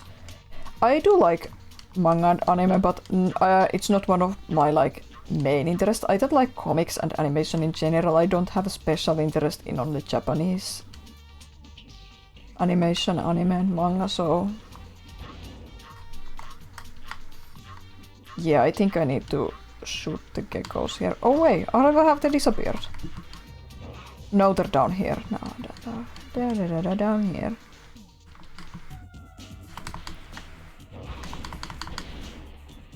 I'm not a hater, but I'm really sour on isekai currently. I find it a rather overdone setting at this moment. Of course, you can done any trope, anything well, but currently I'm not particularly interested in isekais. They feel very overdone right now.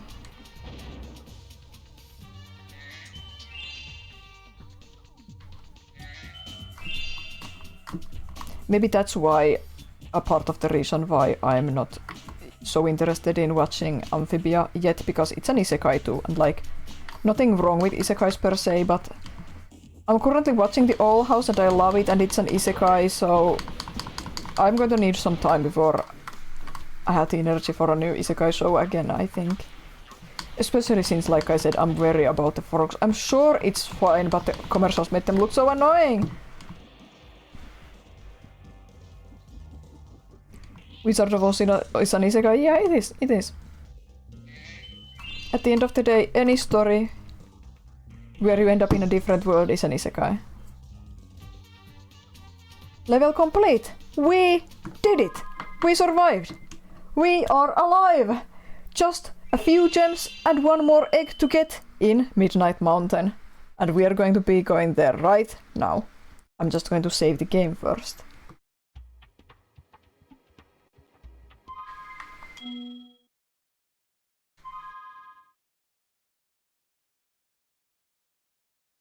You know what is not an isekai?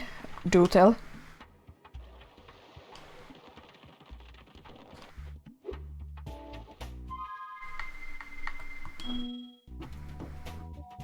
Scoop Kick on Steam. That's right, Scoop Kick is not an isekai.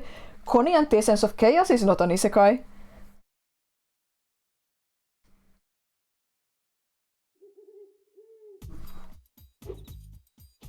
Go buy Scoop Kick on Steam right now and wishlist Connie and the Essence of Chaos on Steam right now. Hell yeah. Okay, it's time I'm going to face him. I'm gonna talk to him. This side. God, this purple lava looks so... I love the color, it looks so delicious. It looks like blueberry jam. Don't worry, Spyro. I won't be needing any more of your money. Now, don't look so surprised. I found one of the dragon eggs and I'm going to sell it for a fortune back in Avalar. Why are you looking at me like that? I've got to be going now. Toodles! This is so good, this is so good. Moneybags is genuinely one of the best executed character you love to hate in any game, in my opinion. He gets his comeuppance in the most satisfying way, and he's so entertaining.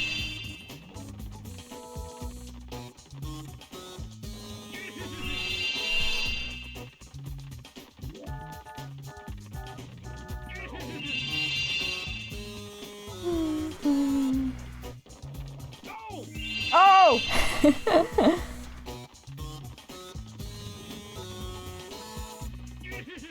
He really... From back here he does look like he's wearing shoes, I know we talked about it.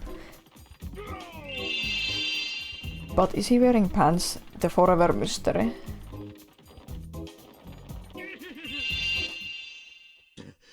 Drat! Double drat! Drat! Oh, I never knew dragons were so fast. That's it, I give up. I'm retiring to Spooky Swamp to become a haiku poet. I can't believe Spyro 4 references this lightly. Al.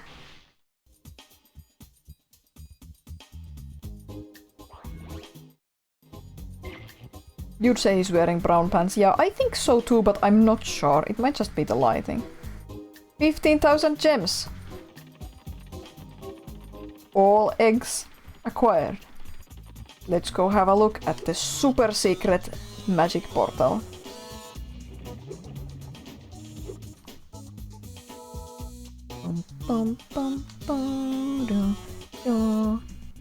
It's open!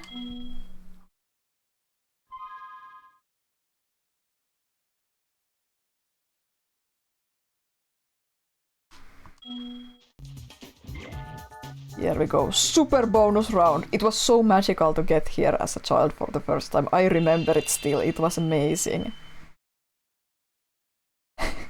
Moneybags pants controversy is back. Yeah, I just brought it up as I chased him.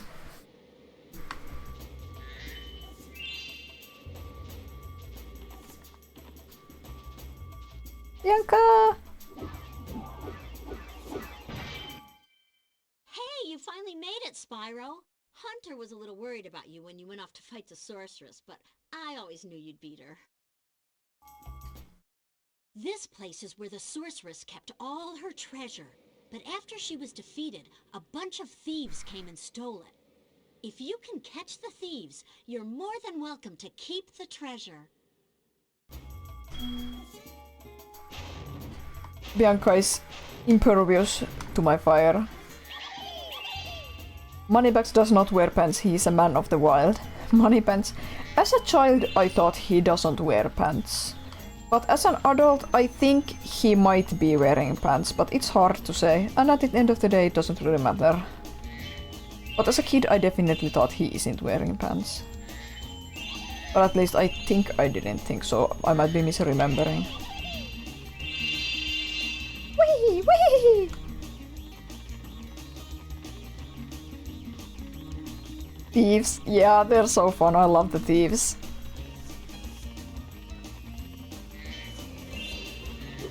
Here are the UFOs. The UFOs Hunter has been fighting this whole time.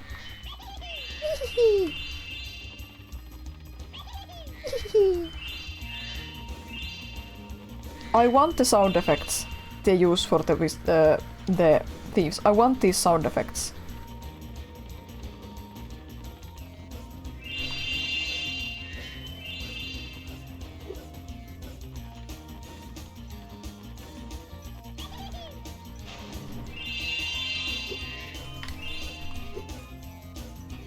Every pre-ignited version of Moneybags is pantless, but it could be an issue of other devs like GBA devs misinterpreting the PS1 design as pantless. That's not true. Spyro Hero's Tail Moneybags has pants? And even Spyro 4, he doesn't have pants, but at least he's covered up.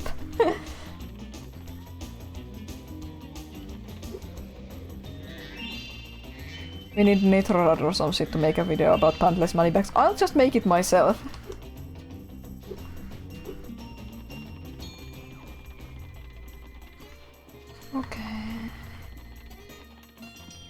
Okay, every Moneybags design based on the PS1 design then. Yeah. I was just being a jerk.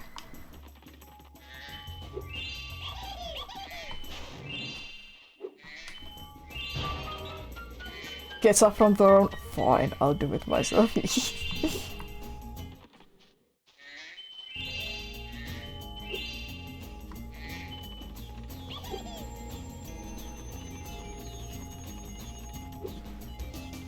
Let's catch the thief. Don't fall into the delicious purple juice.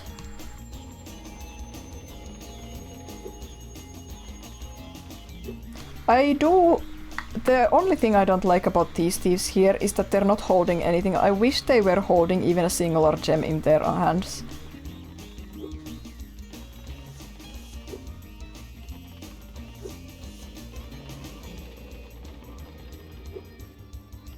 Almost there. There we go. Okay, do I have any bonus stages opened yet? Okay, this will open up. No, not yet. Soon. I'm missing a thief somewhere. Or I can get to a bonus stage and I missed it.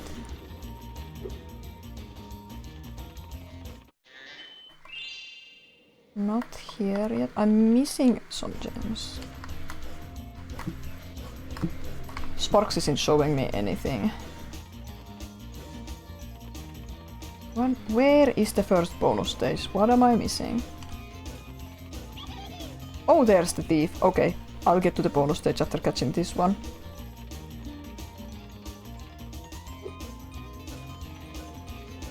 Whoa! Already lost track of him.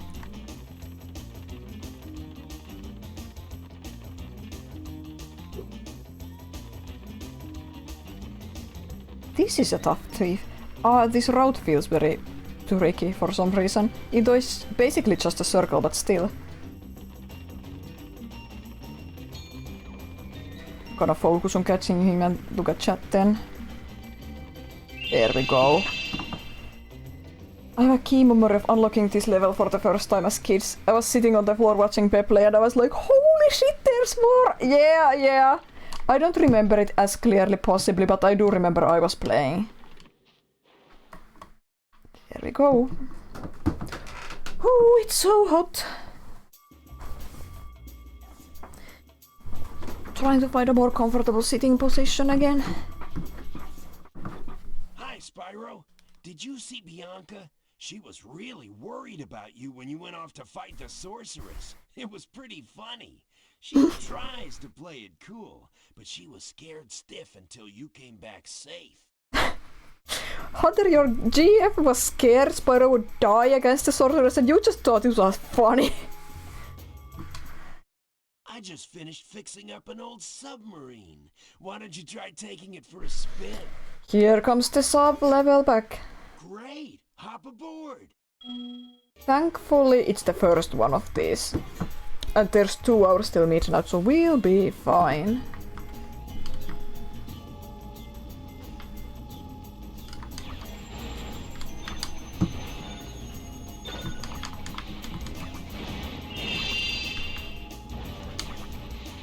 Am I hearing things, or did it start raining real loud?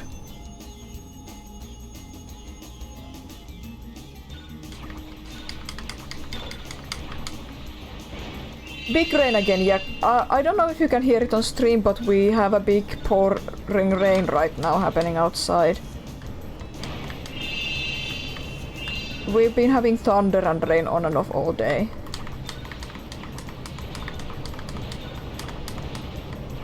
I almost felt like I had to cancel the stream because I had such a bad thunder headache like an hour before the stream, but it went away.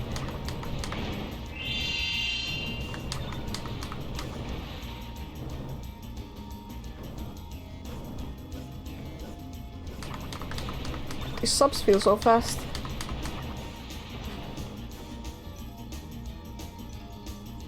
Wow, it's agile. Yeah, you hear the rain.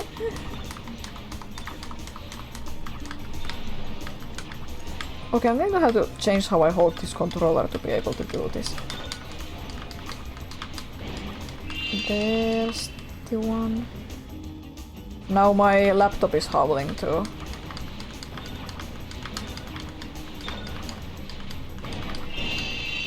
Okay, was that all the subs? Nice! It's counting the gems. Yes, I did it! Why did they bring back this spoof? Ah. I didn't miss anything, did I? I hope not.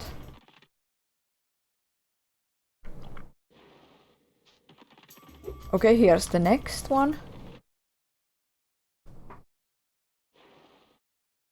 I'm gonna pull down my curtain a bit. Yeah, it's pouring alright. This one, this makes me sad. In Reignited Trilogy they really didn't have time to refine the skateboarding levels, which is sad, and this one was the worst. But here it's really fun still. Tough but fun. This is the world's fastest turbo snowboard course. The local champions are the Sasquatch Six, a gang of Yetis on souped-up snow discs. I bet that you could outrace the lot of them. If you win, we get a huge pile of treasure. If you lose, I have to slick down the whole course with my tongue. Hunter, why did you make a bet like that? Well, at least he didn't force us to do. Well, we have to race, but like he's taking the punishment, so I guess it's okay. So, ready to race? I'm going to lose once on purpose. Gonna focus on getting the gems, because I think it's the Hunter dialogue is so funny when he loses. I won't probably even be able to get all the gems in one go, but I'm gonna focus on them now.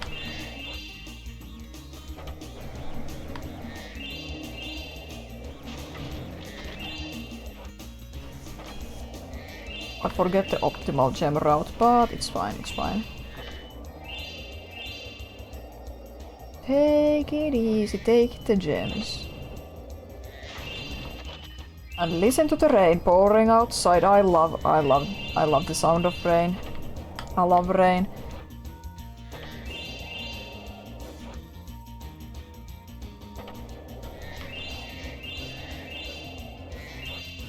I need to focus.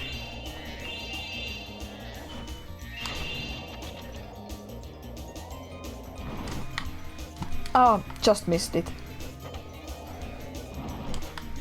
Okay, get up here. I missed the gem. No, I missed the gem. Oh well. I'll get them later. Down here. Look at Spyro's cheeks when he has the missile in his mouth. So funny. And now we go down here, right? For the gems. And down here. And now here. I should have gone up there. Maybe I probably won't be able to take the third round there.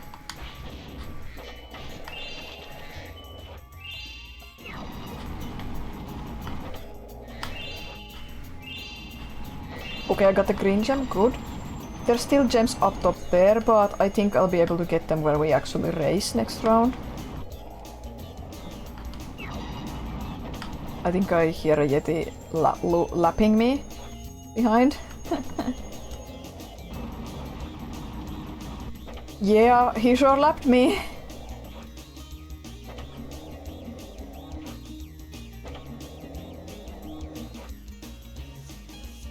I let you win.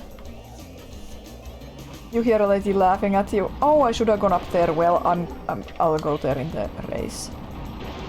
This Sasquatch 6. I think my tongue is frozen. You better not lose again. That was so funny to me as a kid. Okay. Now let's try.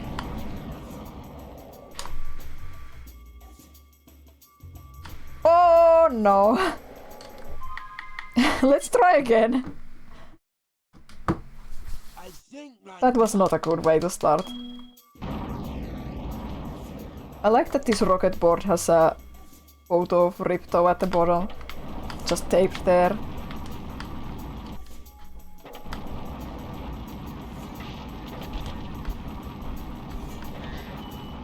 I should do some tricks.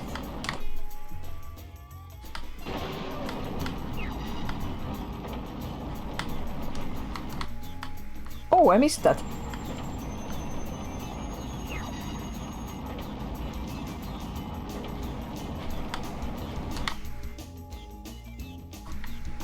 Woo! I'm a bit too careful. Ah, I should have been doing tricks.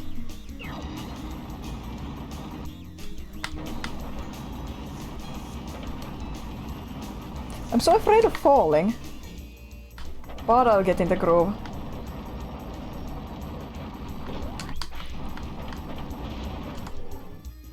Oh no, Spyro!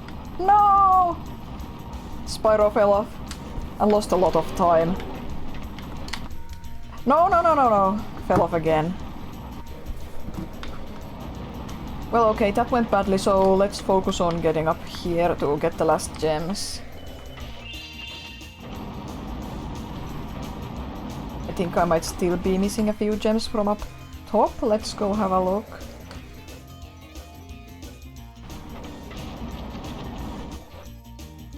Okay, I think this was all the gems. We'll focus on the race next round again, and after that we'll check with Sparks to see if we got all the gems.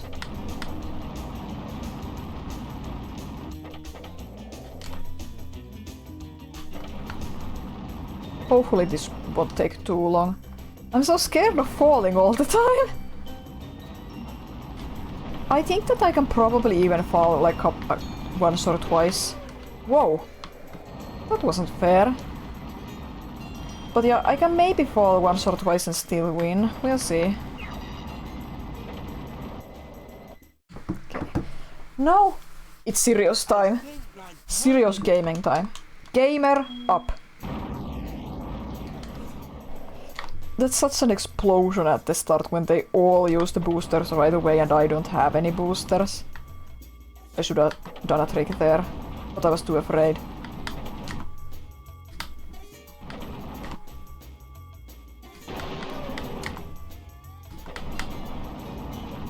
Okay. Oh, I went over the star. Too afraid to do a trick here.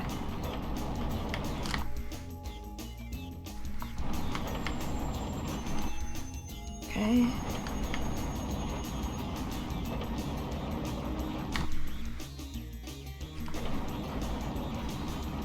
I didn't press jump properly there.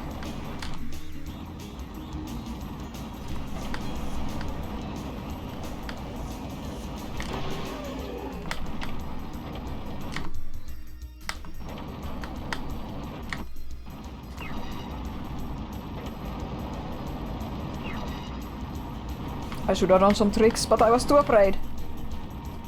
No! Spyro, why? Okay, I didn't lose my position, so that's something.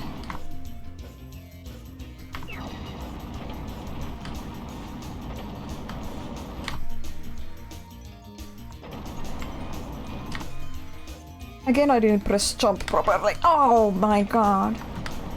Well, it's good practice. Oh no, Spyro! Yetis have a habit of laughing at Stoke for some reason. Yeah, I think Yetis probably are discriminatory against gorillas.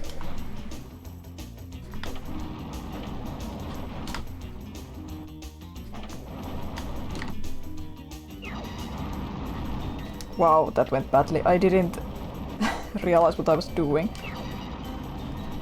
Oh well, next time I'll do better. Next time I'll be braver and not fall all the time.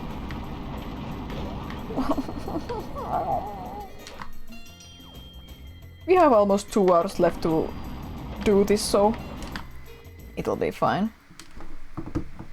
That isn't it. They show up to the Blueberry Pie race every year.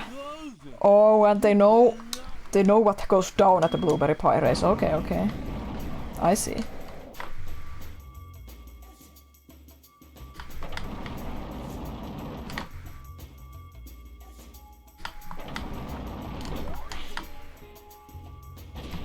Oh my god! I was supposed to boost here, but I missed.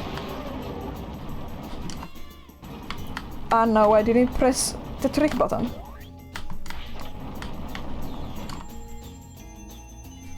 Oh! I accidentally went sideways. Okay, yeah, I'm messing up in the first round. Better quit and start over. I can talk about it, but yeah, I understand. Focus time.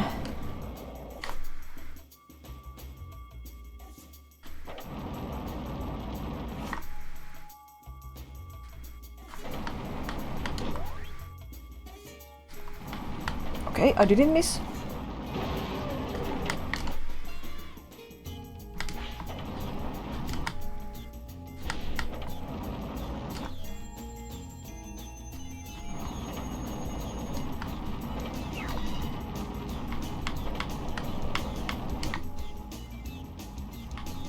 I can hear a Yeti behind me and I don't like it.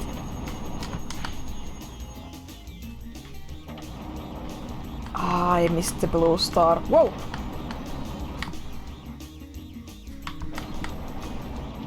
Okay, now I hit it.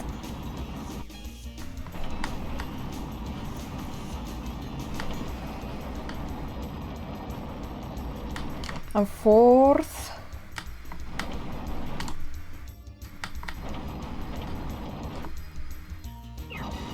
I see one of them right ahead.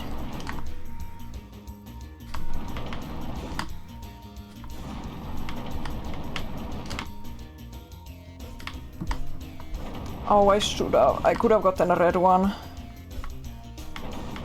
This is bad.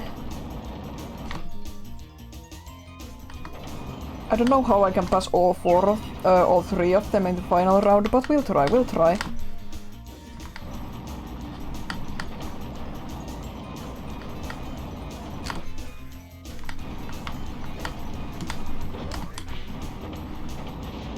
Okay, good.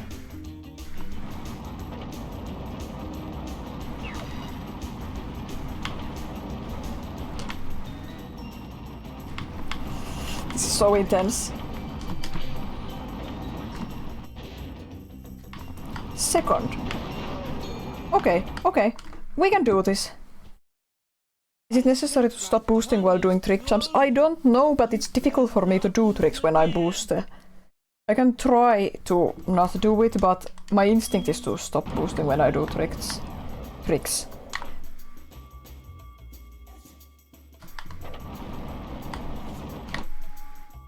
Oh, again I stopped. Okay, I don't need to stop, but I kinda run out of fingers.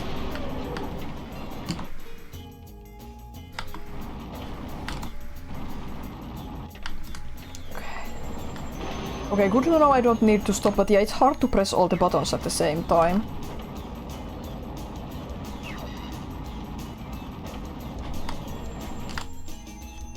Whoa! Spyro, no!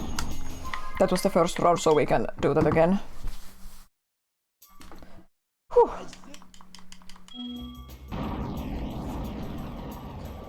Can I do this trick? No. What? I was trying to do like Twisted Lemon. I think...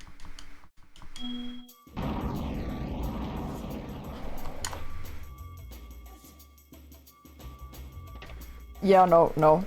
That's not it. Let's not do Twisted Lemon.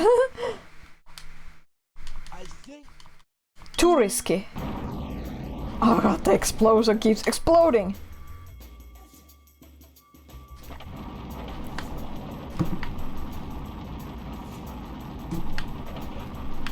Whoa!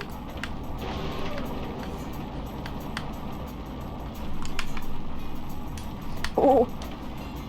Yeah, definitely hard to boost and do tricks at the same time.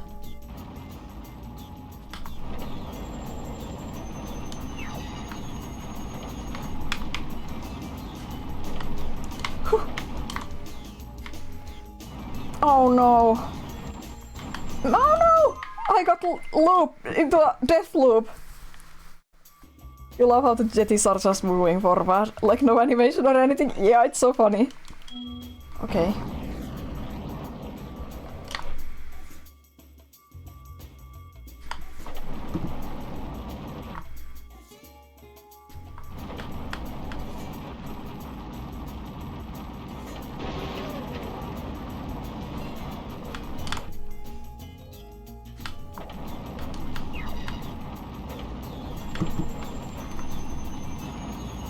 I'm going off track.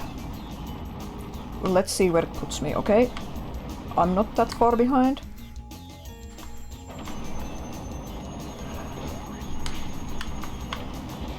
Sorry about the self-promotion bot.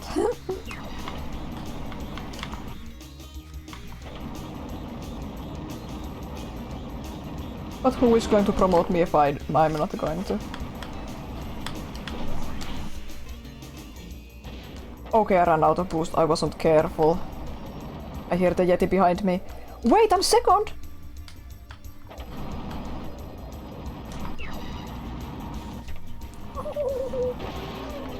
Oh, I fell back to fourth, but I'm close. Oh, I ruined it. What? And now I'm sixth. I messed that up. I messed that up all on my own.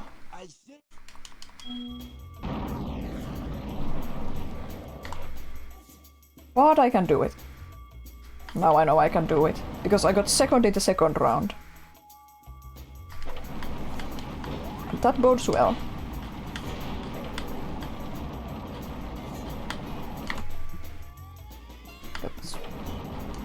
Spins.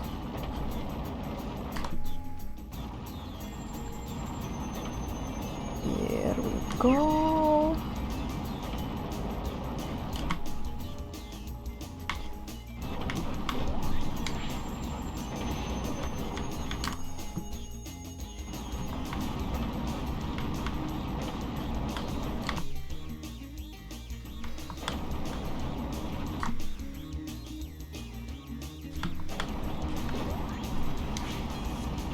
There we go, second place.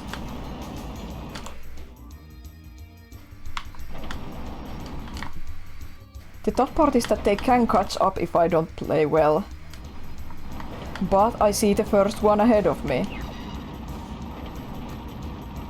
Oh, I was too scared to do tricks there. Oh, I should have gotten the red one.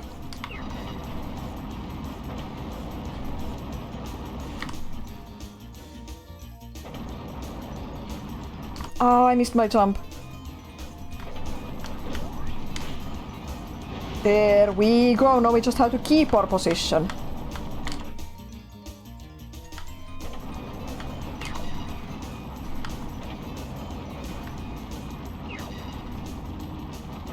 So focus on going fast with the blues and the boosts. Oh no no no no no no no no no no no no no no! Where's it going to put me? Okay, okay. No panic yet. I think I hear a Yeti behind me, but... Oh god. That was tight! Yes! You schooled them like a bunch of frost-bitten, flat-footed, molasses-eating, lead-pants-wearing, cross-eyed glacier trolls riding slabs of plywood with sandpaper on the bottom! And we won some shiny stuff, too.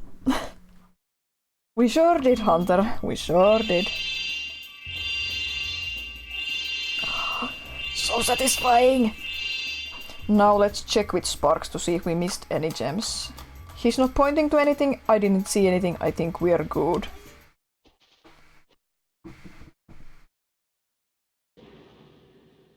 And that leaves us with that portal there. And I don't think it's a portal. It leads us to the superpower.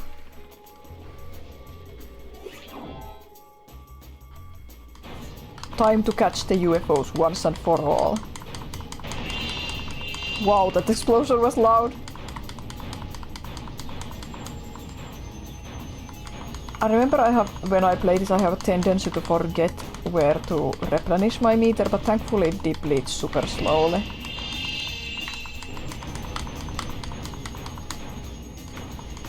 There's one.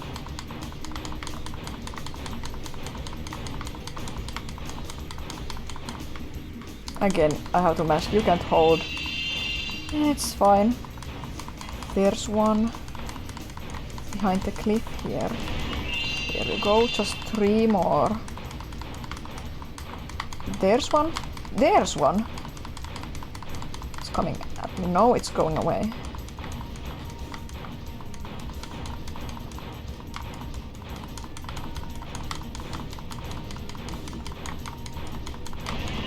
Okay, there's one. I saw both of the remaining ones. Cool. Now I just go back up here and wait. There's the one. There we go.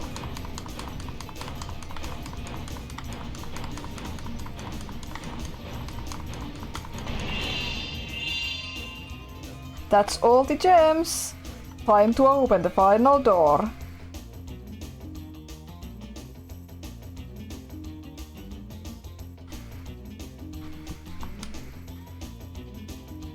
And time to save. One last time. Save game. Would you like to save the game? Yes. And continue. The grand finale!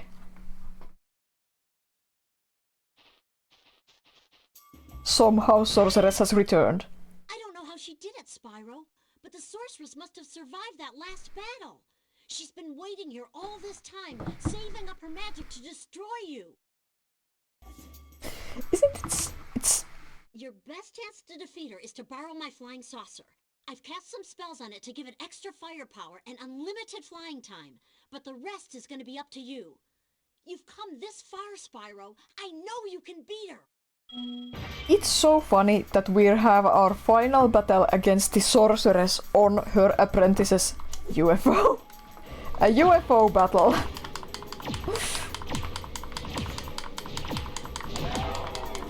And she still has the horrifying sound when she takes damage.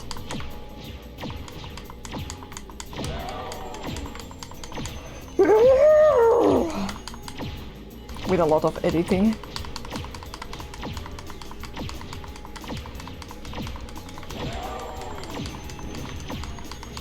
Oh, I heard her laugh at me when she hit me.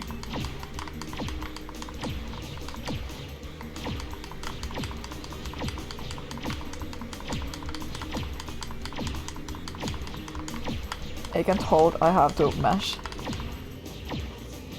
Oh, I can hold! This is the one thing I can hold, yes!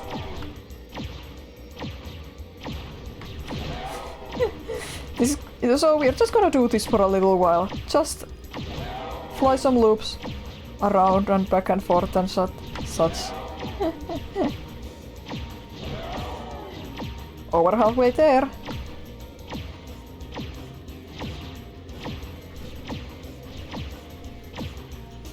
She looks so funny. Oh no! We might lose this if I take 2 more hits. She's laughing at me again.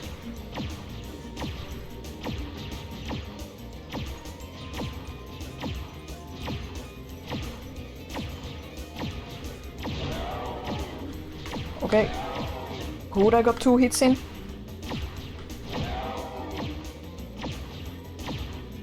No, no, no, no, no! Just 1 or 2 more. No! I lost sight of her.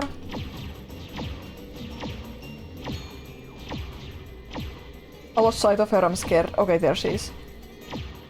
Oh, she's loading an attack.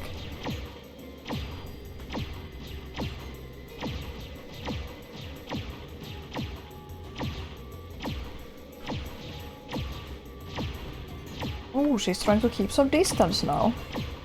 Oh no, we're both like 1 hit away from at the end. Oh no, this is scary. I mean, I can just try again if she gets me, but like...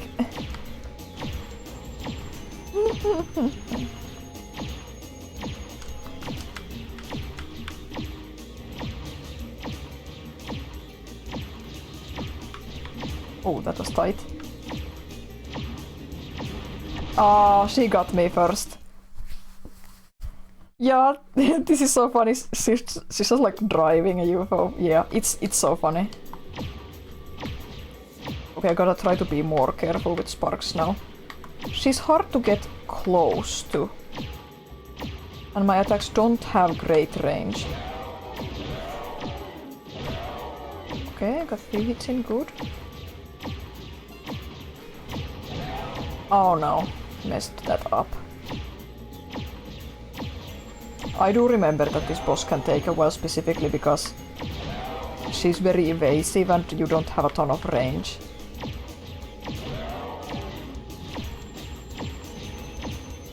Yeah, the sound she makes when she takes damage, it's horrifying, it's truly horrifying.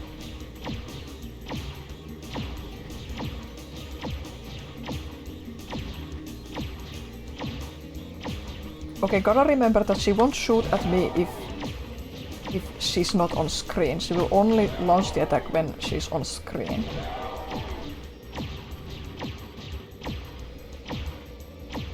Oh, it's so hot. So hot.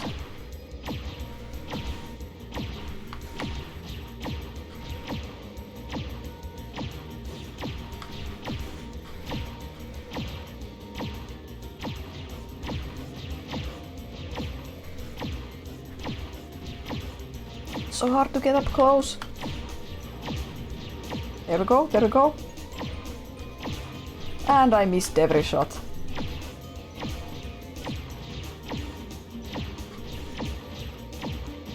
I can get up close when she's loading the attack, maybe. Just have to be careful.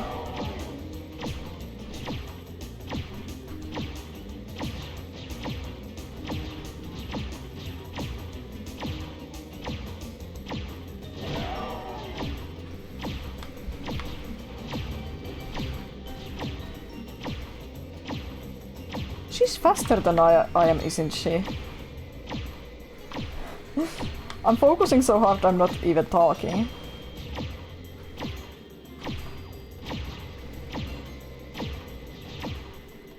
She's so damn fast. Okay.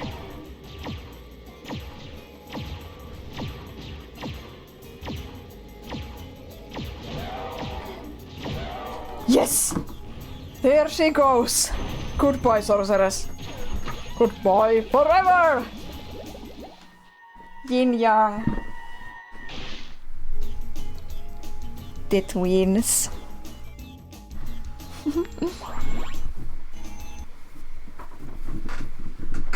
The end. The amazing cutscene at the end.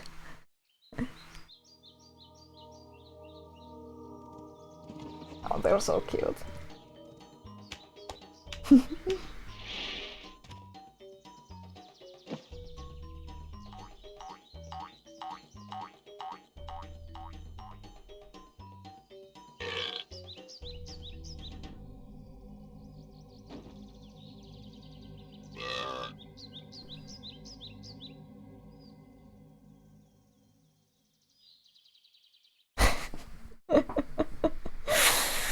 I can't believe that's how we end. I like the normal cutscene, of course. Normal ending cutscene, of course, better, but that's suitably silly for Spyro. It's cute to see them all back home. And now we enjoy the credits again, and after that we are going to check out the epilogue in the Atlas. I didn't know the epilogue existed as a kid, but now I know as an adult. We got all the skill points, all the gems, all the eggs, so we deserve the epilogue.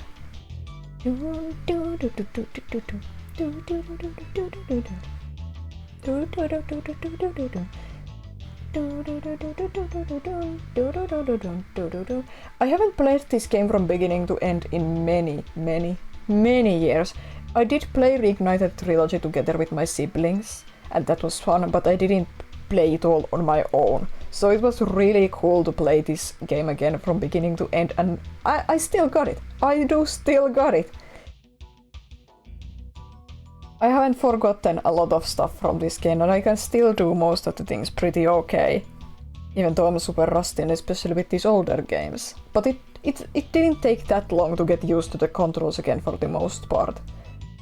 I still hold this game at the super high... I still hold other games to this game standard in a way. I think this... Other 3D platformer games should aspire to be more like Spyro. Of course, depending on what kind of games they're, but like collectathons. I think Spyro is such a fun collectathon platformer game.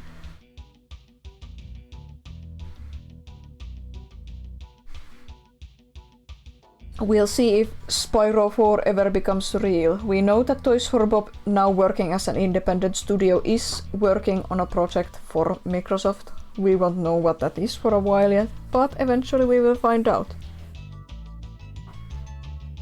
Even if it's not Spyro or Crash, I wish them all really well. I wish Toys for Bob well. They've been a fun studio. And here we have the voice actors.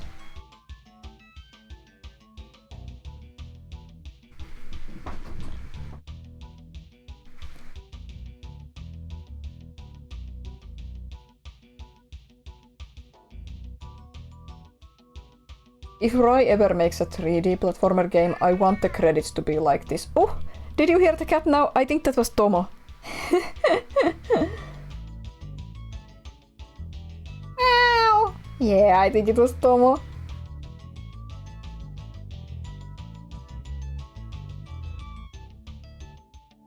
I know I keep talking about it, but these credits are so magical. I love the song and I love the camera just panning over everything.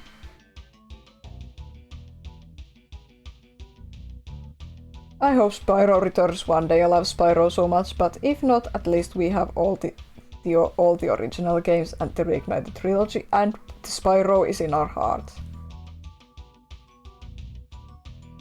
Now let's see if we get the message from the developers again at the end. I was talking and missed the beginning of it, so I couldn't read it aloud last time.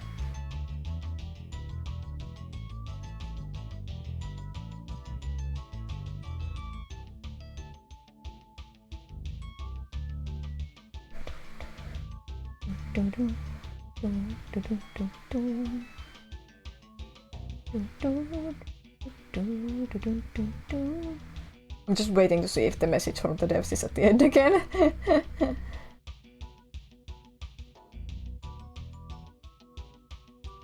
You're going to the portal.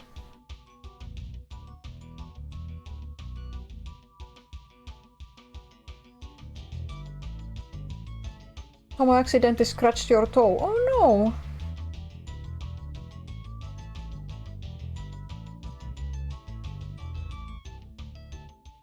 Tomo is not a menace, how dare you? He's just a silly little boy.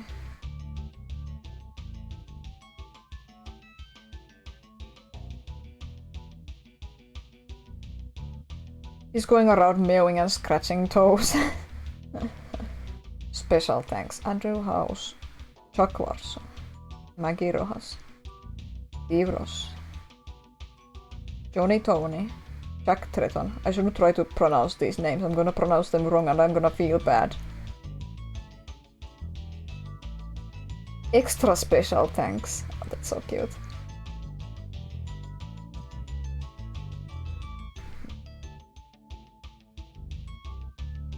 Oh, Universal.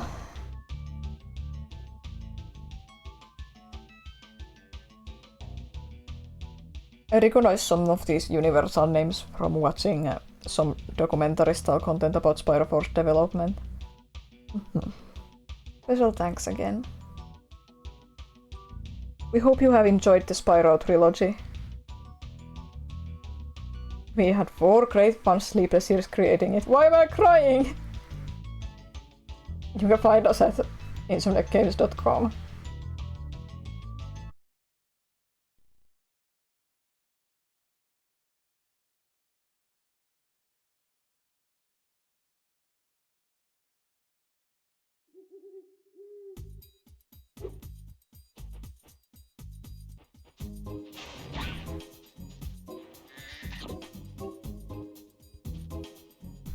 I don't exaggerate when I say I cry about everything.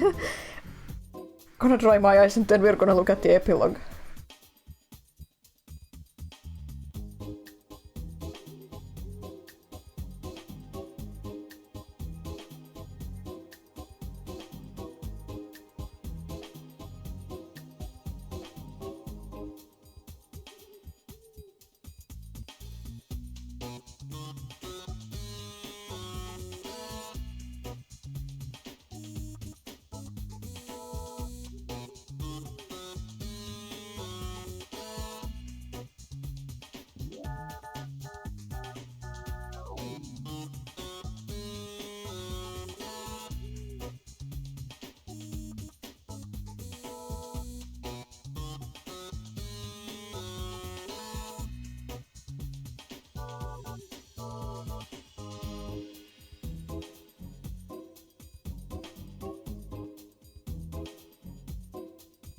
Okay, wow.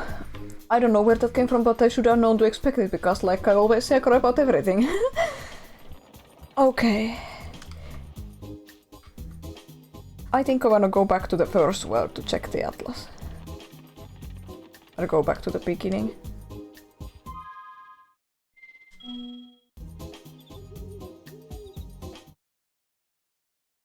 Yeah, 2 years for Spyro 1 and the sequels came out just 1 year apart. Yeah, it's crazy how they did it. But like they had the... I guess they had the pipeline ready from Spyro 1 and they reused assets and such. I've watched some videos about the development of Spyro games. It was like crazy. They just churned out enemy and character designs in several in one day, just like that. They really crunched it out and they did such an amazing job. Back to the beginning. Let's check the epilogue.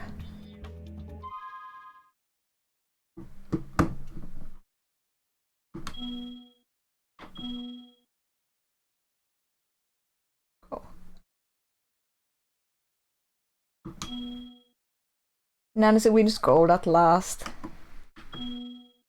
The dreaded curse of the tail snake comes true. I think Agent 9 deserved that after he said he was shooting the dogs. Not glorifying crunch or anything like that, but sometimes the best designs come from just farting them out. Yeah, it's absolutely not a crunch thing, but sometimes you just gotta like make decisions and not waffle on around forever. The Seals invented the sport of squidboarding. Oh yeah, I didn't know this as a child, but this game has like cheat codes. One of the cheat codes changes the skateboard into a squidboard. I learned that from speedrunners too. The game of Whack-A-Bentley is born. The moles fight back! A Rhinoc primadonna entertains the Cloud Spires. It's kinda nice that some Rhinocs are like good now, I guess. The Bailey gang finds an easy target. Oh, this is amazing. This is amazing. Zoe and Amy compete for Sparks' affections. Oh! Amy! What about Azrael? Didn't that last?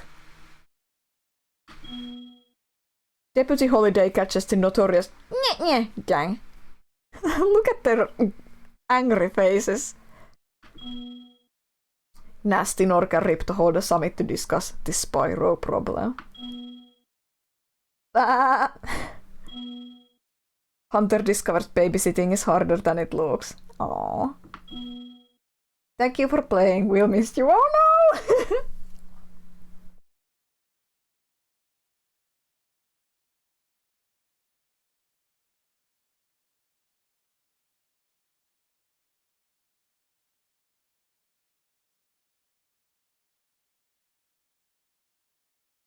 They definitely used the epilogue as source for Spyro 4. The original plan for Spyro 4 was to bring both Ripto and Nasty Nork back, but that didn't work out. That's Spyro.